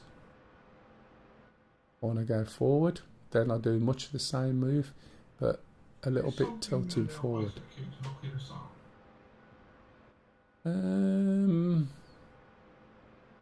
Other than probably the Apaches or planes coming round, I'm not sure if there's anything round here. I'll come and grab some little what's it guys and drop them off just round the corner, and then if there is something they'll attack it. When you're coming into land, you want to slow down, and I think I'm in the right place. I might not be actually. Slow down, get into a nice little hover, quite low down, and then just drop it down. With helicopters you have something called ground effect. As you get closer to the floor, it kicks in, and it's basically a cushion of air from your own downdraft that will support you. And even though if you haven't got force feedback stick or control, you'll feel the difference. Believe me. Let's see if I can load up something from the logistics hub.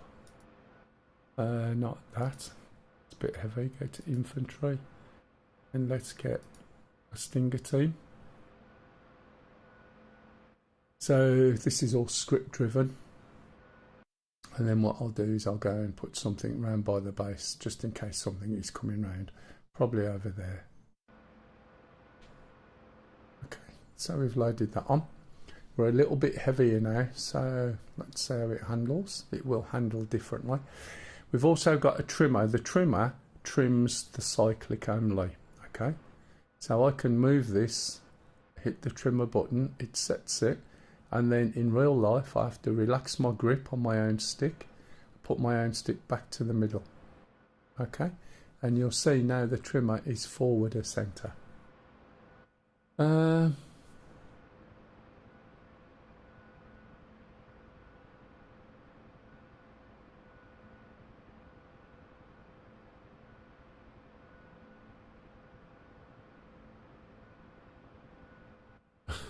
Classify a whale as a hostile. You just go around blowing all the whales up. You're right, Wolfie.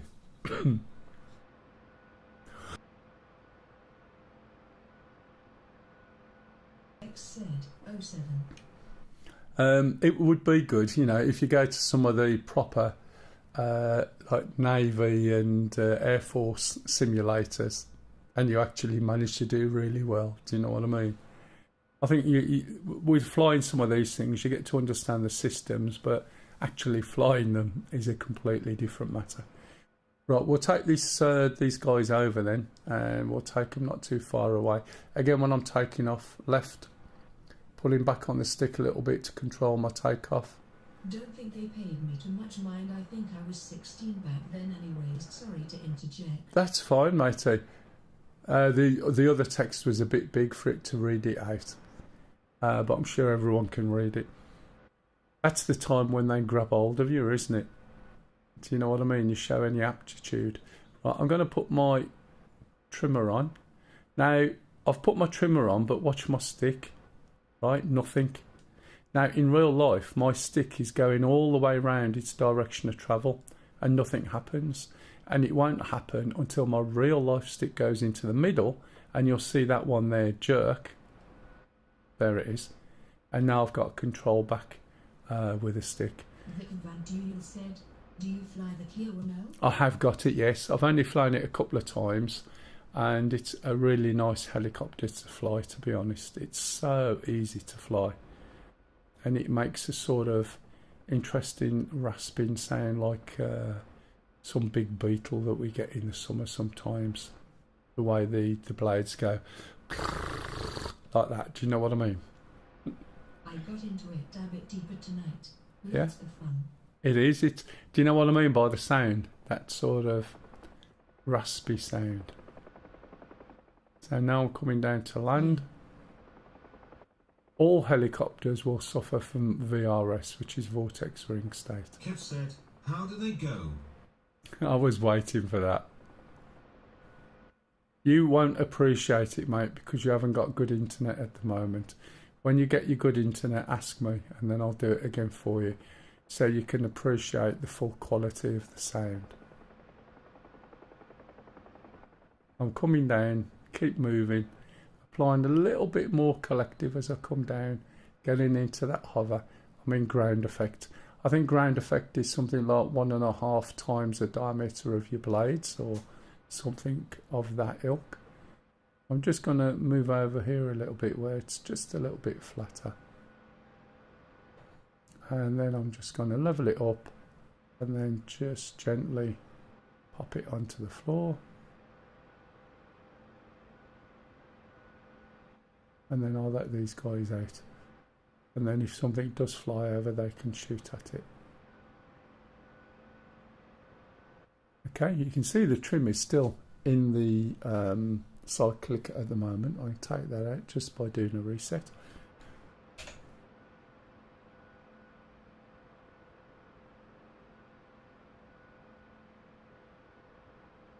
Unload cargo.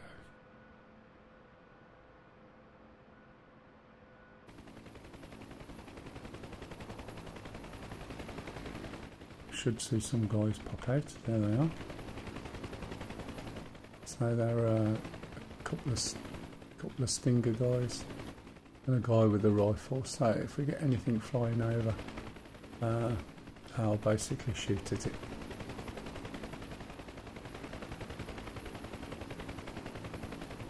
You can also put guns on this. Going against hard vehicles is extremely difficult. It's not worth it, not even with rockets. But when you're going against soft things, it's very, very good, and it'll take out complete SA2 installations.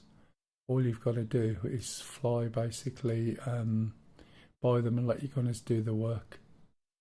I don't think there's any point taking the Huey out here, really, unless there was something to pick up.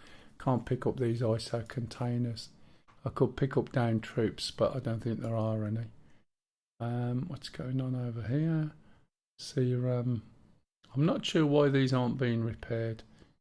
I don't know whether this truck excuse me.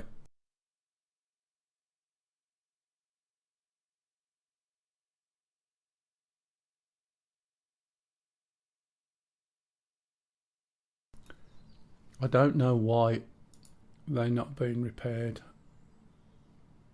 This basically, I thought the truck was supposed to repair them.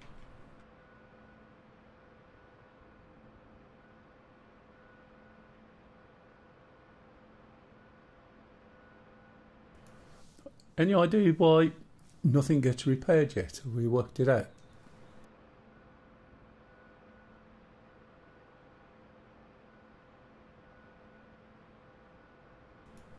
It's weird because absolutely nothing repairs them, does it, that we've got, as far as I can see. Right, let's fly back to the base without hitting the guys.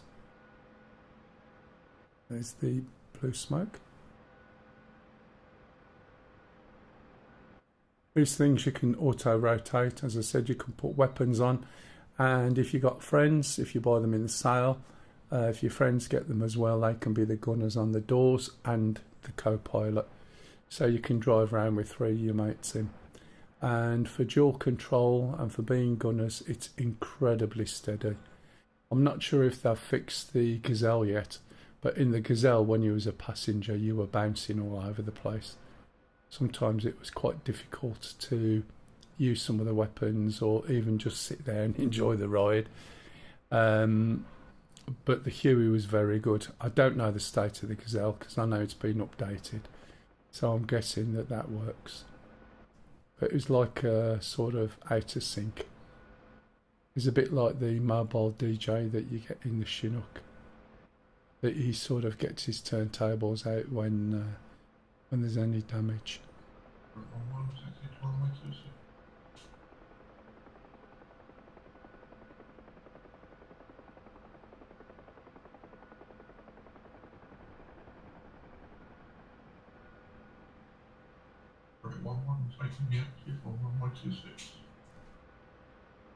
Right. I don't think there's much else I can take actually, but we'll have a look. See what sort of trips I can pick up. There's a lot more to the Huey, but as I said, once you learn this... Oh, we've got a mortar team.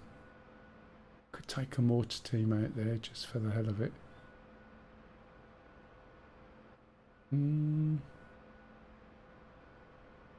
Yeah, why not? Oh, closer than 100. Am I at the wrong spawn? Possibly. Let's have a look. I might have to be over the way. I always get it mixed up which one I'm supposed to be at.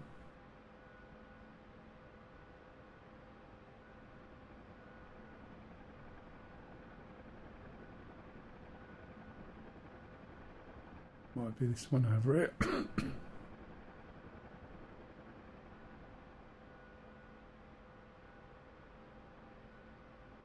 Weight of the troops or stuff that you pick up is added to the weight of the module.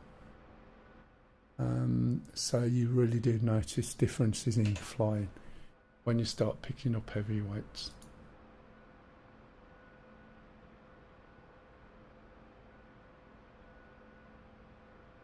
Okay, it's been loaded, and then it should give me a report of weight and stuff. There we go, 798 pounds. That's quite a bit. I'm not going to try and take any more, but we'll see. So ideally what I want to do in that case is, I'm not sure what the range of the mortar team is, but see if I can put them into this village. If I put them somewhere around here. How far is that?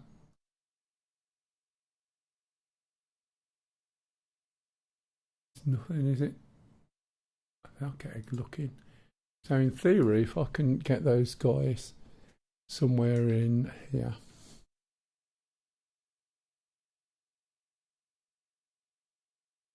Maybe, I don't know whether there's anything there, but maybe here, for instance. Just for the hell of it, of course.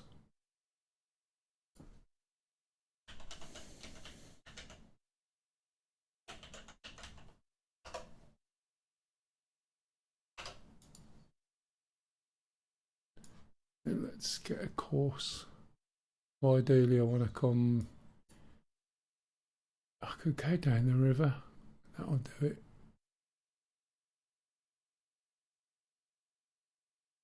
and follow the river along. Right, so to get to the river, I need to fly over here. 290 for 6. I'll just make a note of that.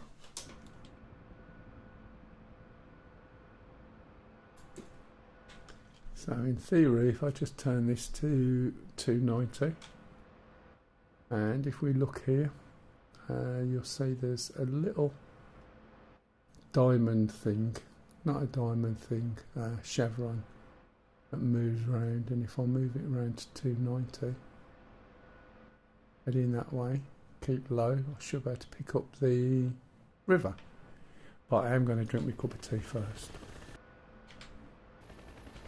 Let's have a look who we got flying. That's Puck. As soon as it's just starting up.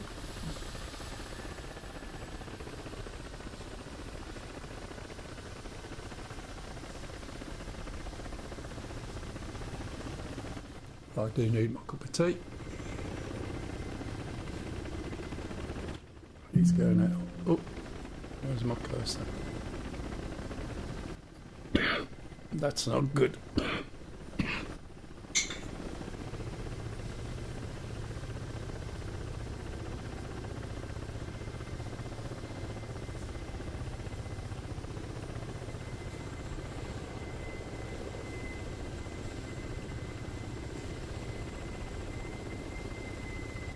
Right, sorry about that. I was coughing them, but the cursor wasn't in there for some reason.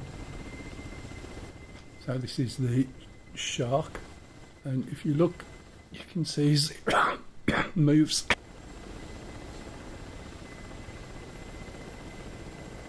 Oh my goodness, moves forward. You can see how the blades on the right hand side get closer together. Someone rifling or? Yeah, back now, sorry. And that's because the two blades go in opposite directions, so they're spinning, as you can see, different ways. That counters the torque, hence there's no anti-torque rotor.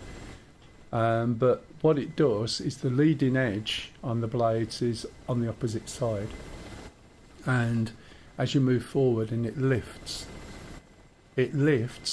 but then pushes the other blades closer together.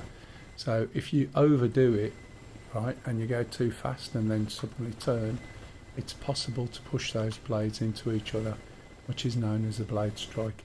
If anyone's ever bought the Shark, I'm sure all of you have done it at some point and got the blades to collide.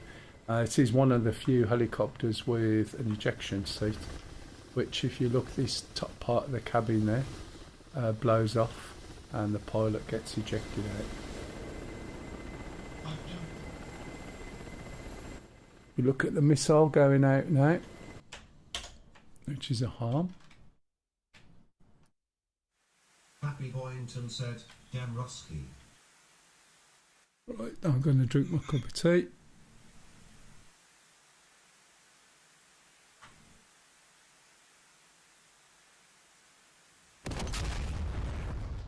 There you go. Nice splash stingy. McLeod said, I've just woken up. Did I send you to sleep again?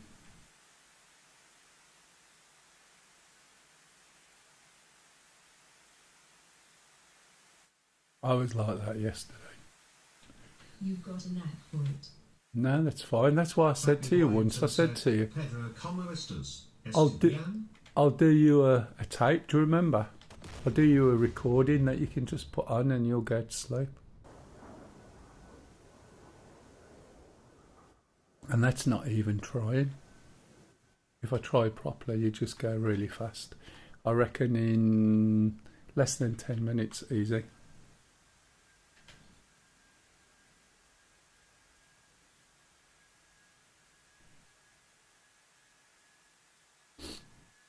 Just find a fairy story you want me to start reading and I'll start reading it. I won't have to read too much.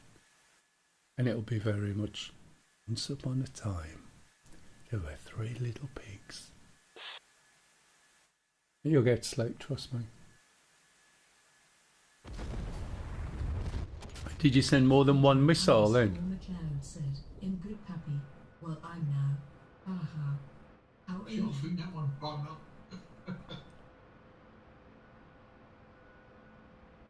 Is it disappointment? Said, I only play A50 and recently picked up IAH-64D, and this chopper is a disappointment in stability augmentation control. It is so hard to fly for me. It is ridiculous. I only have a joystick with rotation for rudder and no dedicated rudders." Where's the which helicopters that are we talking about? Well, The according to this, I've took 26 Happy boy Apache. doing How good. many have they got? there's a load of radars, mate, believe me. So it's the Apache that you're finding difficult.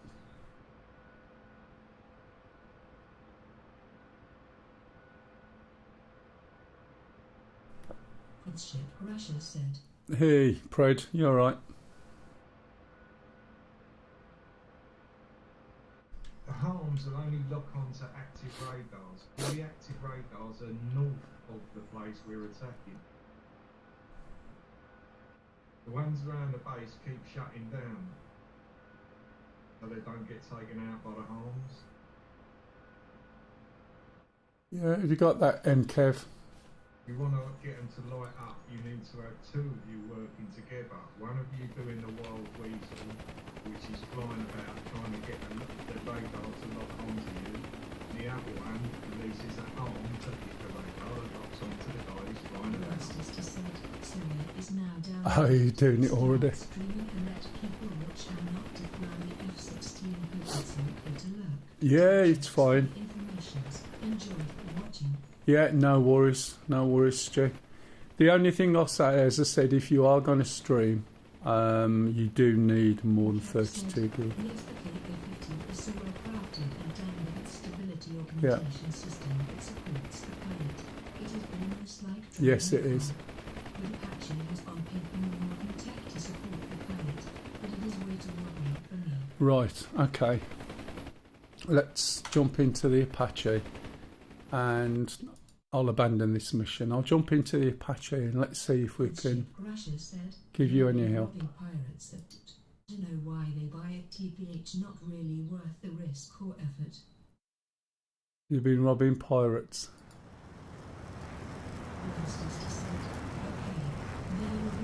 Yeah, you have to be careful because I found that I used to crash when we played Syria with 32 gig of RAM. Used to crash a lot. Right, so what do you know? This is to you, Kev, MKev. Yeah, no worries. So, first of all, where is your joystick? Is it mounted? Is it on your desk? Is it on a mount? Is it off to the right of your keyboard? Is it on a desk mount? Whereabouts is it?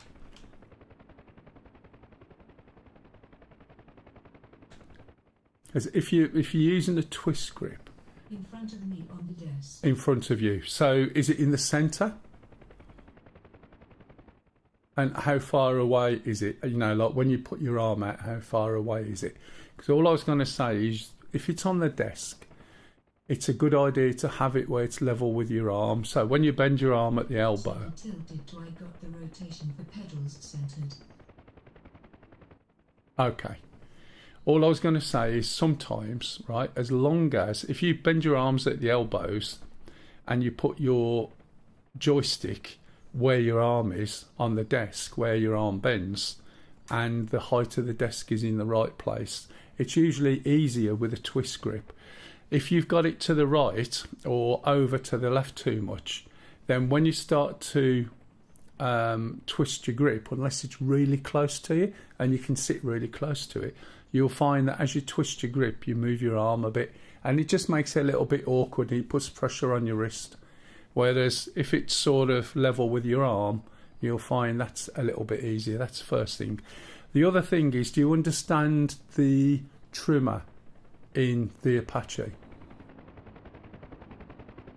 Do you know how the trimmer works and how that mechanism works?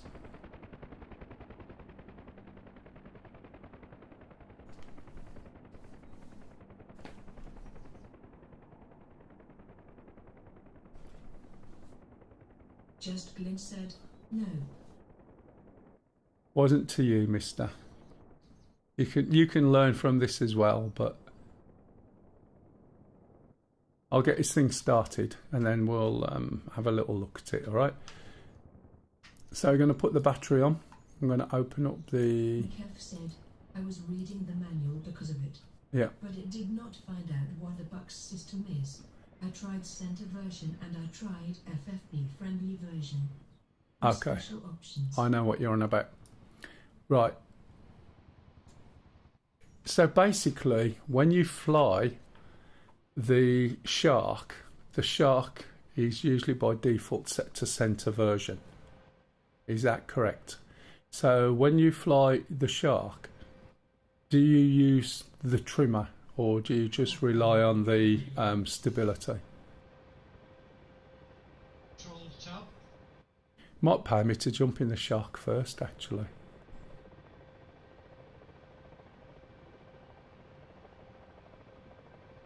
The reason being is if you can fly the Shark, it'll be easier to fly the Apache. If you're having a problem with the Apache... Press escape and look message history. Okay. It'll come up with a big bit of message that's on screen, so it'll say what's So, done. with the Shark, right, do you use the trimmer to fly nearly all of the time or not? Kev said, on Shark it works well. Yeah. Well, the trimmer on this is very much the same as the Shark, but to a lesser degree. And that's why I was surprised when you said what you said. Okay. Shut in the doors now, by the way. Just Charlie crashed. And then what we're going to do here is start the left engine. Just hold it forward a little bit. And we're going to watch here. And when that gets to about 20-ish, we're just going to press the left throttle forward into idle mode, okay? I only use the trimmer to center the Shark and make it stable. I also use it for stable No, forward it was flight. Okay. SA3, Charlie. So you're aware you can use it for anything, for basically turning or doing anything. Sorry. So usually I fly the Shark off the trimmer, and then when I'm doing manoeuvring, right, especially if I'm coming to slow down and that, then I'll disable the trimmer, and then I'll re-engage the trimmer, and then get it to go really slow, and then switch it into auto hover mode. And if you do it right, you can get into hover mode really, really quick. So are you enabling the trimmer and disabling the trimmer as you fly, or just enabling it? Does that make sense? I'm just trying to find out what you know about it and how that works. Because if I was going to say to somebody, right, you want to fly the Apache, start with the Huey to get a good grounding of helicopters, go to the Shark to get an understanding of how the trimmer works, and then when you come to this, right, it's much easier. So it's why you surprised me when you said you're having a lot of problems with this, because there's an element of it that works in the same way as the Shark. So it's just that sort of sounds at odds, if you see what I mean. If you can fly one, I'd expect this to be easier for you rather than cause you a problem. So for a start, across all helicopters, use center stick.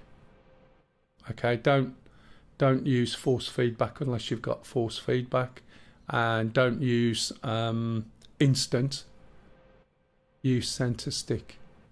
When you get used to it, you won't even notice that you're doing it. You'll just do it. Right, let me start the second engine.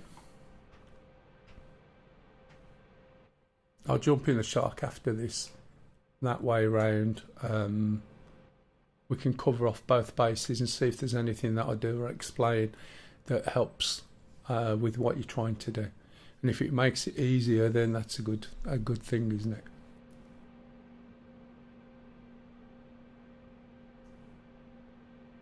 Oh, press that button instead of drifting off. So when I set this up, I'm going to set it up. I'm just going to fly in it at the moment. I'm not too worried about weapons and things.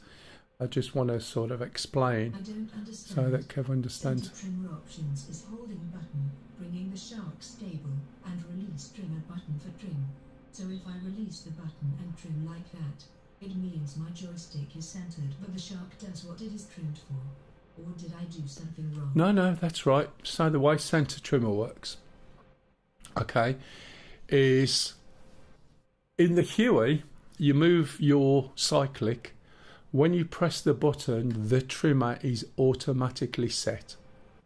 If you do not return your real life joystick to the center or relax your grip on it, right, so your hand goes back to the middle, you will have no input. Once you do that, your real life joystick centers and the in-game helicopter one is in the position you trimmed it, and everything you move in your real life joystick is centered about where it is in the helicopter. That's, I think, what you understand. When you're in the shark, that works in a similar way but different. With a shark, when you hit the button and let go of it, it will set the trimmer, but it will only set the trimmer when you let go of it. If you hold the button down, as you've said, right, then you disable the trimmer. Okay, so you hold the button, you make an adjustment, you let go of the button, and then the trimmer is enabled. You relax your grip and center the stick, and then you go from there. Is that what you do? If you release the button and trim like that, that's fine. So you hold the button, it disengages Exactly. the trimmer. Yeah. Now, the shark has a 20% control authority from the trimmer. So what that means is as long as your controls aren't pushing more than 20%, the helicopter can handle up to 20% of control. Okay? So if you've got the trimmer set and you're not trying to change it and you start to move your control like the cyclic, it feels as though the helicopter is pushing back at you. Okay? And you must push at least 21% of the control before the helicopter will start to move. So that's what that means. It can manage the first 20%. This helicopter will work in exactly the same way, except that the difference is it's something like 4% on rotation and 6% on pitch. So it hasn't got that 20% control. So it's a lot more subtle, but it definitely does it. So once I get going, he says, I'm just going to push the throttles up. So we've got full power. Rotor RPM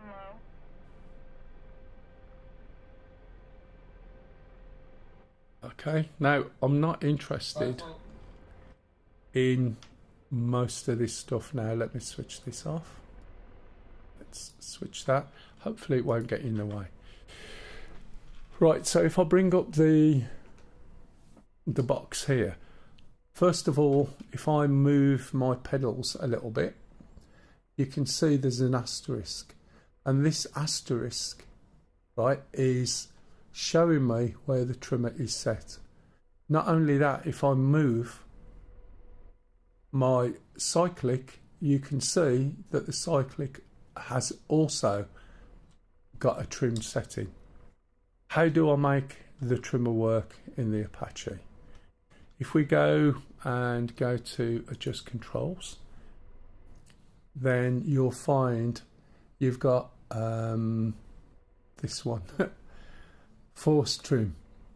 Okay, now if you notice, you've got a force trim hold mode switch up, right, down, right and left. Okay, so I assume you've got a hat using all of those functions. Is that correct?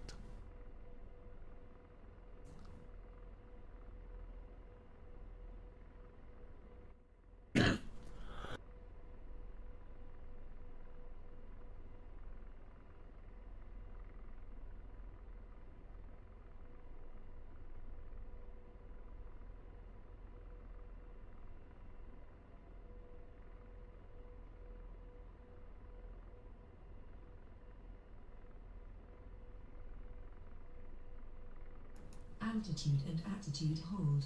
I mostly use switch R, up for trim, and the rest to set the autopilot support for it hold. Okay, right, you need all 4 of those. If you haven't got all 4, that's what you want, and think of it as your trimming hat, okay?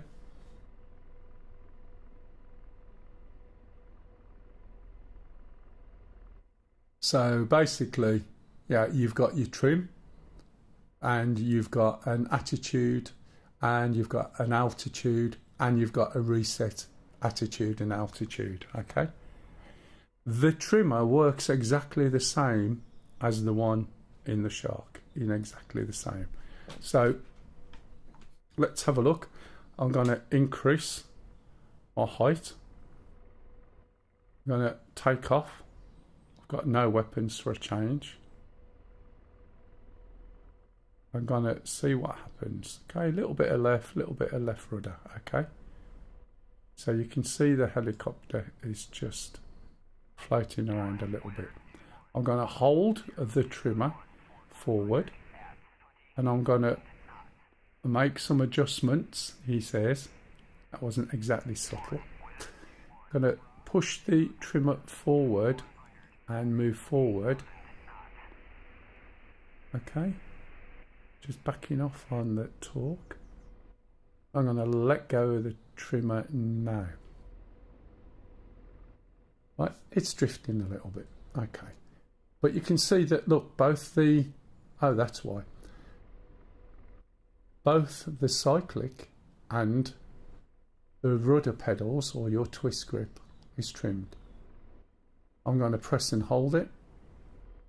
I'm going to steady this up. I'm going to push slightly right with the pedals. I'm going to let go of it now. It's trimmed again. So when I hold it, okay, it's disabled. When I let go of it, it enables, just like it does in the Shark, but not to the same degree. Now we're flying a little bit tail out at the moment, as you can see. Trimmed it again, so I hold it and I let go of the trimmer, and I've got no hands and feet. You must remember to remove the twist once you've trimmed it. Now I can also employ attitude hold, right, as we're going along, and I'm going to put that on now, and you'll see a box around this 105. Okay, and now I'm going to adjust it a little bit more. I'm going to use the trimmer to adjust it, still boxed. Let go of it. I'm going to bring the attitude, altitude down a little bit, and you have to be really smooth with it, and I'm going to box that. Okay, and if it can't hold it, you'll hear a beep, which is already beeped. I can't hear the beeps at the moment. I'm going to bring it up a little bit because it hasn't got that much of a control. I'm just going to bring the altitude up, he says,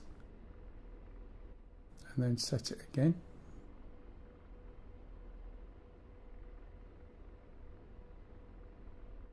And you just love it when it, you know, when you think too hard. Come on. It needs to be fairly accurate and fairly smooth. Not sure why it's jumping around quite so much. Probably because I'm going a little bit fast. Oh right, that's why. I know why, sorry. I didn't notice. My stick has got an extension on and it was stuck leaning forward. I can do that now. And it'll hold it, but if it drifts too much, it switches it off. So you would have heard a beep and you get a message. Lucky it is early access. I hope they bring a little more assistance into it. The thing is, right, once you start to get used to it, it actually works quite well. You see the attitude's been held completely. The height, I think that was more to do with my stick was unfortunately stuck forward and I hadn't noticed. Okay, when you go aft, it resets the altitude and that. So I'm holding the trimmer forward now.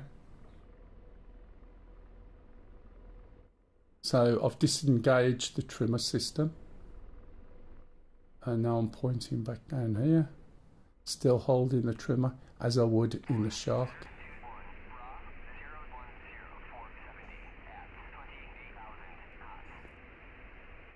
And then when it's going where I want it to go, then I should let go of the trimmer,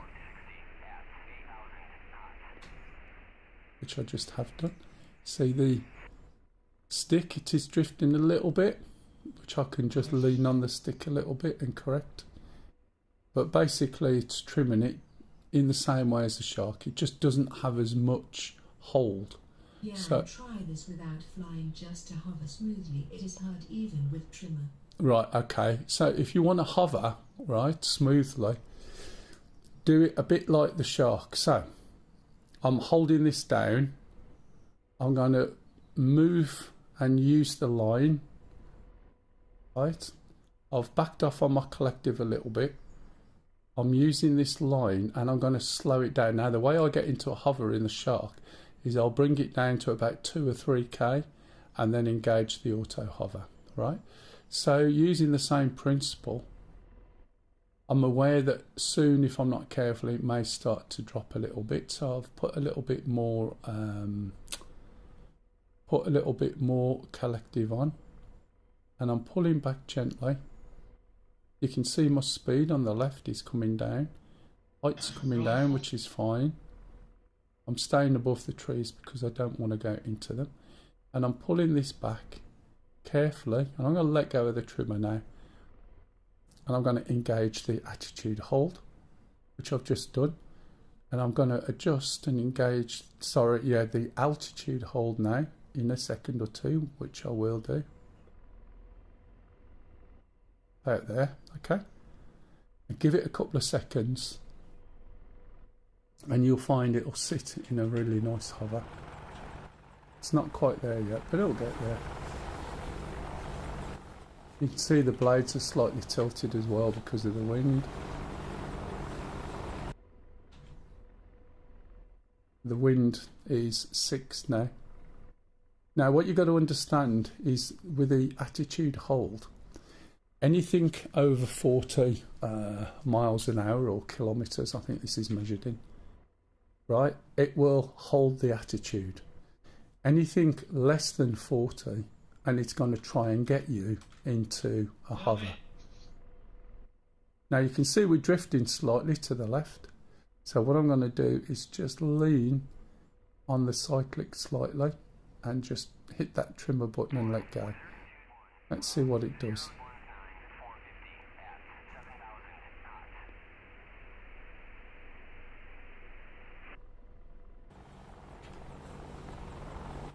Now, correct me if I'm wrong, apart from the slight twitch in the tail there, that's pretty much what you're going to get out of your shark, is it not?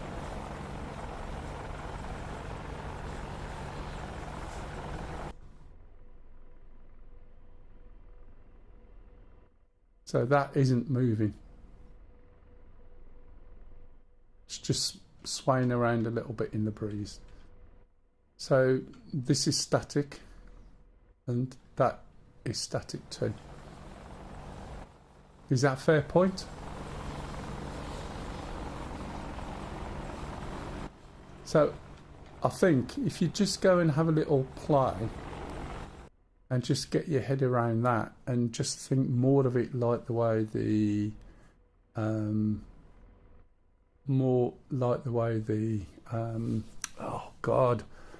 the shark works. There we go. Got there in the end.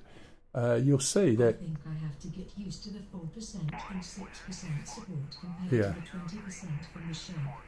Yes, that's. Oh, definitely, the shark is easier. Feels easier. Yeah. Had to train a lot, it seems like.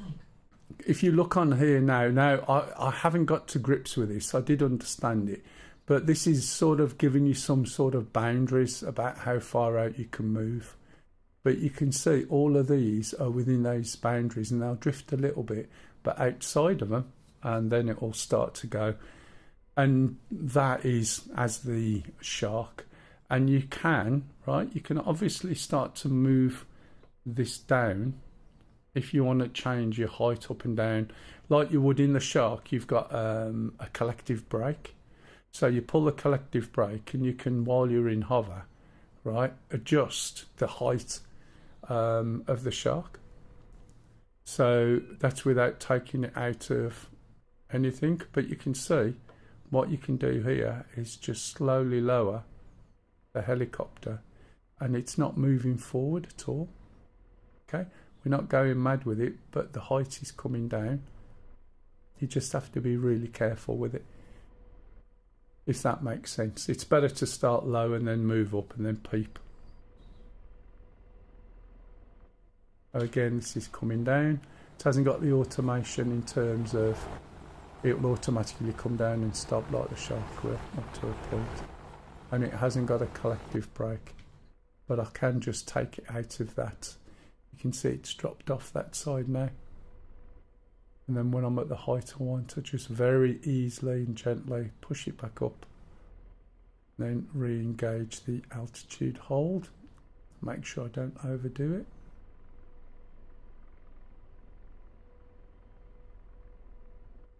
And it should sit there then. Do you get the gist? And then pull back on your hat. Pull back on your hat, right? Engage your trimmer. Push your nose forward. That's a bit of a rickety one to get out of, being distracted by my phone. I'll be the other half because she's at lunch now.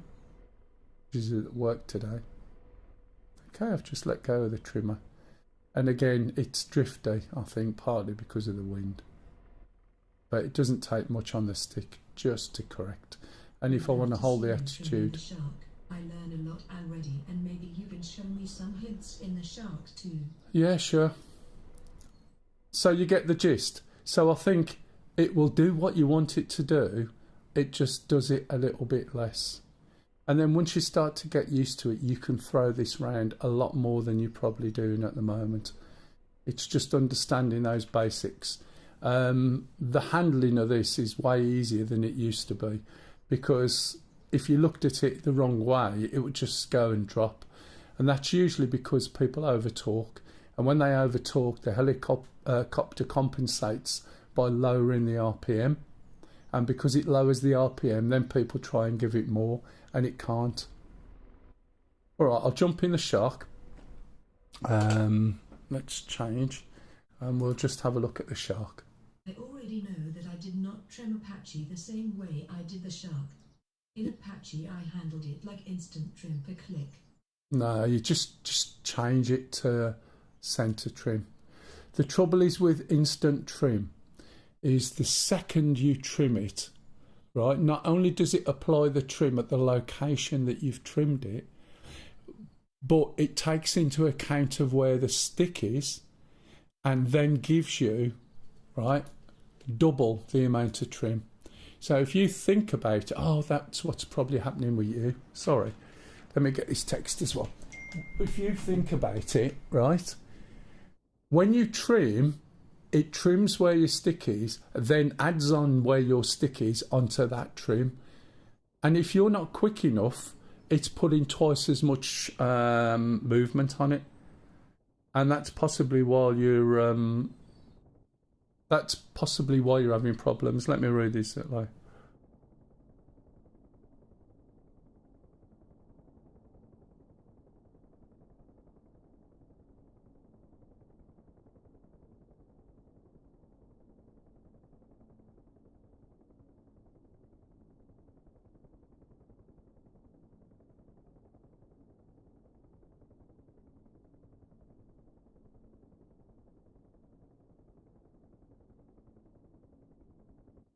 Right, okay, so I'll start this up and then we'll have a quick look at the trimming this, all right? Yeah, it's going to be a few minutes because this is the Shark 3. So we'll put the batteries on. It's a little bit different to the Shark 2 because of the alignment. We're going to go looking to the right elbow and we're going to move the switch down for the crane hydraulics, etc. We're going to press the master caution. I am whizzing through this quick, obviously. We're going to put the KO41 on. We're going to put the ABRIS. We're going to switch on the fuel flow. so that we go, ooh, my head's all over the place. So we've got fuel flow for the APU, that's forward, aft, and fuel QTY. We're going to look down here, we're going to hit this button, start up the APU. We're going to move the rotor brake down, and we're going to shut the door. When the third light comes on, it's ready to start up. You see the RPM, temperature for the APU go up to 7 something and drop down to 6. When we start the engine up, we'll start with the left engine. We're going to do the left-hand EEG, electronic engine governor. We're going to do the fuel flow for the left-hand engine. And then we're going to look over to our left knee, move the switch from APU to left hand, hit the start button, and pull back on the stick so we can see the RPM. You'll see needle number 1 drop and slowly increase. When it gets to 20%, which is the number 2, we need to move the engine cut-off switch forward. The rotor should start turning, and you should just see the shadow out there, I think. And there it is. Make sure the exhaust gas temperature goes up, and that's a good engine start.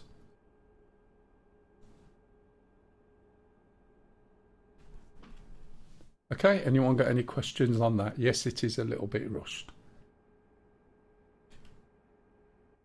You see the needle going all the way around. It will stop at around about 70%, which is where it's basically idling. That's not me moving the stick, that's all the hydraulics and everything else coming on and kicking in.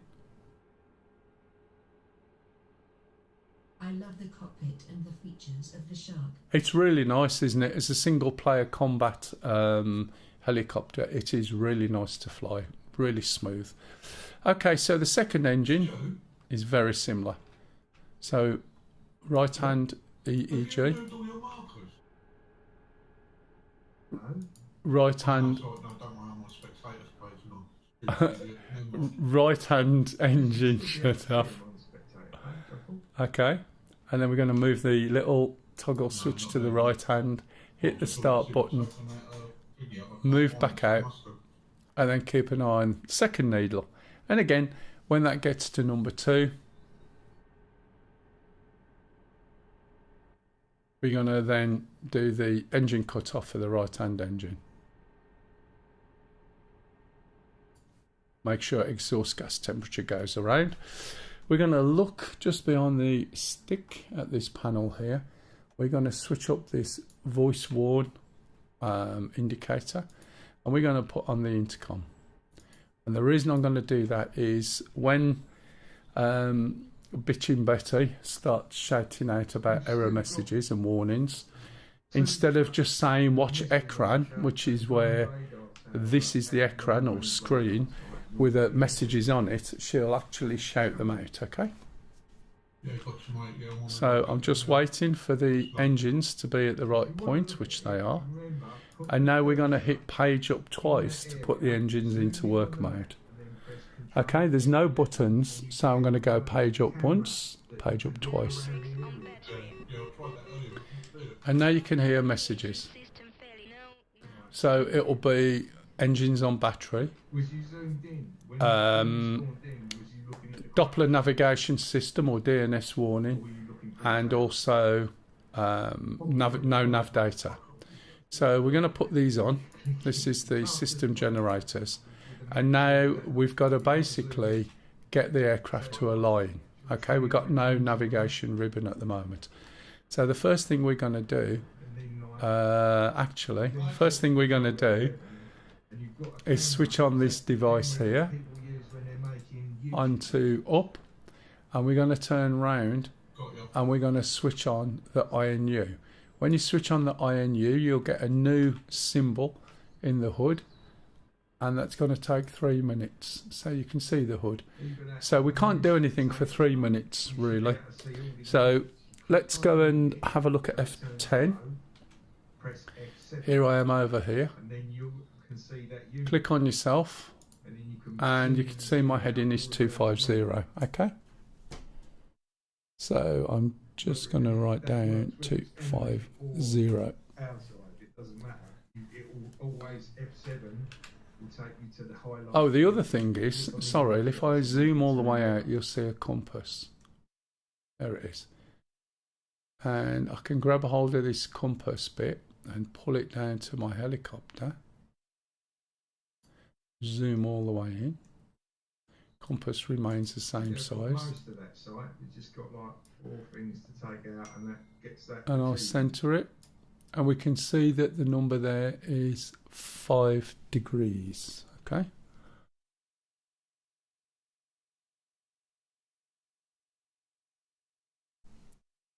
And that becomes important in a minute. So once this is aligned, you're going to see there is an issue. I made a boo-boo. Have you been crossing out all these circles? I've killed some of my own I am men. totally thrilled and ready. Mel hasn't done it yet, so you know you're just doing what he would have done. Ah, at least I only kill the dead ones, not the living ones. You killed the dead ones. Well, AI ones. The new heater is not on.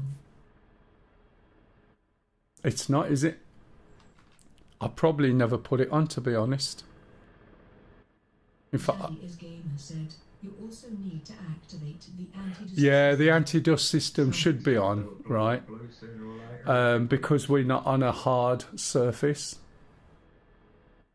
And to be honest, it would help if it actually does something. Now, if you leave it on after you take off, it's supposed to overheat. But they've modelled in the switches, but I don't think they've modelled in, for instance, because it's so dusty. It's not going to make any difference, and to be honest, I forget. Sometimes I say it, sometimes I don't, but it's a switch up here that puts dust protectors on that stops the dust from fouling the engines. INU heater? Where the hell is the INU heater? I don't recall ever using it or seeing it. Is it over here? Oh, there it is, yes.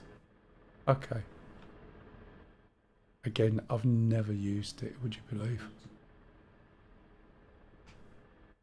Right, so if we look in here now, this is our ribbon. You can see there's a 10-degree discrepancy between our heading Rifle. and that's where the trimmer points, which is the diamond. And if you don't change it, it will cause you problems. So you need to correct that issue. And the way we do that is if we go down to here, this should be set to 5 degrees, which is the magnetic variation. And we need to change this to 250. 250 is closer to the left. So I'm going to turn that backwards to 250. When you make an adjustment on here, these graduations, which let's get a better view. Out there. These graduations here, the thinner ones are not the number, the fatter one is the number. So you want 250, you want it to be in the middle of the fat one. And then we move this little lever. I'm going to move this cover up, I'm going to move it down and back to the middle. That's it, that's all we need to do. And then we spin this back to 5 degrees, so that will be 005. Again, same thing, adjust it back to the center of the fat one, and we should find that the diamond and the heading are now both aligned. Okay, so we can carry on with the startup. So we're going to switch on the VHF 1, 2, data link VHF talk. This data link here under that radio. What number you on, pup? That was new to me. Well, Ah, have you had problems firing weapons or anything like that, or any issues with these lights not coming on? So I'm going to move this over to 2. Put on the pitch hold, bank hold, heading hold. Switch on the seat ejection systems. No, never. Interesting. Do you, when you go into auto turn, does it not turn into a different direction than what you want it to point in? That's a fire extinguisher. Look round behind. We're going to put on the L140 laser. Switch on the countermeasures. You've never used auto turn? Ah. I'll show you. I'll get some weapons.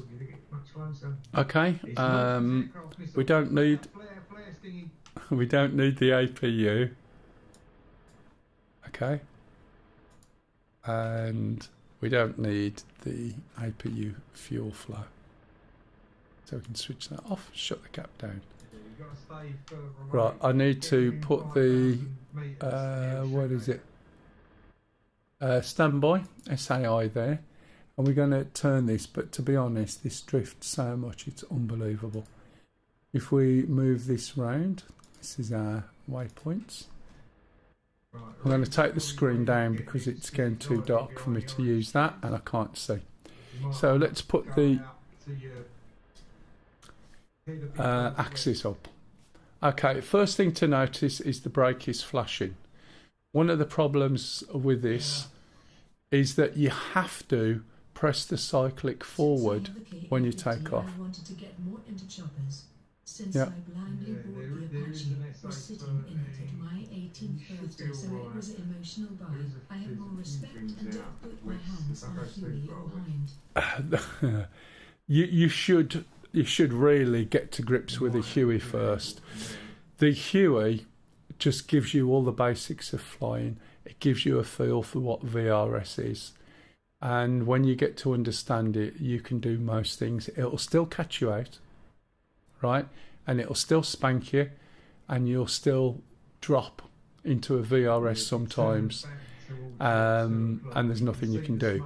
However, for the most of it, once you get your a grip on the Huey, it makes everything easier. And for the sake of what, $25, it's a bargain, and it's such a great helicopter to fly. Right, so the brake is on. When you take off in this, you will go backwards, and you don't want to go backwards. That means just as you take off, you push your cyclic forward. When you're on a runway, because you can take off on a runway as well, if you push your cyclic forward, you're going to roll forward if your brake's not on. And here, right, if we start rolling around on the dirt, it's not the greatest of things to do. So make sure your brake's on, and you select your brake. My personal problem is that I am partly disabled and cannot work because of my illness. So buying something is a long road of preparing for me. No, I understand that. I understand that. Which is why you're possibly using twist grip, I would guess.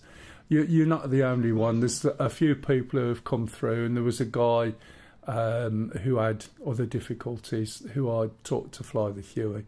He was just so pleased. But then something else happened, and then I don't think he can either. But, you know, it's great that everyone's making an effort. That's the main thing.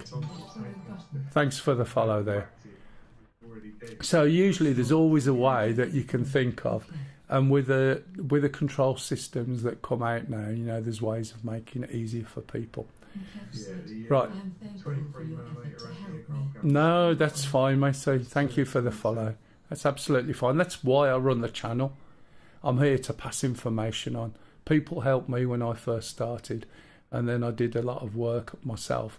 And I don't mind teaching anybody, and I explain everything I do as I go along. Because if somebody picks something up from that, that's a bonus. Right, so when I start to increase the collective, as the helicopter starts to lift, it's going to go backwards. So I'm going to compensate for that. And I'm going to compensate by pressing and holding the trimmer button in. Now, if you heard me speaking earlier, you can disable the trimmer by pressing and holding it in, which is what I'm going to do. As I start to lift up, I'm going to move, and you'll see the trimmer and you'll see the cyclic. As soon as I start to lift up, I'm going to push forward, forward now, to stop me going backwards, okay? Yeah, when they sold them laser. Now I'm moving out of this guy's dust. One target in the middle of the desert I somewhere cannot that see they the fired input there. windows See, it behind works. your portrait. Ah, bugger. Just one moment. You're right, aren't you? Wait one moment. Let's... Usually, I tell you what, easiest thing. Usually, you see, I've never had a camera on because it gets in the way of things, exactly like you've just said. Oh, wrong button. That one. Is that gone? Yep, there we go. You've got other stuff in the village Okay. So I'm literally over to your... just floating over to this location. You can see it now, can't you? So you can see that's trimmed. It's fine, just move yourself a little more towards the centre. I've moved, don't worry. Now you've got 4 more tanks. Thanatos Safety TV said, "Oh, the shark." Okay. So what I'm going to do is just of... Oh, I'm not even in the screen. Bugger. I'm going to hold... I'm going to hold the trimmer and I'm going to come and land over there somewhere and I'm going to put some weapons on. Got to watch that Huey.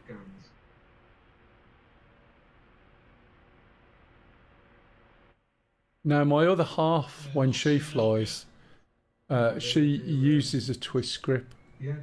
Oops, in the box. She uses a twist grip. And I've flown on her kit before now. And she said, how can you get it to fly so steady? And that is just literally practice. I would die to be so confident in flying choppers and DCS. You'll get there, it's just practice. And you just got to work around the issues that you've got. But there's always a way. Right, so let's reset that trimmer now. I'm going to get some weapons. I'm going to move this radio over to ground crew. And I'll just get some weapons without pushing that button. I don't know why I did that. It takes time. I can fly nearly as good as I can with this with a T16000. Not a problem. Which is what the other half used until recently. It's not working. So she's got a new joystick, but unfortunately she hasn't got a twist grip with it yet. I'll show you in 2 ticks. So it's left alt and apostrophe. Where are you from? Which country? Kev said, you just need the touch of a midwife. Germany, okay. So normally it's left alt. Let me go onto the controls, right? Because if I go onto the controls and then I select it that way, you'll see what the controls are.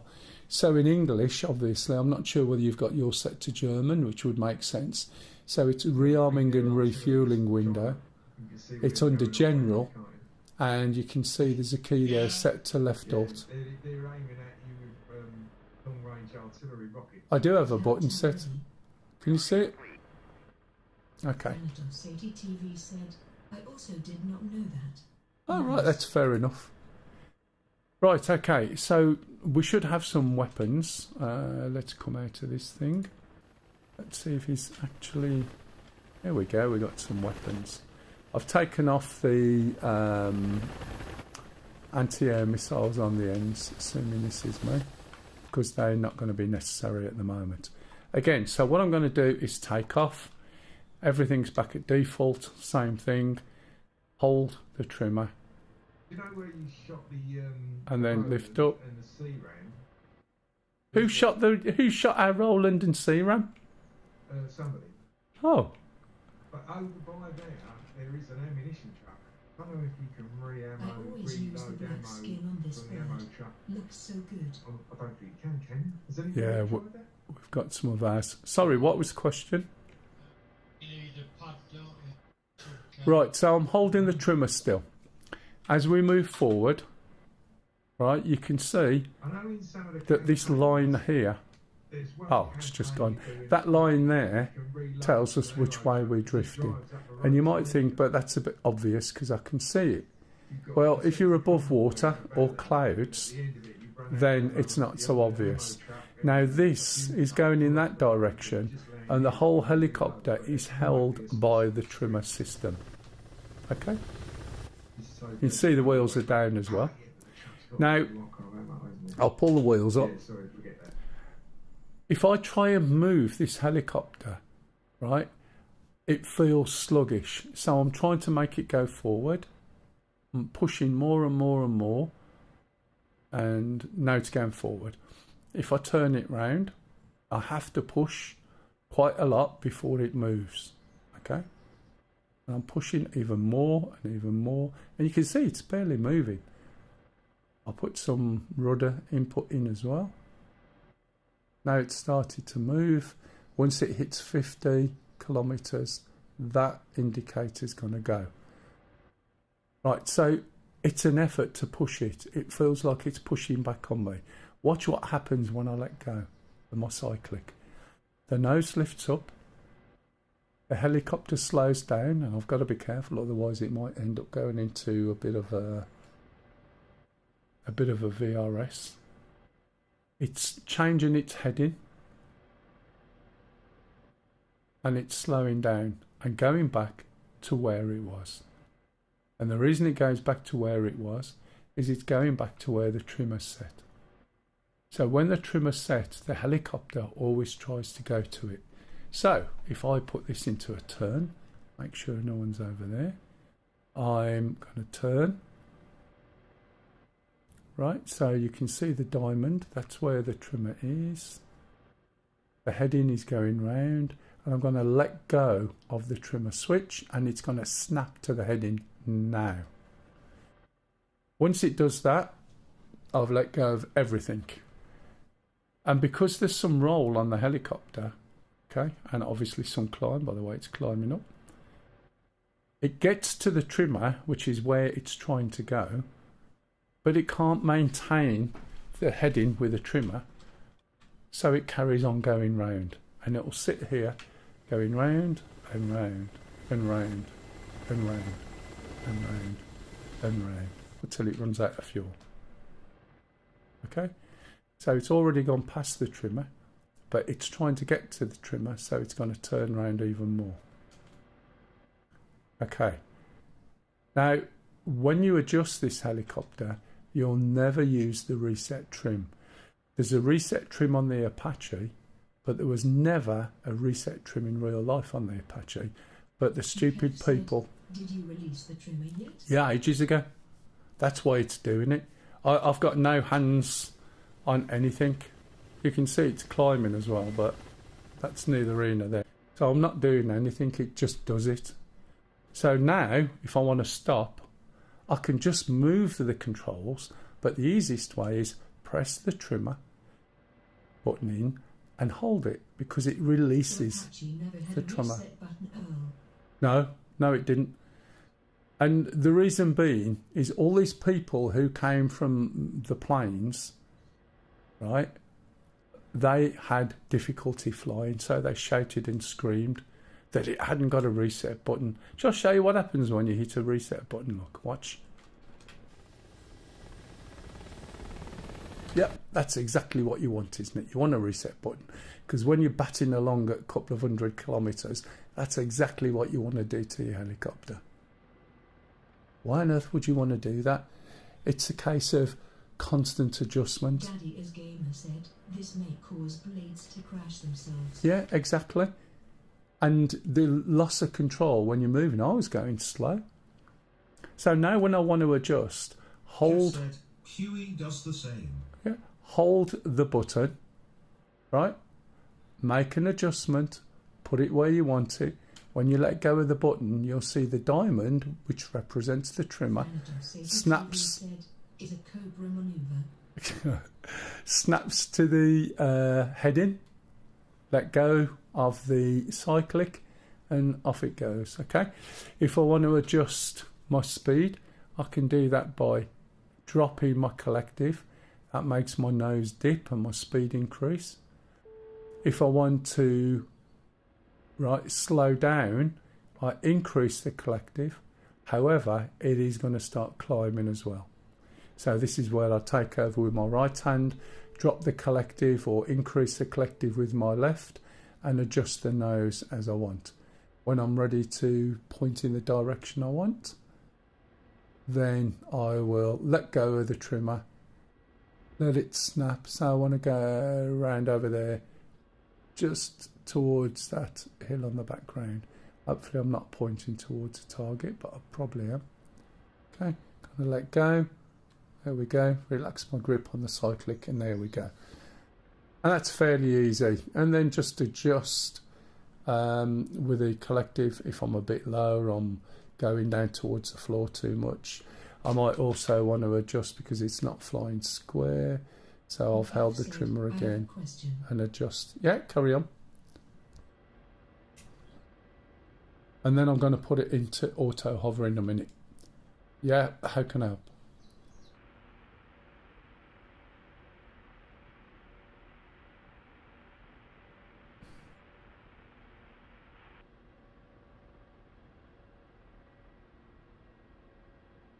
There is a joystick for less than €100 to obtain. Yeah. That is the ability to switch springs or remove them and use it as side flick with dampers only. Yeah. Do you think that it is worth buying? It's very difficult.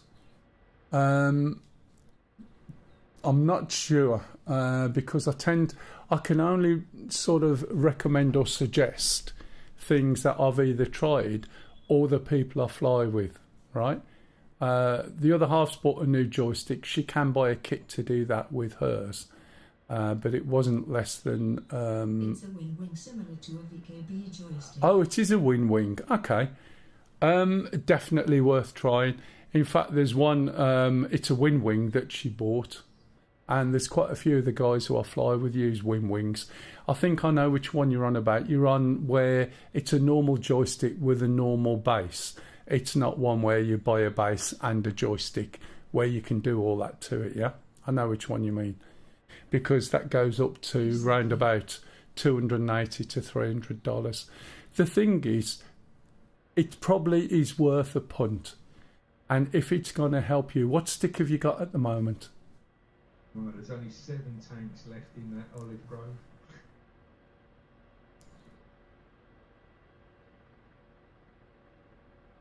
Largetech X3D. Oh, right, okay. Hayden _ Hey, Hayden. Said, good afternoon at Mel 1, 2, 3, 4, 5. Hope you're doing well, Hayden. I'm going to be winding up soonish when I finish doing what I'm doing. Yeah, one of the things you'll find with twist grip sticks is it depends what games you play.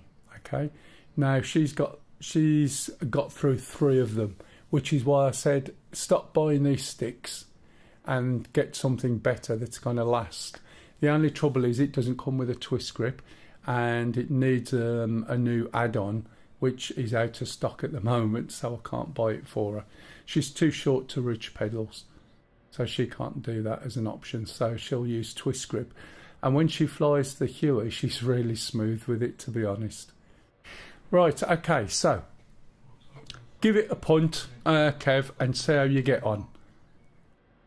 Right? The main thing is to make sure it's affixed to your desk so it doesn't move around, and your arm is really, really comfortable so that you can do the subtlest of movement. You just want to see what the resolution's like on the twist grip, because some twist grips won't be as good as, say, a throttle, and might not give you the range of control, but it's worth having a look at. Right, when you go into auto hover, okay, we've already discovered that the line appears at 50. So I'm slowing down now, right? I'm basically increasing the collective or dropping it, depending what it needs. I'm holding the nose up in the air, slowing the helicopter down a little bit. When it gets below 50, you see the line, okay? Now with that line, if I pull back and make the line really short, then that's going to make me slower, right? Because the line extends in front of me. So as I'm pulling my nose up, I'm dropping my collective a little bit, and we can see the numbers decreasing. So as I said when I was in the Apache, if you slow it down a lot, And when you engage the auto hover, you watch how quick it takes for the auto hover to get into a hover. So I slowed it down to 3. Okay, so it'll do a bit of fiddling around, and then suddenly you'll find this is in a hover. Okay, now if we look outside,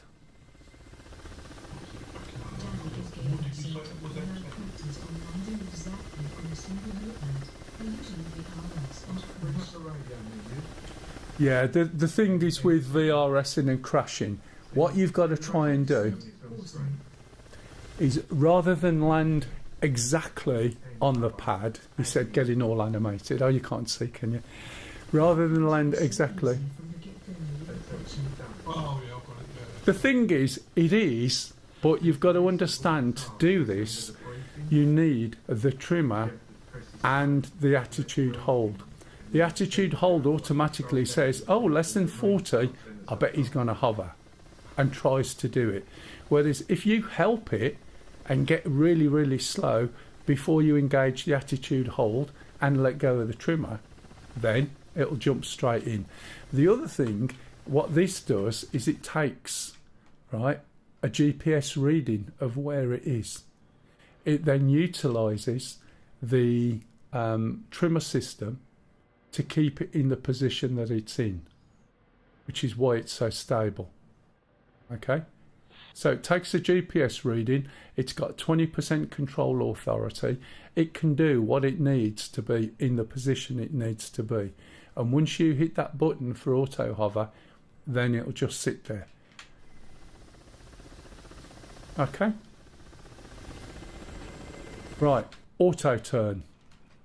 Let's have a little look at auto turn. Are you okay with the trimming and everything? Just sort of get the gist with it now, Kev? And obviously the Apache, but now you know a bit more information, it might help you with the Apache. Okay, right, so where does auto turn come in? There's 2 things I'm going to show you that will make a big difference, or hopefully make a big difference. Here's a camera, this is called the GhashPL, and basically it's a camera, and in conjunction with the L140, which I switched on the power over my right shoulder, we've got a laser. Okay, so the Vickers, if we look in the front, the GhashPL is this little system there. So it's a camera system, targeting system. Just to the right, you see that little grey bubble? That's a laser. And these weapons are laser guided.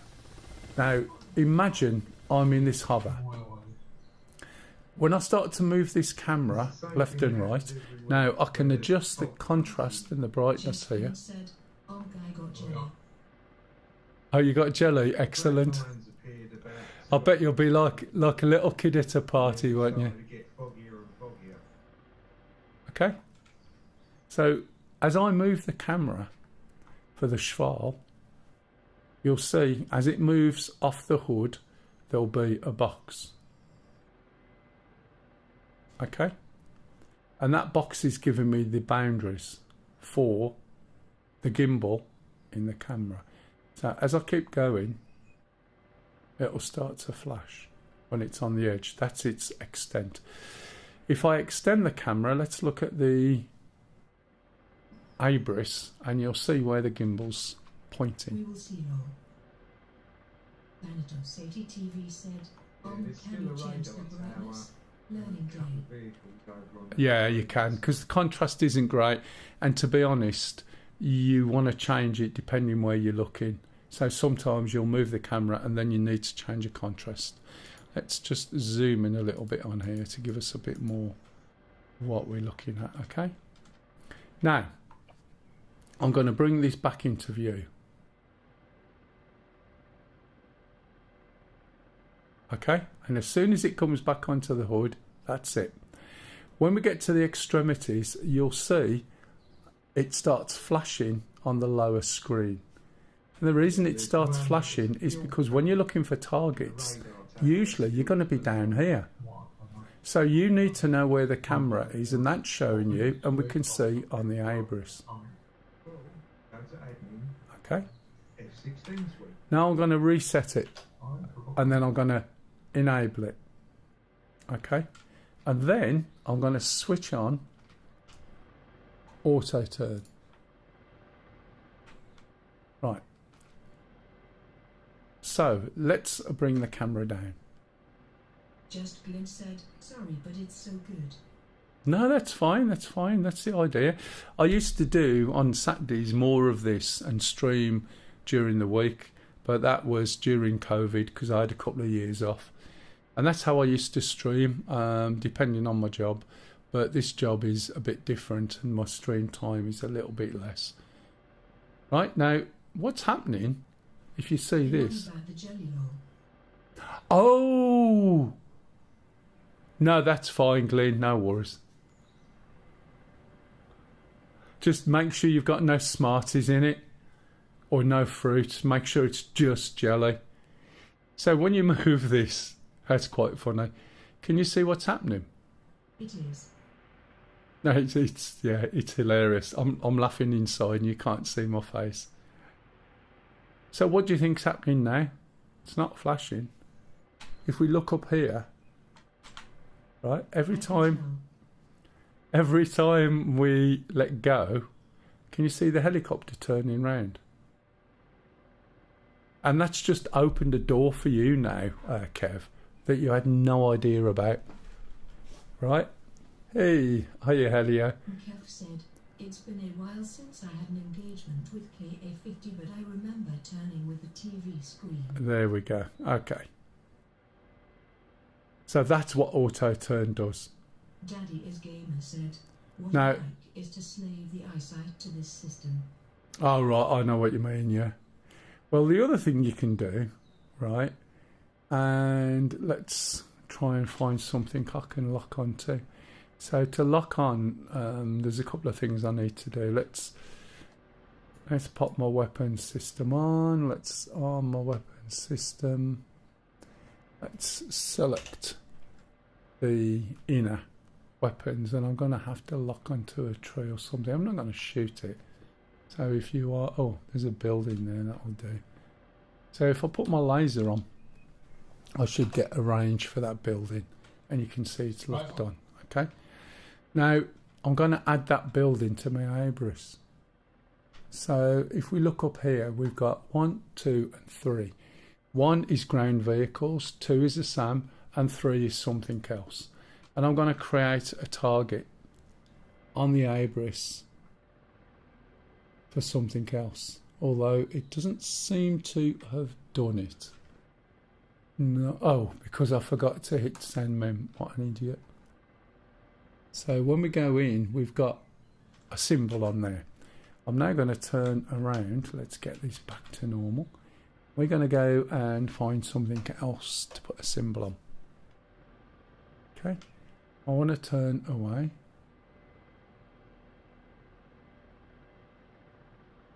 Look over here and find another house. Okay, got a lock on that. So we've got 2 symbols. So press that and that. Okay, so what can I do with those? Well, first of all, I know where these things are. One's there, one's there, which is great. So let's reset that. And let's get rid of auto hover. When auto hover is employed, it puts altitude hold on. And now we're going to move. Okay, we're going to move over here towards those trees. Now there's a couple of things I can do. One of the things is I can send those targets to the other guy who's flying. Okay, and all I've got to do is make sure that the settings here, where they've gone there, are set to go with what he's doing. In other words, he's on number 1, so I select number 2, 3 or 4. Let's move over here a little bit. And this is more just to illustrate. I know why it's behaving funny. I still got that one now. That's not on. Have I forgot to take that off? No. Right. No, it's just me. Okay, so I'm here, right? Now imagine he sent me a target. or I've been flying around and I'm going to come back to those targets. So I've got to find them. I know where they are on the Abris. So what I'm going to do is a couple of things. Just wait for this. Okay. Always wait a few seconds, because what you don't want to do is turn away, look down here and wonder why you're climbing. You see the way that changed? If that keeps going up, it means you're going to sort of expose yourself. Right, so what I'm going to do is switch on auto turn.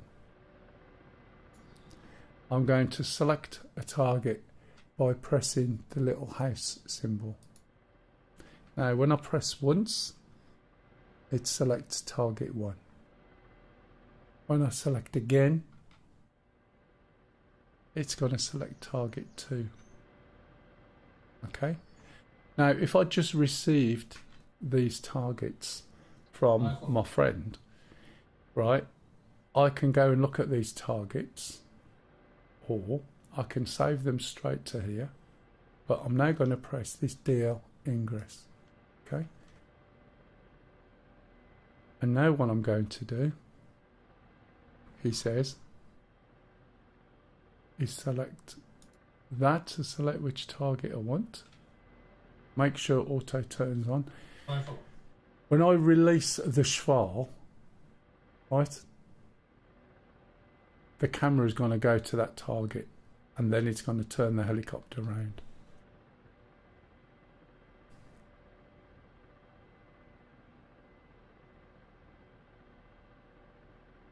Okay. And there's target number 2. So I've flown around, come back. Amazing. Okay. Daddy is gamer said, that's really cool.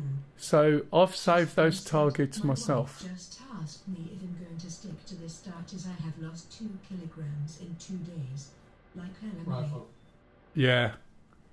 I'm not surprised, mate. You'll find the first bit will be water, but if you can stick to it, it will make a big difference. It'll make a big difference to your health as well. Oh, hey Commander_R. Hey, Commander. Thank you for the follow. So do you understand what's gone on there? Now, for that to work, right, I've got the laser on. I've pushed it onto auto turn, selected DL ingress. When you do it yourself, you have to obviously then select the target, and it turns round and I'm looking at the target. I can't wait for my first cheeseburger and pizza roll. Okay, but you have to do it with this reset. Okay, so that's reset. Let's choose the other target by selecting that. Is that number 1 or number 2? Let's look. Daddy That's number 2. Said, I'm doing keto for 3 years straight. Go there. Why is it not selected number 1?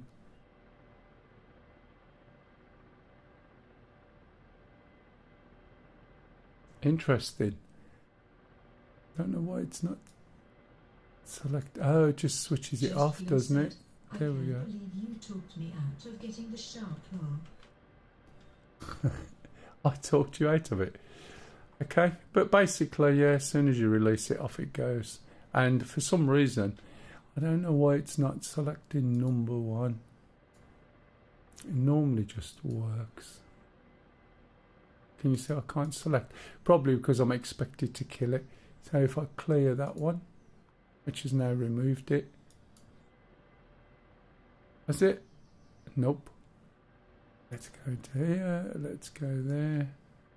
Have you moved? Yeah, no, it's gone. Right, so select number 1. Is it flashing? I think it is. Kev said, Oh. No, it was on number 1. Was it? As soon as it lights up, Oh, it's number I've 1. lit. But you clicked it twice. Yes, I've clicked twice and cut it out. But you get the gist. You see how that works. And if I was to send that target to that other person, I would choose the target I want to send. Choose the number. He's number 1, so I'd select that. Select the target and then send, and he would send it to him. And then he can either tell his camera to go and look at it, right? Or just save it to his Abris. So if you're working with someone else, you can send targets to each other, basically. That's the gist of it. So it's a data link, which is why it's a DL. Said, the most strange thing in the black shark that the Opera navigation not in sync with the HUD navigation arrow. In terms of what?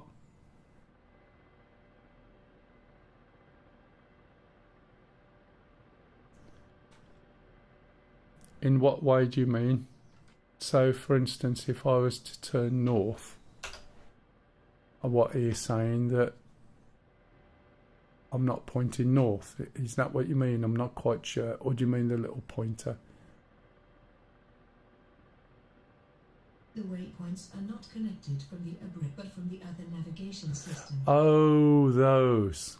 Yeah, they're a little bit weird. I used to utilise it. And there's some rounding up and everything. I mean, that's pretty north. And if I want to point to these waypoints, let's have a look, see what waypoint I've got. We go back to nav. And we select waypoint 2. That'll be waypoint 2. Around. Having this big circle on now is so much better to sort of line up with where you're going.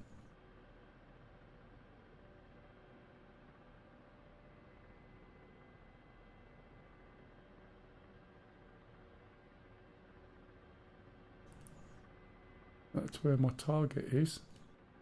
But they do line up. I'm not quite sure what you mean.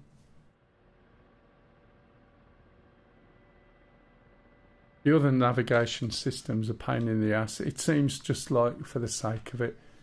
Because, to be honest, I just use the trimmer and set the trimmer where I want it. Let's take these off. Who was it who saw the VRSs when they come into land? Oh, that was you, wasn't it, Kev? Kev. I have to be careful because I know there's another Kev. And he'll think I'm talking to him. Whenever you try to land on something, initially, until you really get it nailed, always just go and land by it or stop by it. Don't land. Just stop by it and get into a hover. It's just easier. The more you try and focus on landing in a specific point, I know sometimes you've got to, it's easier to land really close to that point or hover close to that point and then adjust and get on it. Okay, was that useful, Kev, by the way? Was there anything you picked up from that? Hopefully. Because I'm going to be jumping off in a minute. I usually finish 2ish, but that's fine. I'm blown away. Good. At least you've got something from popping on here. I usually stream on a Saturday anyway, so if you get stuck with something or you're having problems, then, you know, you're more than welcome to jump in with us and I can have a look, or I can take you, you know, take you. Become the death in the tree's shade. Oh, right, yeah. So, say I want to go and land down there, for instance. I would use turning to slow this round. Yeah, but I don't use Discord that much. You can write on there and occasionally I'll look at it. I mean, in-game we use TeamSpeak. If you remember TeamSpeak. That was the voice app way before Discord. Okay. But we do have one. If you do !mark Discord, it should be there. It's just that I don't look at it as often as I should, perhaps. So turns really get you to slow down really quick. Daddy is gamer said, do you have the Persian Gulf map? You can like put a message in and one of us will join him and help him. And Sadie TV said, my problem with this helicopter it's just aspects of it. Can detect me further away than I can shoot at them. We can help Is there him any set up technique to Facebook. combat this and not die every time? Some of us do use it. And Kev said, I try to get in touch with you via stream when I need help. Yeah, no worries. As Stu said, basically, he said there's some of them use Discord a lot, so if you just throw up a question, somebody will answer it.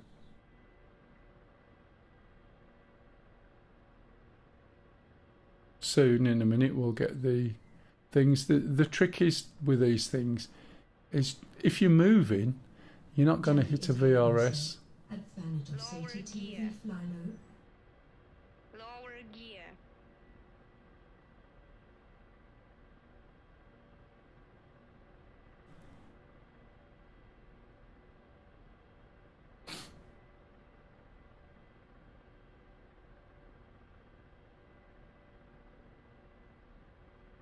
See, this is all with trim.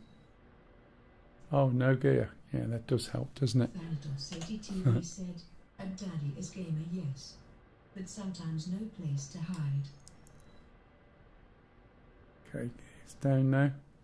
So I've come down to a hover and now I'm going to try and put it on the floor.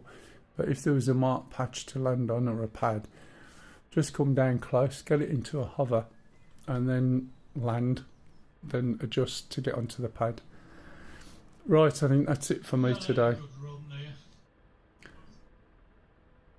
It's minus 500 for every friendly and 10 points for every enemy. Just Glenn, what kind of diet are you doing that seemed to work so well? What was your points then, Stingy? My points are 481. Yeah, yeah. 38 ground. 38 ground and minus 500 points for every friendly. How many is that? Admel 1, 2, 3, 4, 5. Thank you very much for You're all welcome. the advice and help. Well, It will help like me a I lot say, I today did on my my training part. session. Yeah, good. Hopefully it will. All right. Right, everybody, I'm going to be shooting off now. I wouldn't recommend it. It's called reflux diaphragm surgery. Kev said, "Oh, it's a surgery, the okay." engines Yeah. are here, it's red Pedro hot. _McLeod said, What you got the heating on for? Right, let me go and find somebody to Auto. pass you. Yeah, but you don't need it on auto now. You just need it on manual. It's springtime now. Have you got a thermostat? Yeah, What's it set to? 19. Oh man, set it to 16 and you'll find it won't come on unless it's cold. Just Glenn said, "Have a great That's day." where ours is. 1, 2, 3, 4, 5, Right, 6. and you, matey. I'm glad you're feeling a bit better. Cold enough this year for me to, or last year together over the winter. I'm maybe CJSPCL said, Snakes. So let me go and Where do you live? Australia? Yeah, I'm up here south. His gamer said, "Thanks for the tour rating." you know worries. I haven't had you. Right, let me Wasn't working, so I didn't. It wasn't switching on. raid Snake Venom. Last 2 years. And thanks, by the way, people.